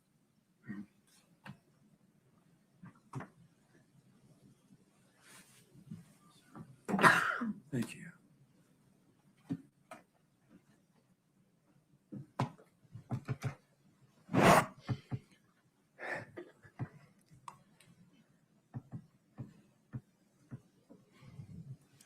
All right, how's this? Sound great. Great. Mr. Bloodworth, please proceed. Sir, what is your name? My name is Todd Gabler, Gabler. You appear to be recovering from something. Yes. Would you mind just at a high level explaining? On January 13th, I underwent a 5-level PCLF. That's a posterior cervical laminectomy and fusion. My neck has been fused together with titanium rods. Sir, are you taking any medication today that would affect your testimony? I purposely did not take any pain medication today for the purpose of the clarity of my mind in my testimony to you today. I took Tylenol this morning. What, sir, is your occupation? I'm a licensed private investigator in the state of Utah. How long have you been a private investigator? 34 years. What, sir, is your investigative experience that is relevant to this case? Well, over the course of 34 years, I have worked on approximately 100 homicide cases. I have been active in the trials of perhaps a dozen or maybe more homicide cases over the course of my career. I have extensive experience in a specialty in digital forensics, which allows me to examine digital devices, phones, computers, other things of a digital nature to uncover information that may have been deleted, destroyed, or altered. I can't really think of anything else that is sort of a 30,000-foot view of what would be important to the jurors in this case regarding my experience. Well, sir, of those 100 or so homicide cases, how many have you worked for the defense? All of them. I have always sat on that side of the room, standing in between the state and a defendant. And you mentioned, sir, that you testified about 12 times. Have you ever testified for the state? Never.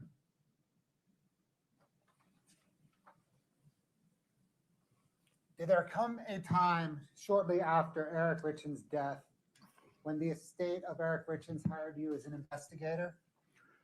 Yes, Do you recall about when? I was first contacted by Crystal Bowman Carter, an attorney. I believe that would have been early to mid-March of 2022. She asked that I contact her client, Kouri Richins Benson, regarding the death of her brother, Eric. She gave me a broad sketch of what she knew about what had occurred regarding Eric's death. And it was a very short conversation, very professional, very to the point. And then it was a few more weeks before I first spoke with Katie and Clint. That's Kouri Richins Benson and Clint Benson at their home in Summit County. That was April the 1st, 2022. And was that engagement to investigate the death of Eric Richins? Well, that was part of the investigation. I was under the impression that I had been hired at the instance of the filing of a lawsuit by the defendant in this case against Katie for the trust money and the control over the trust that Eric Richins had created. And to be clear, the lawsuit involved Kouri Richins as trustee. Correct. And when you're interacting with Kouri Richins, it is in her capacity as trustee. Correct. Or personal representative of Eric Richins' estate. Correct. What, if anything, sir, did you inform at that meeting with Clint and Katie? What, if anything, did you inform them of how you conduct investigations? Right. So I talked with him about some of the various facets of an investigation, how it would proceed. I've already talked to you about the qualifications that I have in digital forensics. And so I talked a little bit about that, about the need to get a hold of phones and computers and other things that would have evidence of either a wrongful death or some mismanagement of finances that was being alleged in the case. For all my clients, it's basically the same speech. You're hiring me to find the truth. The truth is sometimes very difficult for us to accept. I've often said that the truth is half what you most fear that it is, and half what you most desire it to be.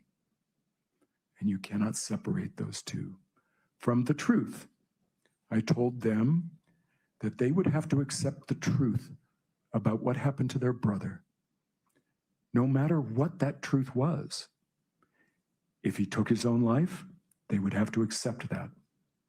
If someone was responsible for his death, they would also have to respect my investigation and accept that truth. They agreed. Sir, from that point forward, did you conduct an independent investigation? I did. Sir, who paid for that investigation? I was paid by Clint Benson, but my understanding is that the legal sort of line of authority for which I was engaged was for the estate and Kouri Richins Benson as the personal representative. Did you bill them at your customary rate? I did. I continued to bill them at the rate that was established at the time of my engagement, even though my hourly rate increased during the course of my investigation. They enjoyed a lower rate essentially because of the time that they engaged me. Did anyone else pay you for your investigation? No. Did anyone from the Summit County Sheriff's Office direct your investigation in any fashion? No. Did you conduct your investigation entirely independent of the sheriff's office? Yes. Did you provide information from your investigation to the sheriff's office? Yes, on many occasions. And before providing it, did you receive approval from your client? Yes, that is part of the standard operating procedure. It would be a crime for me to, under the Utah Private Investigators Regulation Act, to have any file materials go to anyone else but my client without my client's permission. So the standard course would be that I would discuss my findings with my client, and we would discuss handing that over to the sheriff's office. In every case, information that we thought important to the investigation was handed over, and there was no event, no occasion upon which we decided not to turn over something to the sheriff's office. Full disclosure. That was the rule. Sir, was that flow of information one way from you to the sheriff's office? Oh, yes, very much so. I initially tried to get the 911 audio call that the defendant in this case had made, and the sheriff's office denied my request under the Grandma law. I appealed to the county administrator for Summit County. She also denied my request. It's common for police agencies to be one-way streets. So it was not uncommon for your request for information to be denied? Correct. My investigation proceeded regardless of whether they were providing me any information or not.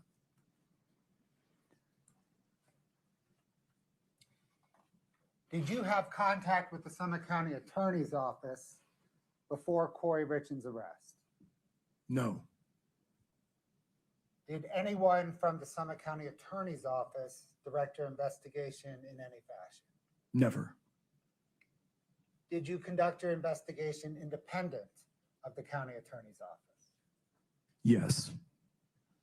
On June the 15th, 2023, after Kouri Richins' arrest, did you receive a subpoena from the County Attorney's Office for your investigative file and any forensic data that you had collected? I did. Did you provide that material to the County Attorney's Office in response to that subpoena? I did. I produced 2 hard drives. One contained what I call the logical and physical investigation file. That would be interviews, audio recordings, photographs, videos. That was a fairly large file. And then the second hard drive that I provided a few weeks later was all the computer forensics, the digital forensics, the examinations of the C&E computer, a clone of Eric's iPhone, and some other digital data. Did you begin your investigation with a hypothesis? Yes. A number of hypotheses appeared clear to me in this case. My investigations are hypothesis testing exercises. That's just a fancy way of talking about something that we all do every day. We look at a situation and we evaluate what that is.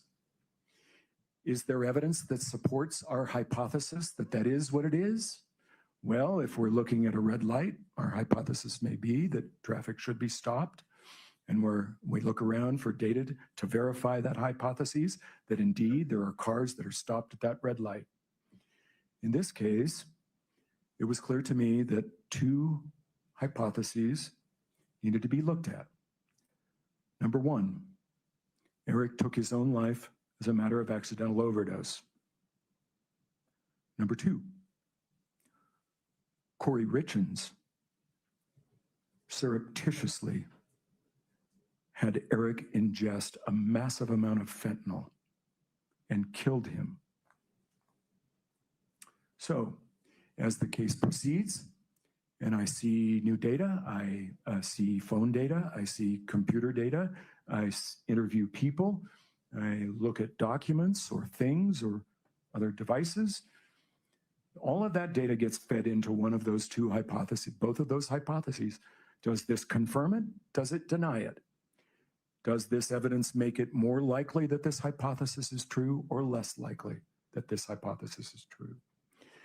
Does this evidence preclude the possibility of one of the hypotheses being true? So that hypothesis testing continues throughout the investigation. And sometimes a permutation of the hypothesis comes along. We have to change the hypothesis just a little bit to allow some of the data to fit that hypothesis. Not large permutations in this case, pretty straightforward, two competing hypotheses. Sir, you just mentioned that in testing your hypotheses, you conducted some interviews. Yes. What, sir, is your process for conducting interviews? So my process is to always have a recording device active for any of my interviews whenever possible. This eliminates any possibility for me to be biased or unclear in my reporting of what was said during that interview. It also protects me in a liability scenario if someone were to allege that I had done something improper or had offered them material for their cooperation, anything like that. That would all be protection for me by recording that contact. So that is the primary objective of documenting an interview. Later on, when I report it, when I summarize that interview and in writing, because it's hard to get a lawyer to listen to an entire interview. There's some difficulty that they have with that. So they need a summary sheet about what the interview was about. And I type those up based upon the recording that I made. And I typed up those later, or I may have an agent type those for me from the recording. And then I'll review the report and sign off on it. And then it'll go into the file. So that would be my process with respect to an interview, all interviews. Approximately how many interviews did you conduct in this investigation?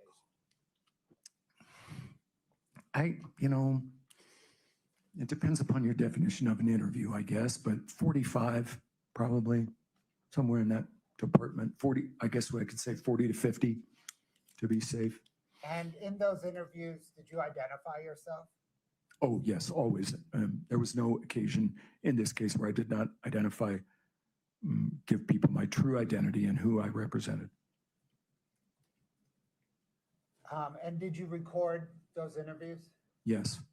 I think there were a couple of occasions where I could not get a recorder fast enough. But other than those couple of occasions, they were all recorded.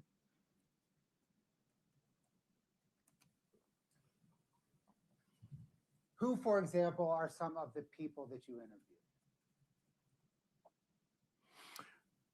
I interviewed friends and associates of Eric's. I interviewed friends and associates of Kouri's. I interviewed a number of people involved in Eric's business and personal life. I interviewed family members, both the Richins family, and I attempted to interview family members of Kouri's family, but was not successful in gaining their cooperation for an interview. So that was generally who I interviewed. And was the purpose to test your hypotheses? Well, yes, I'm interested in getting those interviews done from as many people as I possibly can from both sides of the camp so that I can get the largest possible data set to feed into that hypothesis testing scenario. Did you pass your interview recordings and written reports along to the sheriff's office? I did. Sir, as part of your hypothesis testing, did you analyze Kouri and Eric Richins' cell phone billing records? I did. How did you obtain the records?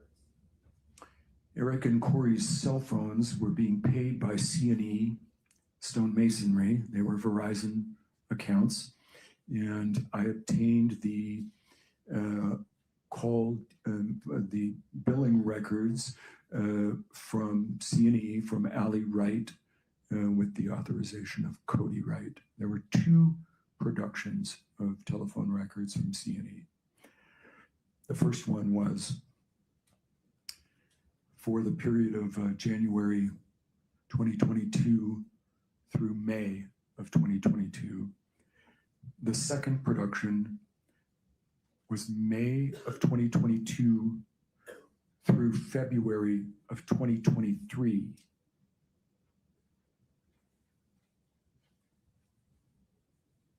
In that January of 2022 onward time period, what types of information were you looking for in the billing records?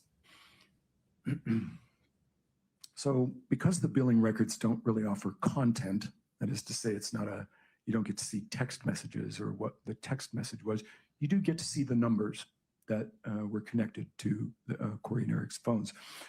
So we first of all decode that number to a name. We try and figure out who that is. And we fill in every instance where that number occurs with that name. And then we begin to count the total number of contacts with that phone number.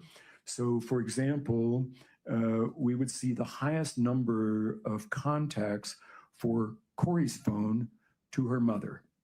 Not an unusual circumstance that someone would be close to their mother, and that would be the highest number of contacts on your phone. So that was the procedure that I was initially interested in, was the weight. We call that the weight. So what is the weight of that person on the other end of the line? Kouri's mom was a high weight because there was a high number of contacts. And so I'm interested in how many times you contact that person. Occasionally, I'm interested in what time of day you typically contact that person, and the type of contact, whether that contact is by text message only or by voice and text. That changes the character of the person on the other end of the line. Sir, did you pass your analysis of contact weight along to the sheriff's office? I did. Was there any particular contact weight that caught your attention? Yes. What contact did that involve? It involved the contact with Carmen Lauber. I noted immediately that there were many hundreds of text messages between the two from the initial data set. That was January of 22 through May of 22. There was a very heavy weight. I don't recall if she was the second or third weight, but it was very close. The only 2 people that I recall that were ahead of Carmen on that weight was Kouri's mom and Eric. So that was the one that stood out to me. There were others that I investigated, but that one was of particular interest to me. And to be clear, that involved the weight of contacts between Kouri Richins and Carmen Lauber. That is correct. Did that contact weight cause you to investigate Carmen Lauber? It did. What did you determine? Well, it was immediately apparent to me that Carmen had a very extensive criminal record involving drug use and potentially drug sales. I noted that Carmen had a dirty urinalysis, meaning that she tested positive for prohibited drugs in her drug court around the time of Eric's death. I was very concerned about the high number of contacts and the criminal history for Carmen, and I alerted the sheriff's office about that.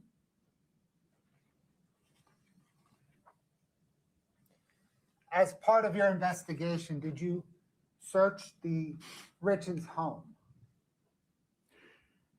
Yes. When did you first search it? I believe it was May the 8th of 2023. That was the day that it was released by the sheriff's office. It was an estate asset. Kouri's lawyer, two of her lawyers from Ray Quinney Nebaker, had showed up as soon as the sheriff's office had departed. And I had arranged for security to stand watch at the house after the sheriff's office released that. So I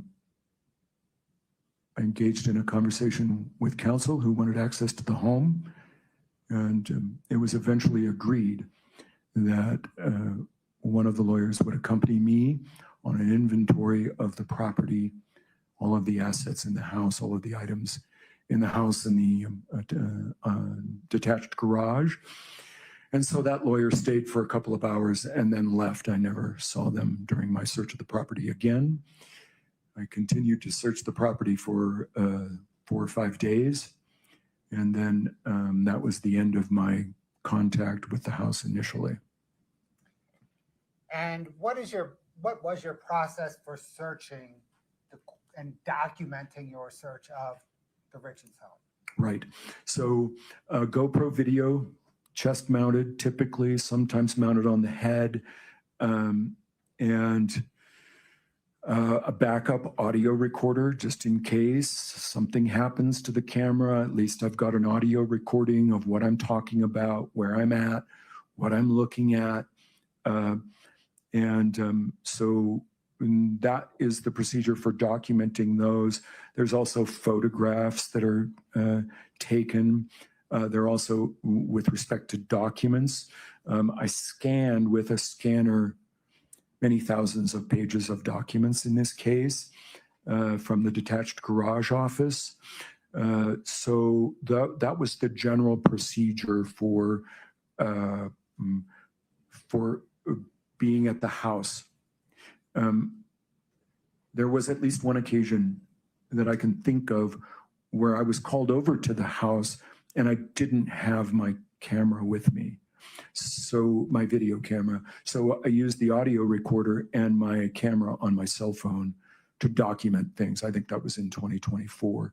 So with that being the only exception, that would be my process. And was Clint Benson present at the home whenever you searched the home? And I guess by present, I mean in the home, not necessarily leaning over your shoulder.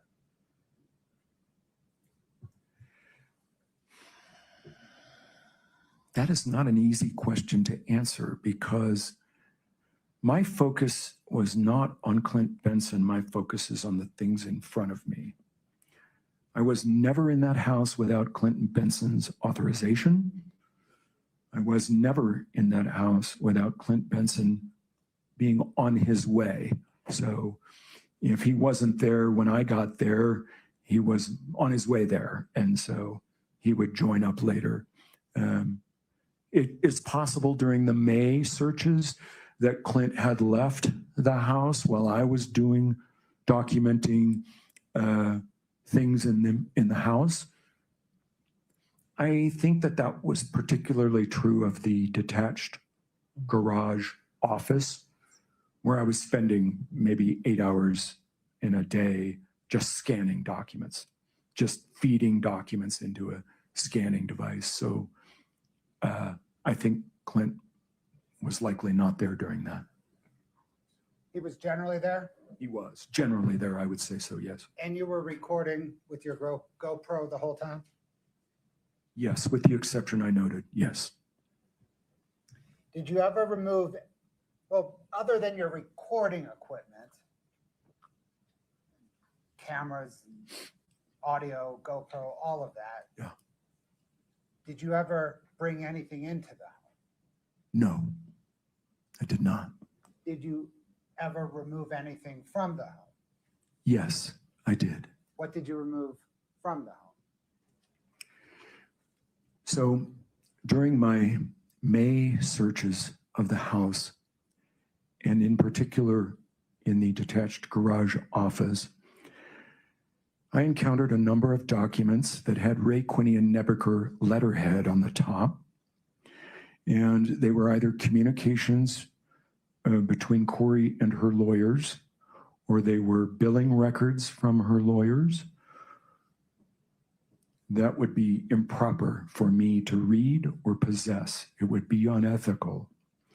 I placed these documents into a manila envelope, and as I encountered more of them, I would simply grab a hold of them and put them into the manila envelope. And at the end of my May search, I took that envelope to the office of Ray Quinian Nebeker and handed it over.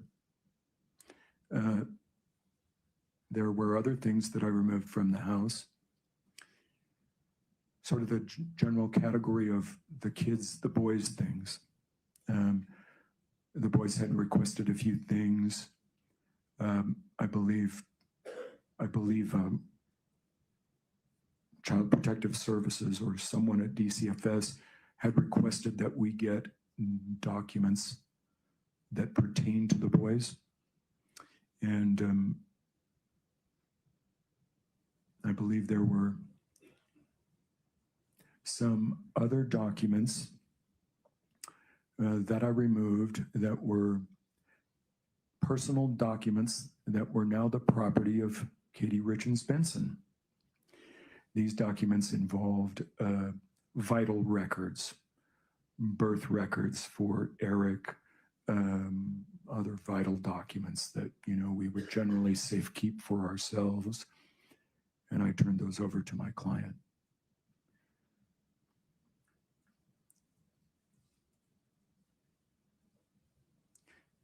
I'm trying to think if anything else was removed.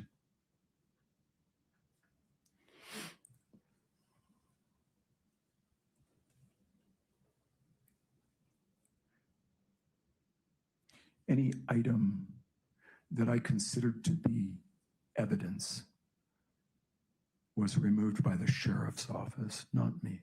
So if you came upon something that you considered to be evidence, how did you handle it with the sheriff's office? I don't think there was a standard approach. I only recall a few occasions. I think the first couple of occasions I may have contacted the sheriff's office directly, either Lieutenant Hemingway or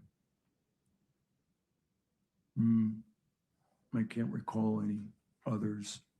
And then on one occasion, I contacted Travis, the investigator with your office, and then subsequently spoke to the sheriff's office about removing an item. And is it your understanding that the sheriff's office would then get a warrant and come to the house to seize whatever item you thought might have evidentiary value? Yes, I was there for one of those occasions. Thank you, sir. I don't have any further questions. Thank you.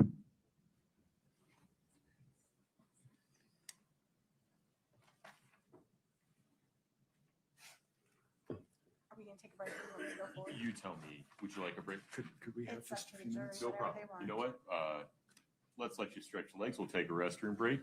The witness asks for a break. We provide a break. All right, jury. Mr. Gabler, watch your step there.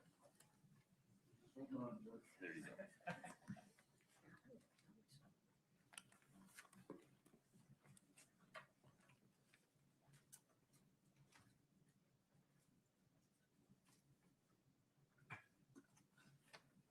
Mr. Gabler, may I ask you a question? Yes, sir. Would you like the opportunity to use the restroom? Yes, sir. Okay. I'm sure you know this, but Yes. you cannot speak to anyone during Yes. the break. All right. Is 10 minutes enough time, sir? 5 is plenty. All right, we'll say 10. We'll be off the record until 3:40. Thank you.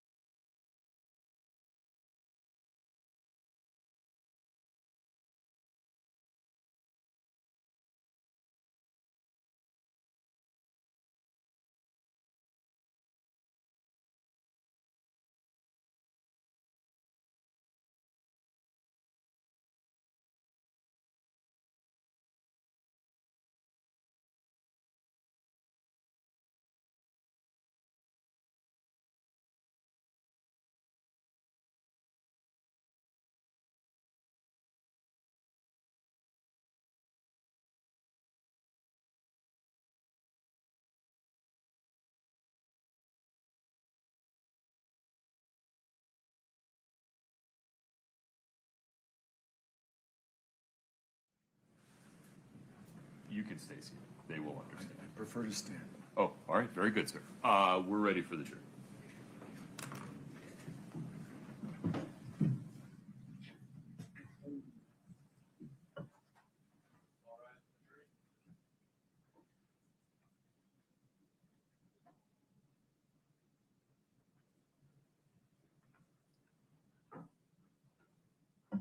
Please have a seat. Thank you.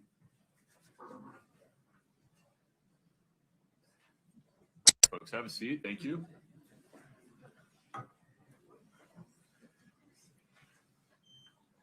All right, Mr. Gabler, you're still under oath, sir. Yes, sir. Ms. Please the Nestor, court. please proceed. Good afternoon, sir. Good afternoon, Ms. Nestor. I don't believe you and I've ever met, but I am Kathy, and I'm Kathy Nestor, and I'm one of Ms. Richins' attorneys. So it's nice to meet you. So I want to just kind of start with a basic observation, but just to make it crystal clear, you are not law enforcement, correct? Correct. And you've never been law enforcement in your whole life, right? Correct. Okay. And the rules and ethics and expected practices of private investigators are significantly different, would you agree with me, than those that apply to licensed law enforcement?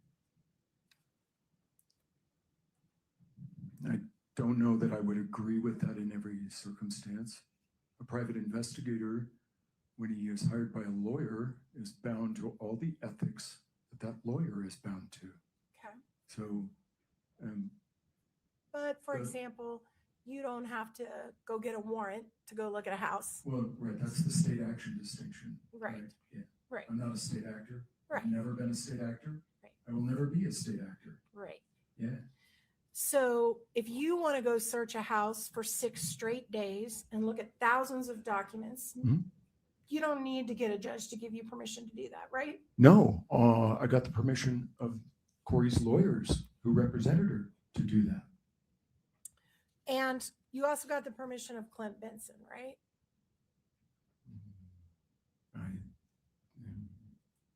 Yes. And in fact, Clint gave you a key, Yes.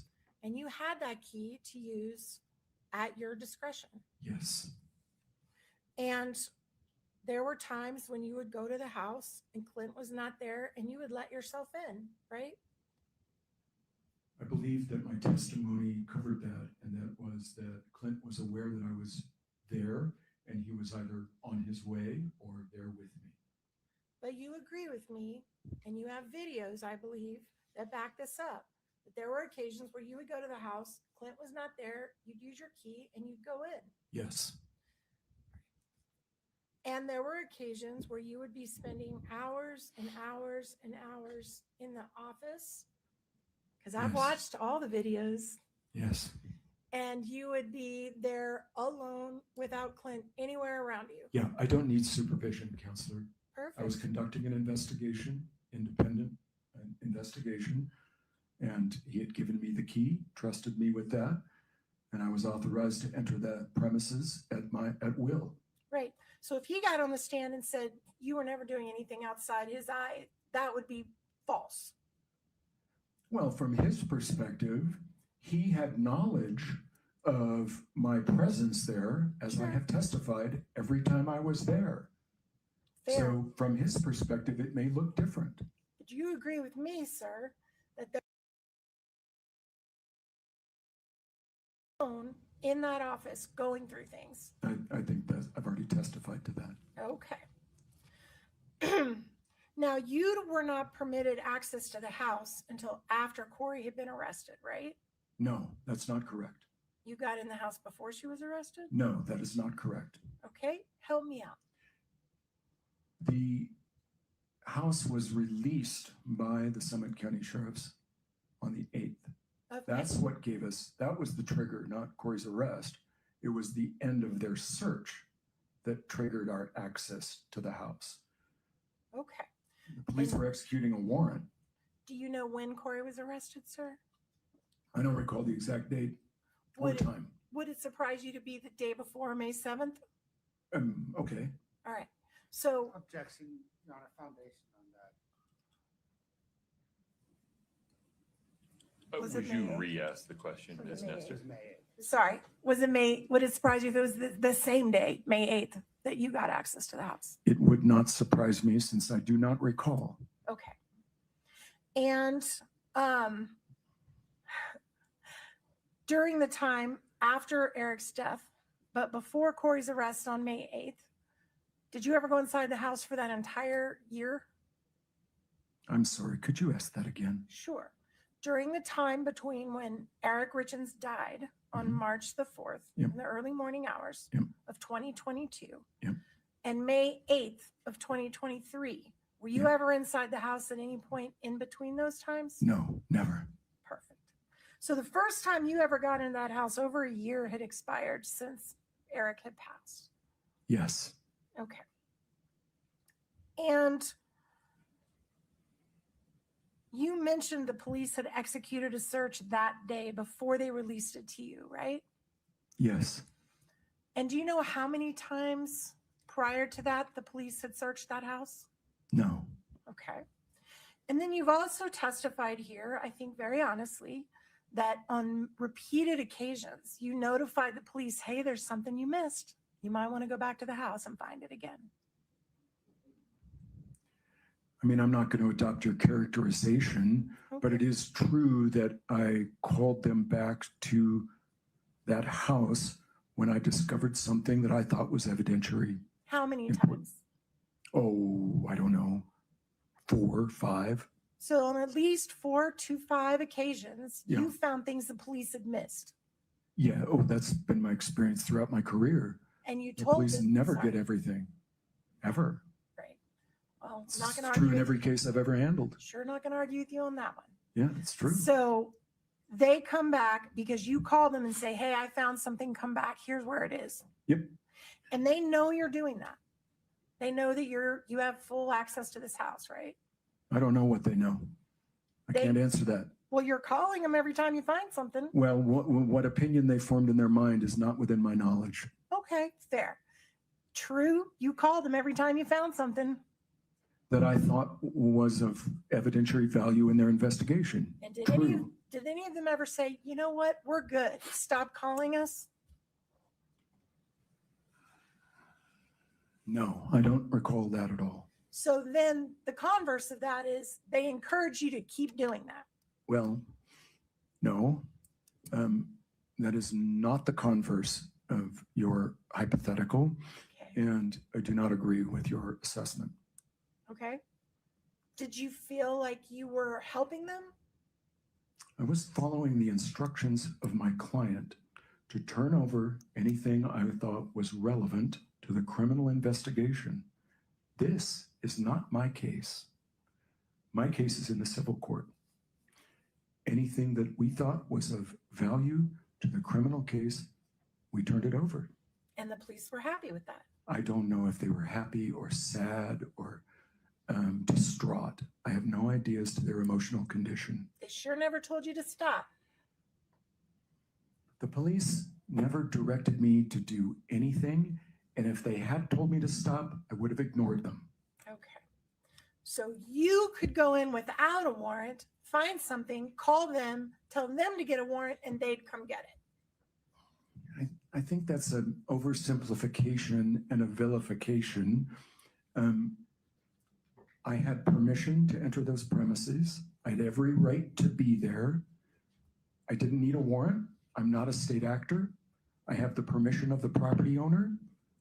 So I don't agree with your characterization. When the cops would show up, did you point out what you were showing them? Were you usually there? No, I was there on one occasion when the police showed up. They executed warrants when I was not there. Okay. Yeah. So I only remember one occasion where I found an audio recorder in a dresser drawer that they then recovered by warrant. And you waited around and pointed it out to them. I did. Okay. Yeah, I never touched the device. So yeah, I would have, I don't know if I pointed it out. I think what I did was on that date, when I saw the recorder and recognized it for what it was, which is not easy, I just immediately withdrew. I left my audio recorder going until the police arrived.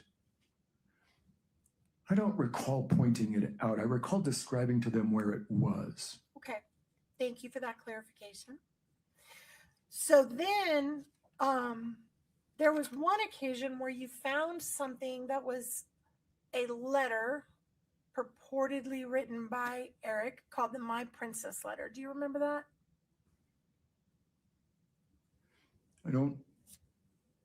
I remember a baby cakes letter. I don't know if I remember That's a it. My Princess. Is that the same That's one? the one. Yes. You remember finding that letter? August the 9th of 2024 is when I took a photograph of that, but I found it on May the 10th of 2023 during my search of the residence. So when you found this letter, at some point, did you move the location that you found it from? I don't recall ever moving the location. On the video, you will see me find the letter on May the 10th of 2023 when I'm in the bedroom, and it is located in the bottom drawer of Eric's side of the bed, the bottom drawer of the vanity. And I looked at it. I didn't think it was relevant. I put it back down on the drawer. On August the 9th of 2024, when I photographed it on the bed, I do not recall if that letter was on the bed or whether I went and retrieved it from the vanity. But there is video. The August 9th, 2024 was the episode that I described that I was called over and I didn't have a video recorder. So I was recording by audio and this is the same date that I recovered the audio recorder. So the letter was also photographed, and then later, I think it was taken by the police. I don't know, but Let me stop you for just a minute. okay. You left the letter on the master bed, correct? For the police to find. I left the letter on the master bed. I didn't know that the police were going to come for it. Okay. And they ultimately did, correct? Well, ultimately, I don't know because I wasn't present, so that's beyond my knowledge. Isn't it true that you moved other things around in that house often? No, that is not true. Did you move a computer that you located in the office? I don't recall moving a computer in the office, but I did not move it out of the office. Did you put it in your Tesla? If you are talking about the C&E computer, I did not find it in the office. That is not how that worked. Okay. So you found it where, sir? I found it in possession of my client who had taken it, who had been given it or taken it from Becky Lloyd. So my understanding of the pathway of the C&E computer that I examined was that it was picked up by Becky, who lives nearby and works for C&E. The C&E computer, she then went to get business files off of it. I talked with her about this. I filed an extensive report regarding my interview about the computer. And then before I could get up to Francis to get that computer, I lived at the time 250 miles south of Francis in Washington County. So it takes me a while to get up to Francis. Before I could get up to get that computer, I believed that my client had already secured it. And so I went and got it from her. So Becky got the computer from the house after Eric died, Yep. right? Correct. Then Becky gave it to Katie. Correct. And Katie gave it to you. Correct. And then all of that, no law enforcement ever put hands on it. Correct. And at some point you took it back up to the office to go through it? No. Right. Well, there's video of you going through that computer in the office.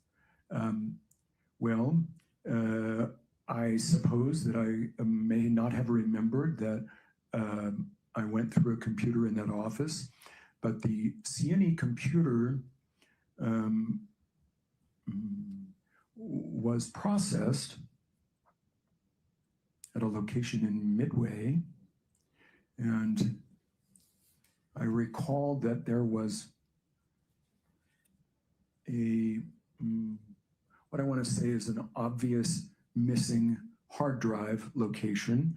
I could see the outlines of a hard drive that had been in place in that computer.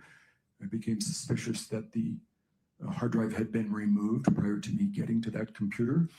I later sourced that missing hard drive to an upgrade that was performed by a computer company at the request of CNE. The hard drive contents were transferred to a solid state drive, and I did locate that inside the computer. Okay. So can we play for the witness only clip TG10? We're going to play without sound, right? Yes, sir. No sounds necessary. Okay. I'm going to kind of wait till we get to the computer part.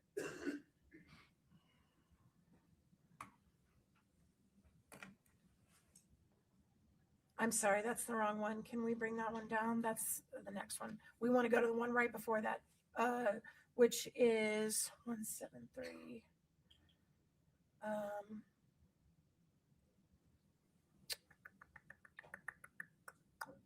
It's GXO 10073. Do you have that one? Okay.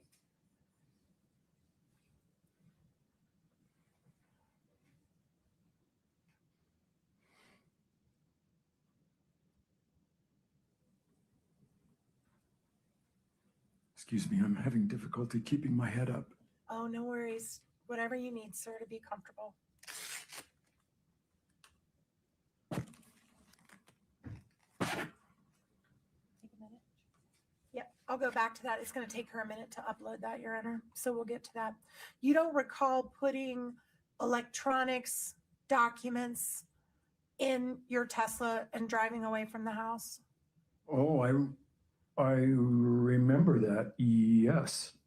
But that was not the CNE computer. Okay, what computer was that? I don't recall. I'd have to see the video. So That's why I make them. You removed a laptop from the office and put it in your Tesla and drove away with it? I don't recall that, no. I do not. That would have been my, if there was a laptop in that office, it was mine. Okay, well, we're going to pull it up in just a minute. I'll help Fantastic. refresh your memory. Yeah.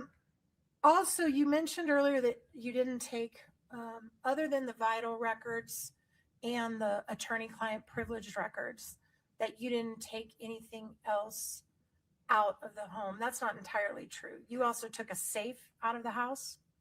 Yeah, I described that by report, but that house, that safe was returned. Okay, so you went into the house with your own key, correct?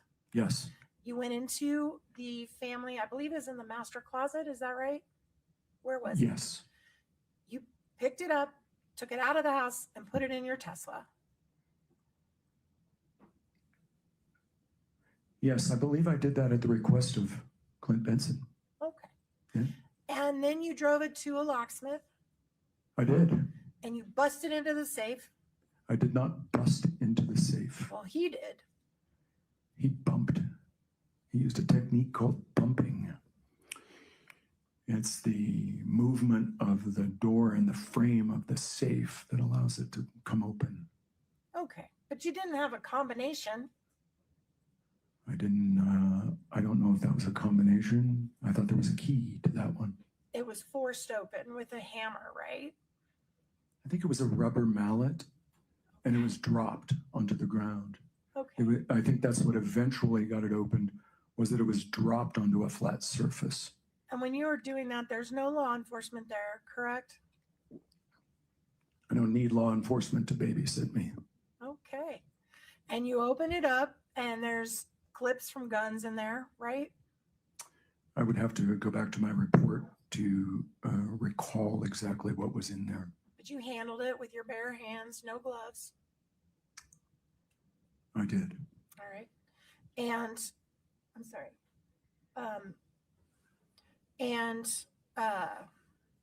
You also found an unusual residue in the safe. Do you recall that? that you touched with your fingers? I don't recall that. All right, we'll play that in a second. Fantastic. I do think we found the video of the laptop, so can we queue up for the witness only GXO10073? Yeah, that's my laptop. I am scanning into my laptop the documents that I am going through at the office. That is my laptop. The black one? Yes. Okay. So you're scanning all the documents you're finding in the office and then loading them into your laptop. Yes. Okay. All right. And again, Clint Benson was not present when you were doing any of this. Yes, that is my testimony on direct. Okay. Now let's go to the one of the safe. Can you pull up the clip 100055? Hold on just a moment. 1055. See if you can find that one. Sorry. I think it might be under the impeachment documents. Nope. Okay. All right, we'll get the safe one up to refresh your memory about that residue. You don't remember touching some residue and filming it and asking the safe breaker if that was unusual to find residue on a safe? I don't recall that. I would have to refer back to the video that I made of that for just this purpose. Okay, no worries. So my understanding is you were at the house. There were some times before you got access to the house while Ms. Richins was still living there that you would sit outside her house and observe the house while she was in it. Is that fair? It is not fair. That is false. You never did that? I never sat outside her house and watched her. False. Not on March 9th of 2023? Correct. Not on April 12th of 2023? Correct. But you did put trackers on their cars, is that right? I did. And that's a secret device that you put on someone's car so you can follow where they're going without their knowledge? So GPS tracking devices are generally covert, and there's good reason for that. I put GPS devices on Kouri's vehicle and two of Lisa's vehicles, one of which was being used by Kouri's brother, Ronnie. So her mother's cars and her car. That is correct. And how long did you track these individuals? I think there were different times for different vehicles. I don't recall the exact amount of time, but that'll be in the file that you have. And did you turn over your reports on every single place they went for months to law enforcement? Yes. And you know that law enforcement is required to have a warrant to do that. Well, they have to get a warrant, and I have to go through a different procedure that's prescribed by Utah law to appropriately place those devices. Did you track anybody else's car in this case? I want to say yes. Yes, I did. Who else's? There were some vehicles that I suspected that Carmen Lauber may be utilizing. But I discovered that, in fact, the vehicle that was parked at her house overnight on many occasions was being driven by someone else. So you never gave that report to law enforcement? I believe I did. You gave the Carmen Lauber tracking report to law enforcement? Yes, it wouldn't be named Carmen Lauber, though. What would it be named? Oh. I want to say there were a number of people that were associated with her residence. That's all right. If it's There was someone that, Nick Bonsavage. There was another young man who were frequenting that residence. And I believe that vehicle that I tracked from that residence was seen there overnight on multiple occasions. I really don't remember, because the point of that was to track Carmen Lauber. And when I discovered that it wasn't Carmen driving the car, I removed the device. okay. Law enforcement was also providing you, I believe you said that Mr. Bloodworth asked you if you got information from law enforcement, and you said no. Is that right? No, that is not right. Okay, please correct me. Well, I would have discussions with law enforcement. I could garner an understanding. I could read between the lines if you want. In fact, say you it went that way. to meetings with law enforcement about this case, didn't you? Oh, yes. How many times did you have meetings with them? I don't recall. I don't count them. The number is not relevant to me. Well, you appreciate it might be relevant to me? Can you try to remember? Half a dozen. Okay. Can you pull up TG 11 for the witness only?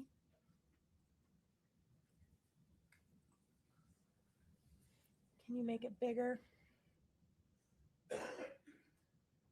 All right, sir, do you recognize that? Oh, can you see it? I can see it. Do you recognize it?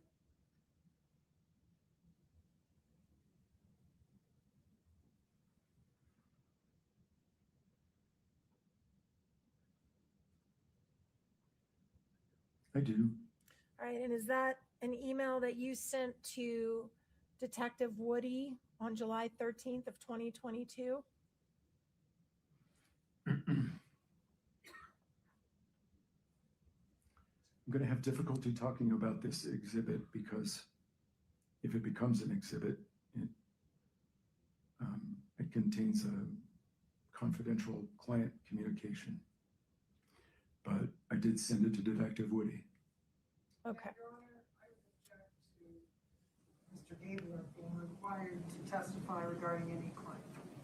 With respect, I'm not sure you have standing to make any objections, and he seems fully attuned to the issue. Ms. Nestor, I'm not sure where we're headed, so just take it one question at a time. I shall. Thank you, Your Honor. Is it fair to say that this is an example of you suggesting to Detective Woody that now would be a really good time for law enforcement to interview Carmen Lauber? Yes. And why would that be, sir? She's on the ropes in drug court is what it says. Right. She was on the ropes. And in fact, what you argued was she would be very likely to be compliant at this point with law enforcement. Is that your words? Yes. All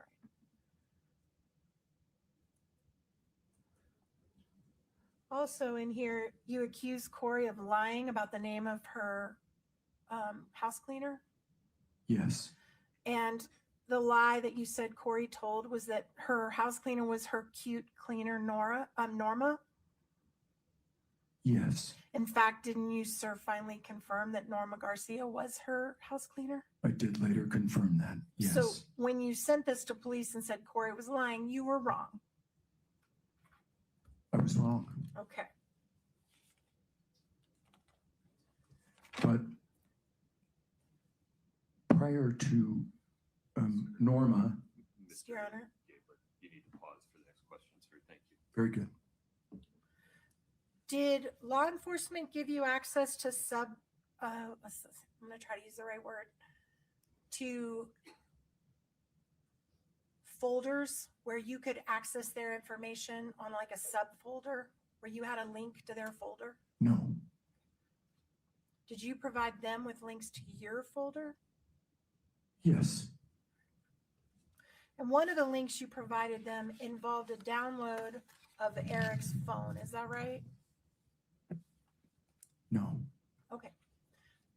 Did it involve the decoded call logs that you talked about earlier where you figured out everybody's number and name?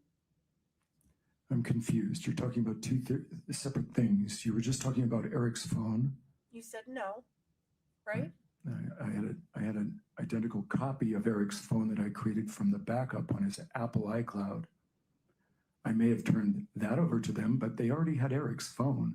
I didn't need to give them what I had done, which was to trick the Apple server into repopulating a blank iPhone so that I could then forensically examine that iPhone and come up with context from Eric's phone. So I may have given them that information that I created from a clone of Eric's phone. So you had in your possession a clone or an exact copy of Eric Richins' phone. It would not be an exact copy. Only the items that were unencrypted or decryptable from the Apple backup would be on the cloned phone. For example, encrypted data would not be present for biometrics, for his Apple Watch. If he was wearing a biometric watch, that is all encrypted. That would not come back to a new cloned phone. But all of the text messaging, the web histories, the call histories, all of that stuff will be present on that clone. So you had access to all his texts? I don't believe I did. Why not? And this is maybe a stupid old lady question, but explain to me why you didn't have access to his texts if you downloaded everything off the You cloud. said all of his texts. Okay. I don't believe I ever got all of his texts. How far back did they go? I don't recall the date at this time. I would have to refer to the file material to know the exact date of the first event on the phone. So how much time did you spend reading through his texts? Well, I don't recall exactly. I could refer back to some records to come up with an answer for you. It would have been a number of hours. Hundreds of hours? No. Okay. I mean, in this case, Right. 936.3 hours. Is how many hours you billed total for the case? Yep. And what were you paid for that? I don't know. How much do you charge an hour? $125 an hour. However, that is not the only billing rate in this case. When I used computer forensic software and my expertise in that regard, the rate would be higher. $200 an hour, I think, was the discounted rate that I gave them. So I'm really bad at math. Please forgive me if I get this wrong. Yeah, well, we're both in the same place. We're talking about over $100,000 you made on this case. I would say so, yes. Okay. Now I want to go back to that phone and you reading his text. Yes. As you were culling through your hypotheses, Yeah. obviously one of the things you want to look at is the state of their marriage. Is that fair? I mean, it's significant, but it's not dispositive. I It doesn't- agree. It's important context, but it's not evidence of anything, really. I see a lot of bad marriages out there. In my career, I've handled many hundreds of divorce cases. So, people have problems. Did you review text messages between Eric and some of his friends? Yes. Did you review text messages between Eric and Bryce? Bryce Knudsen? Yes. I don't recall specifically, but if they were there, I probably looked at them. Okay. Your Honor, can I have just a moment?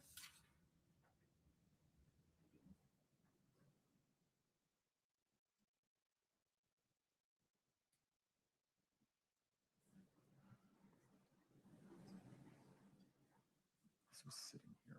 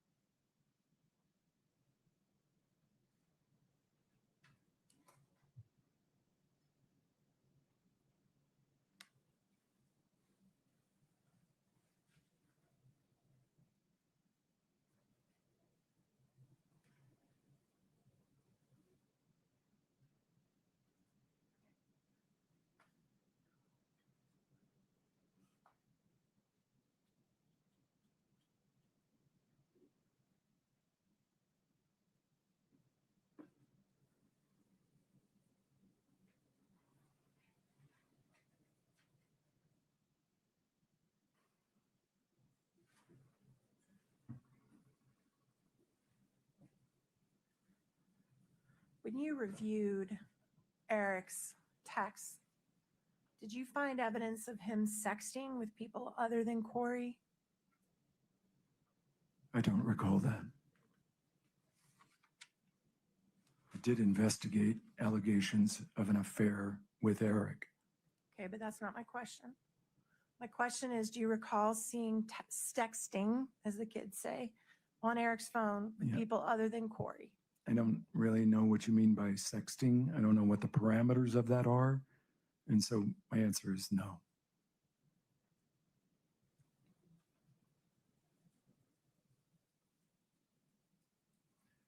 Okay.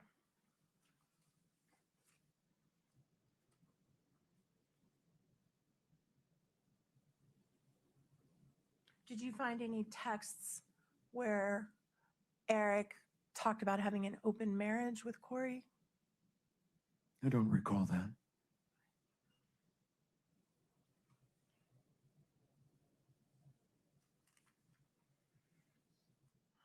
At some point, were you investigating cases that were being prosecuted in the Summit County area around the time that Eric died, where people were caught distributing fentanyl? Yes. Did you gather affidavits from cases where fentanyl was being sold in the Summit County area? Yes.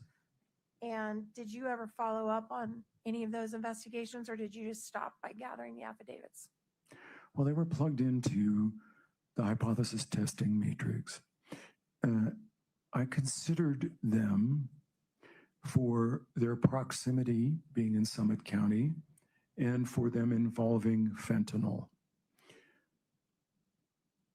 In each of those cases, I found no relationship to this case. Okay.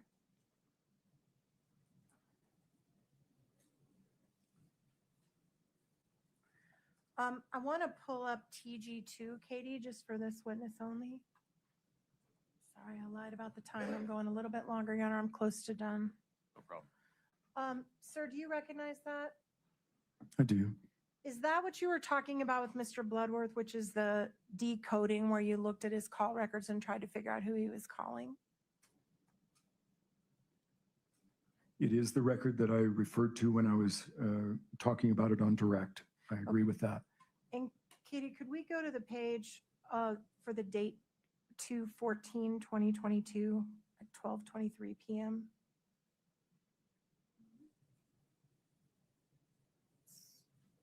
It's a ways down.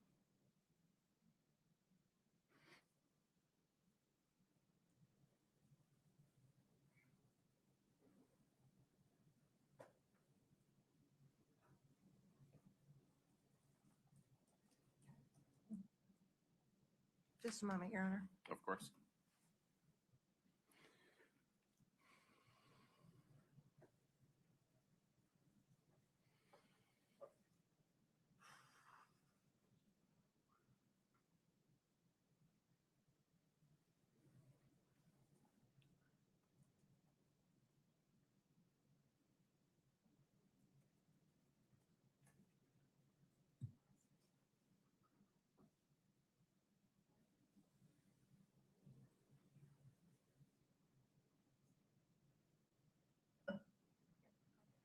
All right, sir, we've blown up a section. Does that refresh your memory about what you determined a call that was made on December 14th at, Give me the date one more time.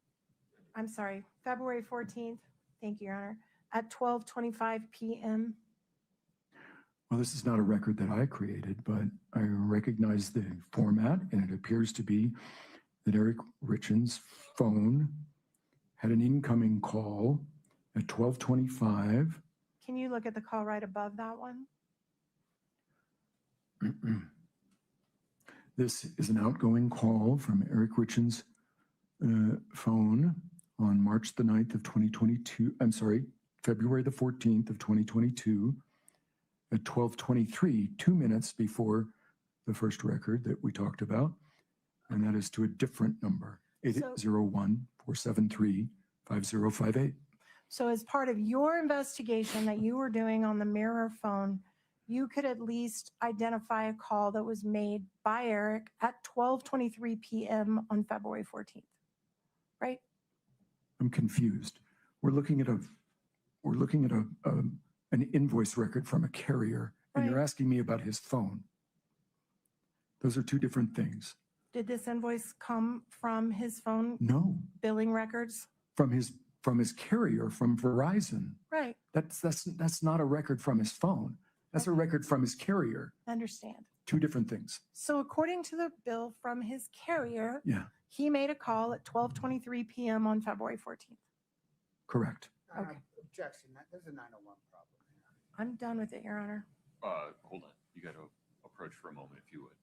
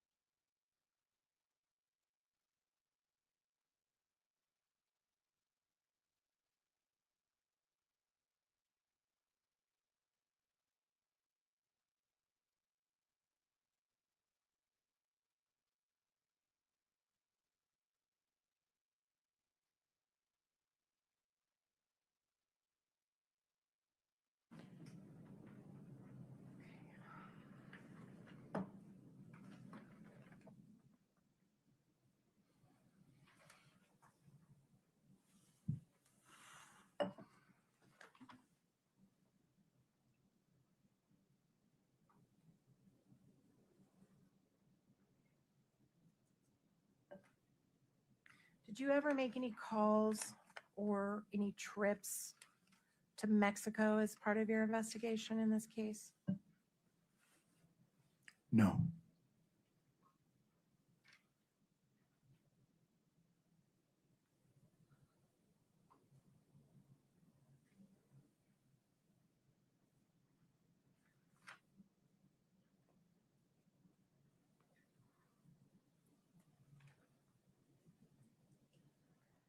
You mentioned you interviewed 45 to 50 people, somewhere around there, 40 to 50. Yeah, it's an approximate number. I have no method of calculating that number. It's approximate based upon my memory. Did you ever interview Kouri? I did. I spoke to Kouri. She called me on January the 19th of 2023. All right. And she voluntarily spoke to you She called me. and talked to you voluntarily? She did. And I stopped her. I told her it would be inappropriate and unethical for me to continue the conversation outside the presence of her lawyer. I then texted her lawyer and had a phone call with her lawyer about the propriety of her client speaking without her presence. Okay. I then So you- requested that Kouri submit to an interview multiple times. All right, stop. Okay. Don't reveal what anyone else said to you. Okay. The point is, Kouri called you to talk to you and tell you her side, right? I don't know what her intentions were. She seemed very angry that I had contacted one of her business associates. I believe that was the reason she called me on that date. And so you never to this day have sat down with Kouri and heard her version of what happened. No, despite my repeated requests. Okay. She called you. And I was bound by the ethics not to talk to her outside the presence of her lawyer. She was a litigant. She sued my client. Okay. And ultimately, as you were working with the trust, did you become aware that the trust filed a wrongful death suit against Kouri? I am. And are you aware they're seeking over $10 million in damages against Kouri Richins? I didn't know that. It's irrelevant to me. Okay.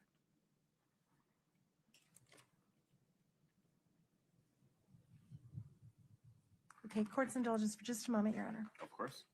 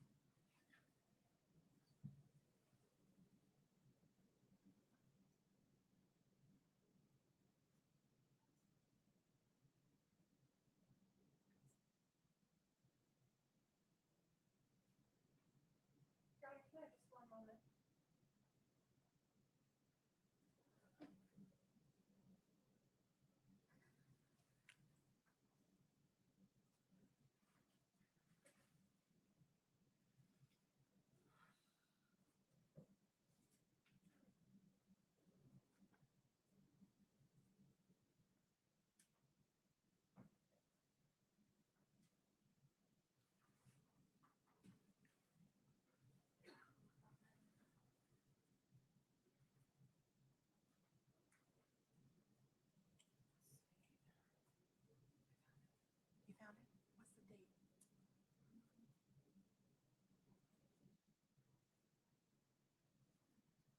Okay. I asked you whether you recalled seeing any texts with Eric about him and Kouri having an open relationship, and you said you could not recall. Is that right? Correct. Can you put that up on the screen, please?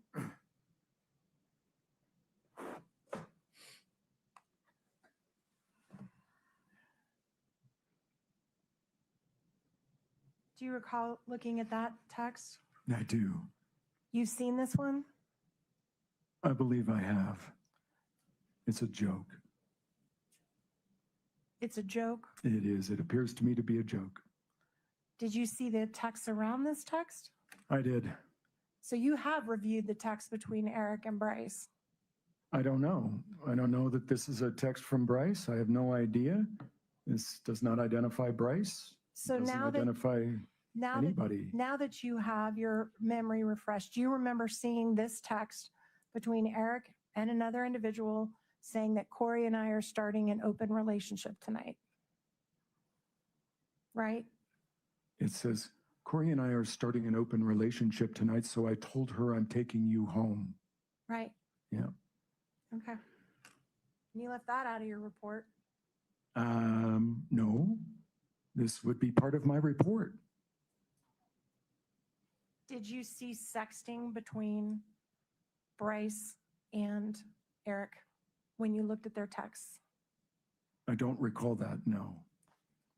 Katie? And is this sexting? I don't know what you mean. No, I'm not talking about this one. I'm Okay. talking about other ones. All right. I don't recall. I'm talking about many hundreds of thousands of messages in this case. I can't recall them all.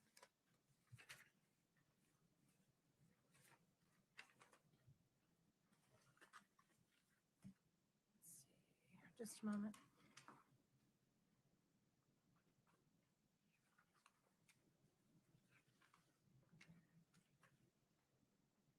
Court's indulgence for just a moment.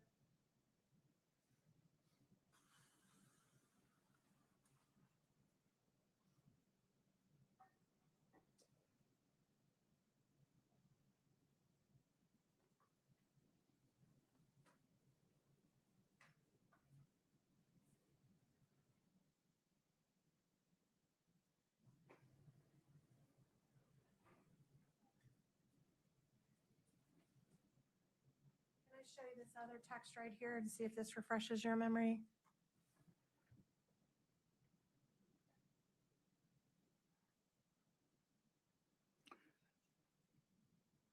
Do you remember seeing a whole bunch of emails like this or texts like this between Eric and Bryce?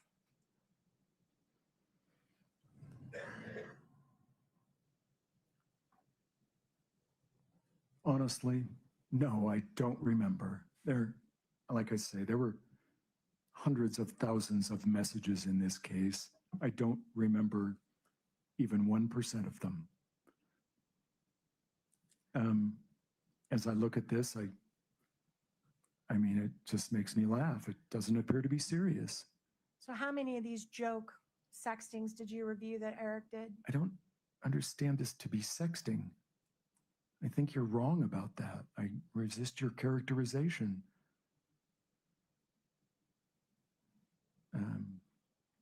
These are two friends joking with each other. That's what I'm reading here. And they did that all the time, I don't know. hundreds of times. If I had the records, and then I could answer your question, but I don't remember all of these messages. And yeah, this is a joke. Did you review all of the texts between Bryce and Eric? I think at one time I would have gone through every single text message that was available to me on Eric's cloned phone. So do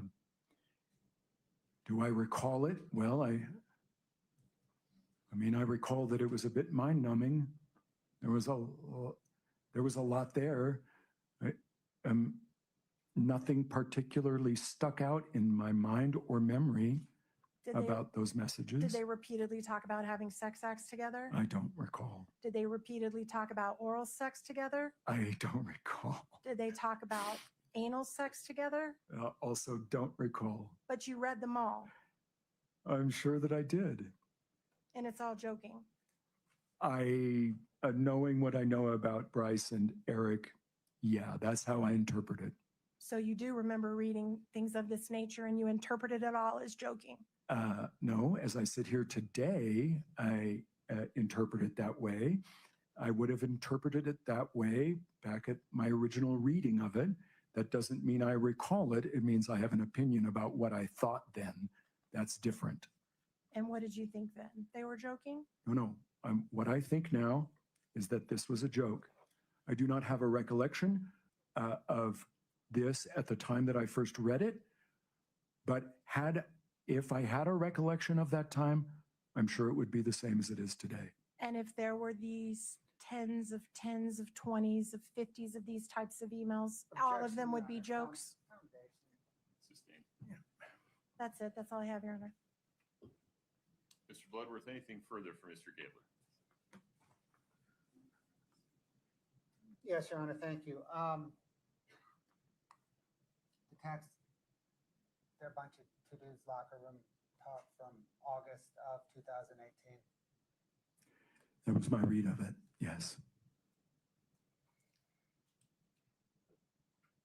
There wasn't any serious read that Eric Richins and Bryce Knudsen were engaged in some homosexual affair. Zero. In all of the text messages you reviewed, did you see any evidence of Eric using illicit street drugs? No, I looked and I could not find.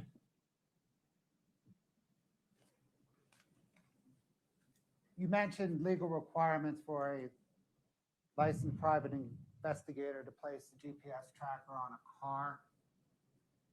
What are those legal requirements?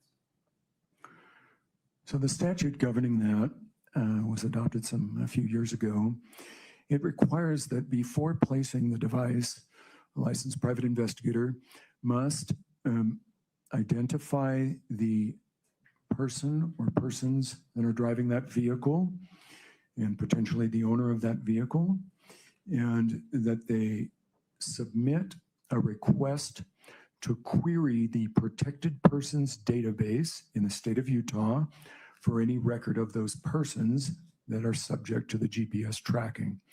That is designed to keep us from tracking people who have protective orders or temporary restraining orders or other lawful processes that define them as a protected person.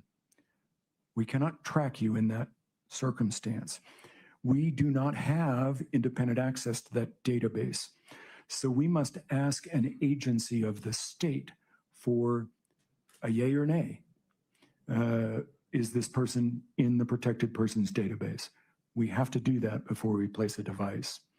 We have to be certain that we are not tracking a protected person. So I submitted those requests to the appropriate counties of the jurisdictions where I placed these devices. The Summit County Sheriff's Office initially declined my request under the statute. I insisted. I finally got them to comply. I did the same with the Wasatch County Sheriff's Office, and they complied with my request. Did you conduct your investigation entirely within the bounds of the law? I believe I did. Did you conduct your investigation entirely within the ethical bounds of private investigators and the attorneys you were working for in this case? I believe that I did. Thank you, sir. Ms. Nestor, anything further for Mr. Gabler? No, Your Honor. May we release this witness? Yes, sir. Yes, sir. Thank you for your time. Please step safely. You are free to go, sir. Thank you.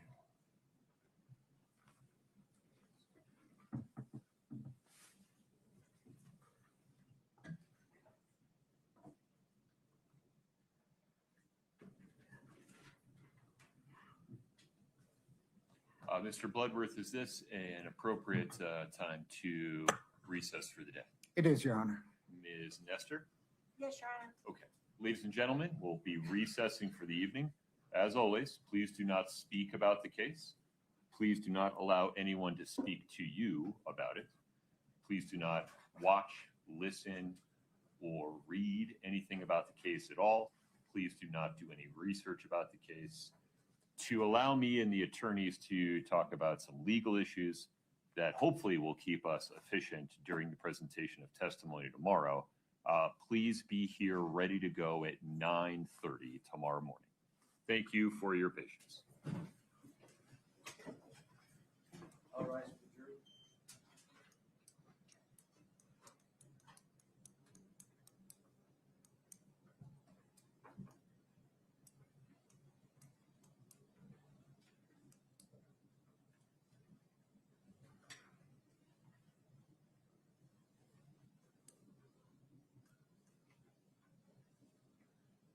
Folks, have a seat.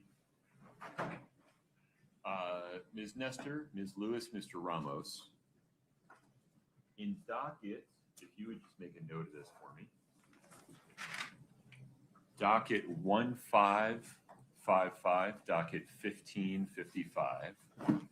The state sets forth its understanding of your objections or requests related to the portions of the O'Driscoll interview transcript that you believe should be included under Rule 106 or excluded under various reasons, and the state's understanding of your objections or requests for inclusions related to the jail calls. I understand that to be the last word from the parties. The state presents it as the last word from defense. But if you would take a look at that specifically this evening and come tomorrow morning ready to let me know if you are changing any of those positions. Yes, sir. Okay. Mr. Bloodworth, anything else in anticipation of that discussion? No, sir. 8:30 tomorrow morning? Yes, sir. Ms. Nestor, 8:30 tomorrow morning? Yes, Your Honor. Okay. I've reviewed each of those portions of the O'Driscoll transcript. I've reviewed each of the jail calls and recordings that are listed in 1555. I have notes regarding all of that. Anything else I need to be prepared for on those two issues from the state's perspective, Mr. Bloodworth? No, sir. Okay. All right. Ms. Nestor, anything else on the record today? No, sir. Very good. Thank you for your patience. We'll be in recess until 8:30 tomorrow morning.